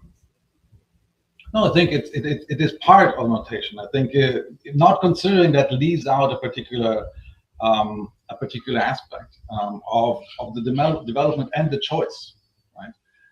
Why do annotation the way they are has to do with how easy they are to recognize and how easy they are to operate, but they also have to do with how easy they are to print. Right? And so, for example, Piano has this article where it says, look, if you print fractions, one over the other, then you need more space. And if you have to pay for printed pages, that is more expensive. So he says, no, we should have fractions, written with a slash, right? Even though you might say, well, maybe for recognizing them, that might not be the best because it might be more confusing and it's easier to have it in two-dimensional. So I think, yes, for depending, of course, on what question you ask, but the material condition, I think, can have very, very important consequences. Right? Or, if you live, in Mesopotamia, where you have lots of clay and reed things, right? Then it's kind of natural to come up with a notation that uses that, and not one that is kind of very, very curvy and so on. Because in a sense, your writing materials influence the choices that you do. But then they can also be like spatial things, right? Often on clocks you see the 4 written as 4 I's, but 9 is written as IX, right? And that I think has to do with the fact that if you would write 9 as V and then with 4 I's, it would just clutter, right? Whereas on the other side, it doesn't. It's not that big of a difference to see. So yes, I think all of these material conditions play into consider how notations are produced. Yeah. And that might make a difference depending on what the questions that you're going to ask. Definitely. Yeah. Thanks a lot. I have one comment and a question. The comment is because we just talked about the clock. I just happened to saw an horizontal clock. Oh yes, I think it's from the 18th. Just because the comment would be what you're saying about notation. It's could be said about images and drawings as well. No, the idea that there is some kind of familiarity that you have to, perspective or this kind of things, or they're used to circular clocks and we get it's be unfamiliar. Yes. So, how much of what you're saying about notation can be said about images and drawings? This is comment. Yeah. Comments as question. The question is about when you talked about syntactic manipulations and understanding. I really like that point. But maybe there are different things to tell about diagrams and notations, because in that case, I would say that with diagrams, syntactic manipulations get together with understanding, but there are cases in notations in particular when if you understand, you can manipulate syntactically correctly, but there are cases in which you don't understand, but still can manipulate syntactically correctly. Right. So I'm just, can you say more about that? But you're saying that there's a difference. You can forget about the meaning. You know how to manipulate the notation, and you know that it works, but you don't really know why. Yeah, that's how most people do. You have to know what the meaning. The kind of. Then I'm not sure, because if somebody. I think it's a complete depends. If you tell me which shapes I have to look at in a diagram, and you tell me the rules that you can apply, then I might be able to do it without knowing what the diagram represents. Yeah. So there, I don't think there's a difference. It's so serious.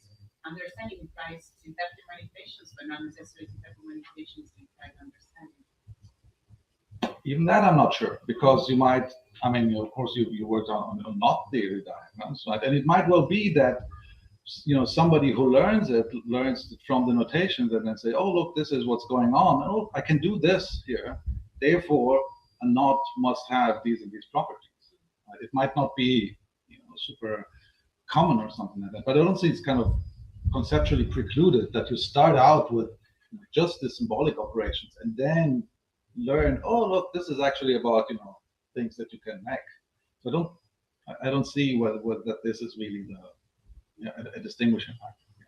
But to your first question, yes, there are a lot of things that have to do with representation or with images that if it's about a matter of us recognizing them and so on, then they overlap with the study. Right? It's that here you also have this idea of the manipulation. I think that is something different. Right? So, for example, I think musical notation is, I wouldn't characterize that as mathematical notation. Although, of course, you can use it to compose, right? But then you're not. But I think it's fairly rare that just take one kind of notation and you say, okay, what happens if I take this and then I compose it with this other line? Although people like Bach might think I was thinking about now. The software exists. Very, very. Yes, but then that's then like a different use. Then it's, I think, or a new use. That's not the kind of the traditional. But it's written so you can transpose keys. Yes, that's right. So I was thinking more in terms of of the natural representation. I mean, like you said, there are some notations that appear to be more natural. Oh, but that also for images, it's the same. Like yes, but there, what I meant is that it's kind of already clear from the beginning what you want to represent. Right. So if you have the piano with its example, then you have your keys and your, at least that's one way of saying, okay, these I want to represent. Right? But you might also want to represent, say, how hard you push the key, right? And lots of other things, and then it becomes less clear what is it actually, what are the features that you want. And I think when it comes to abstract things, that's even less clear. What is it that you actually want to capture? Yeah. We got a question from the chat. How is the research about dyslexic mathematicians working? Are you speaking with mathematicians who have been diagnosed to be dyslexic, and about their experience? Would you say dyslexia is common in mathematics? So I was just reporting about this research, and that's why I did not do it. I would put the reference, right? So I think they were actually talking. They were doing interviews. Yes. And my personal experience is only with students, but that's not kind of the research setting, just trying out certain things. Yeah, so thank you. Just a quick follow-up on Valeria's point and then a question. So it seems that for non-diagrams, but also understand like the Euclidean diagrams, all this type of geometric topological diagrams, it seems right that we cannot do the syntax manipulations without understanding, because there's always kind of that spatial intuition that comes into play. But for other type of diagrams, like algebraic type of diagrams, then I think that's not the case. So I wonder whether you would agree that maybe more geometric representations with more geometric representations, it's just harder to detangle those two things. Yes, that seems right, because we think of a diagram as, if I draw this, then call it a diagram, right? And it takes me some time to convince people that what you see is actually not the mathematical diagram, because that doesn't have, any extension and so on. But in principle, I can see that people are able to, still manipulate, shapes without knowing anything about the math. In principle, but yeah. I think it's really hard to do just purely syntax manipulations on Euclidean diagrams or non-diagrams, just because we're so compelled to interpret them geometrically. And so even if we don't have the mathematics straight, there is still like kind of a basic geometric interpretation that goes on. Yes, I mean there is that's clear that there are some basic cognition that allows us to see lines and curves and things like that. But I'm not sure whether I would call this understanding in the sense of knowing the reference, right? It's not. Yeah. So okay, no, that's great. Yeah. And then like the question actually was. So you said at some point that choosing a notation can be seen as imposing restriction on the subject matter, so carving up the subject matter in a particular way. So you think then have you thought about ramification of your study of notations for the study of mathematical definitions, and in particular all the definitions by abstraction and like the Frege idea of like carving up content. I mean, I work with Andreas now, so I am forced to. Have I thought about it in the sense of seeing that there are some similarities? Yes. Have I done kind of more research on this? No. And for the simple reason that I think notations are already complicated enough to take up all my time.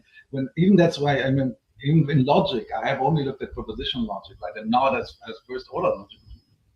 just the next step. But I think that already complicates things enormously, because it's even what the subject matter is less clear, how we deal with bound variables, and so that it becomes so much complex that it's more difficult to to isolate individual features and their effects and so on. And I think when you talk about definitions, that's still much higher, because there's not sure whether it makes a lot of sense to talk about the syntax of definitions. I mean, maybe. So in that sense, yes, I see similarities there, but I see that the subject matter is much more complex for me to actually be able to say something else. Okay, I see. So I think that's so this is a question for the audience as well. So I think that's there will be a potential for your work to have implication in mathematics education with respect to what's called mathematical knowledge for teaching. So basically, it's this idea that when you're teaching, for instance, certain type of notations to the students, as a teacher, it's not enough that just to know how it works, but you have to be able, for instance, to detect mistakes, but also to react to mistakes. So you have to say what is wrong. You have to motivate, to explain why it works the way it works. So I don't know if some of you are expert on this part. Then, if you have to do that, then basically the type of information you have to provide is some sort of epistemological analysis. Maybe it's a trade-off. Maybe a student will complain that this notation is very cumbersome for playing that, and you can say, okay, well, why should we use this notation? There's another one linked together. We also want to do these other things with it, and motivate it this way. So I think here there is really like for me, notice connections to the exploited details and the teaching. Yes, I completely agree. And in fact, in my own teaching, I always, if I have to introduce notation for logic or things like that, I always try to make to offer different notations. And I say, look, we can do it. In fact, when I teach logic, I start with syntax trees because I think that's easier. And then I say, okay, they get a little, so they're nice because we can see a lot of things, but it gets tiresome if you have to write them down. So now we squish them down, and in order to keep track of the subtrees, we make parentheses. Right? So that's in a sense like appealing to these trade-offs. Right? That some things are more easily perceptible, and others are just easier to write. And I think, in principle, knowing more different notation for the same thing is what should be done, right? Because that also prevents the identification of the subject matter with the notation. If you only know one notation, then you think, then you don't even get to think that there's a difference between the meaning and what you write. It's just like if you know only one language, right? Then you think like, oh, it has to be this way. But as soon as you know two languages, then you say, oh, look, I can say things in English and French. Right? So, and I think the same is also true for notation, and that enriches the understanding of the subject matter itself. I'm going to ask you a question, if that's okay. So you said at one point, and I understood your argument, that it doesn't make sense to talk about better and worse notations per se, because it depends on what you're trying to do. I just wonder how you would, do you think that's still the case if notations are trying to capture like a really basic primitive? So for example, there's different accounts of when numerical cognition, low-level primitives, like, it seems to me that the relative merits of Roman numerals versus Arabic numerals depends on which of those accounts is correct. Susan Carey's kind of bootstrapping account, which really puts the emphasis on the ordinality of the first four numbers, and then you generalize, which tells us the Roman numerals are likely to be much better, but a cardinality account, ANS type account, would not make that connection. So in those kind of situations, would you still want to say that they're, and I guess the similar thing maybe in logic, with if you say that logic is in fact attempt to capture the metaphor of a journey or whatever some people say, shouldn't that kind of thing give you more of a way of saying that the point of this notion is to capture this intuition and So I would reject the use of correct notation. Right?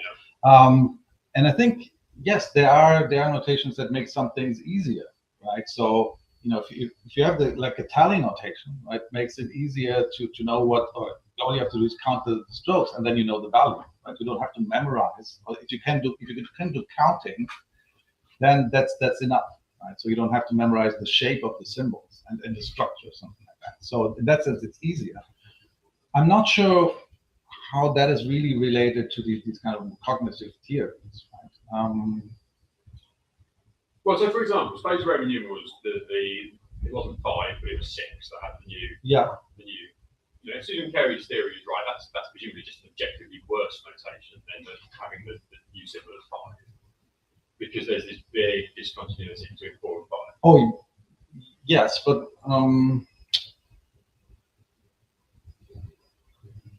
yeah, but then officially, then if that's were true, then we should actually have a base 4 system. Well, so I think that the fact that we have base 5 system and a base 10 system has to do with just our hands,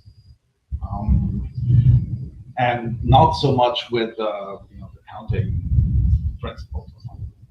I mean, one thing where there is a relation is, say, we can subitize, right? You can see, you can easily recognize. Is that what you meant? Yeah. Okay. So I thought that it has to do with this kind of give and task where. Okay. Oh yeah, with the subitize. Yes, of course, that is right. Where if you have a notation where you have packets up to 4 or 5, right? Then you can see the value immediately, right? And if you have 7 or 8, then it's much more complicated. But so in that sense, yes, that I think makes.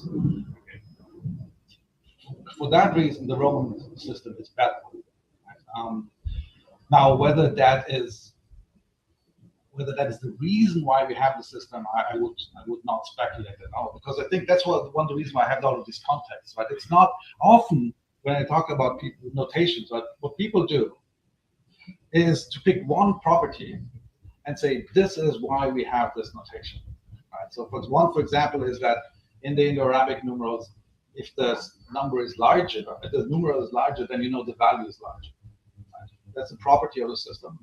And then I had a conversation with you saying that is the reason why we use that system, not the Roman. And I would say, well, that's a property that makes a distinction, but there's no reason to say that's the reason. Right? And I think the other considerations are like that as well. So that's why I put this emphasis on all of these aspects. They all play together in one way. Okay. Just one last question from the chat. Do you know of notation-specific effects of dyscalculia? Like some notations would be easier than others. I must admit no. Okay. That's because that's a project that basically started a month ago or something like that. So this is kind of. But it's an interesting question, and I would like to know the answer. And if somebody has an answer, then let me know. I think you answered the other question already, so that's great. Any last questions in the room? Otherwise, we're ready. So let's thank the Thank you.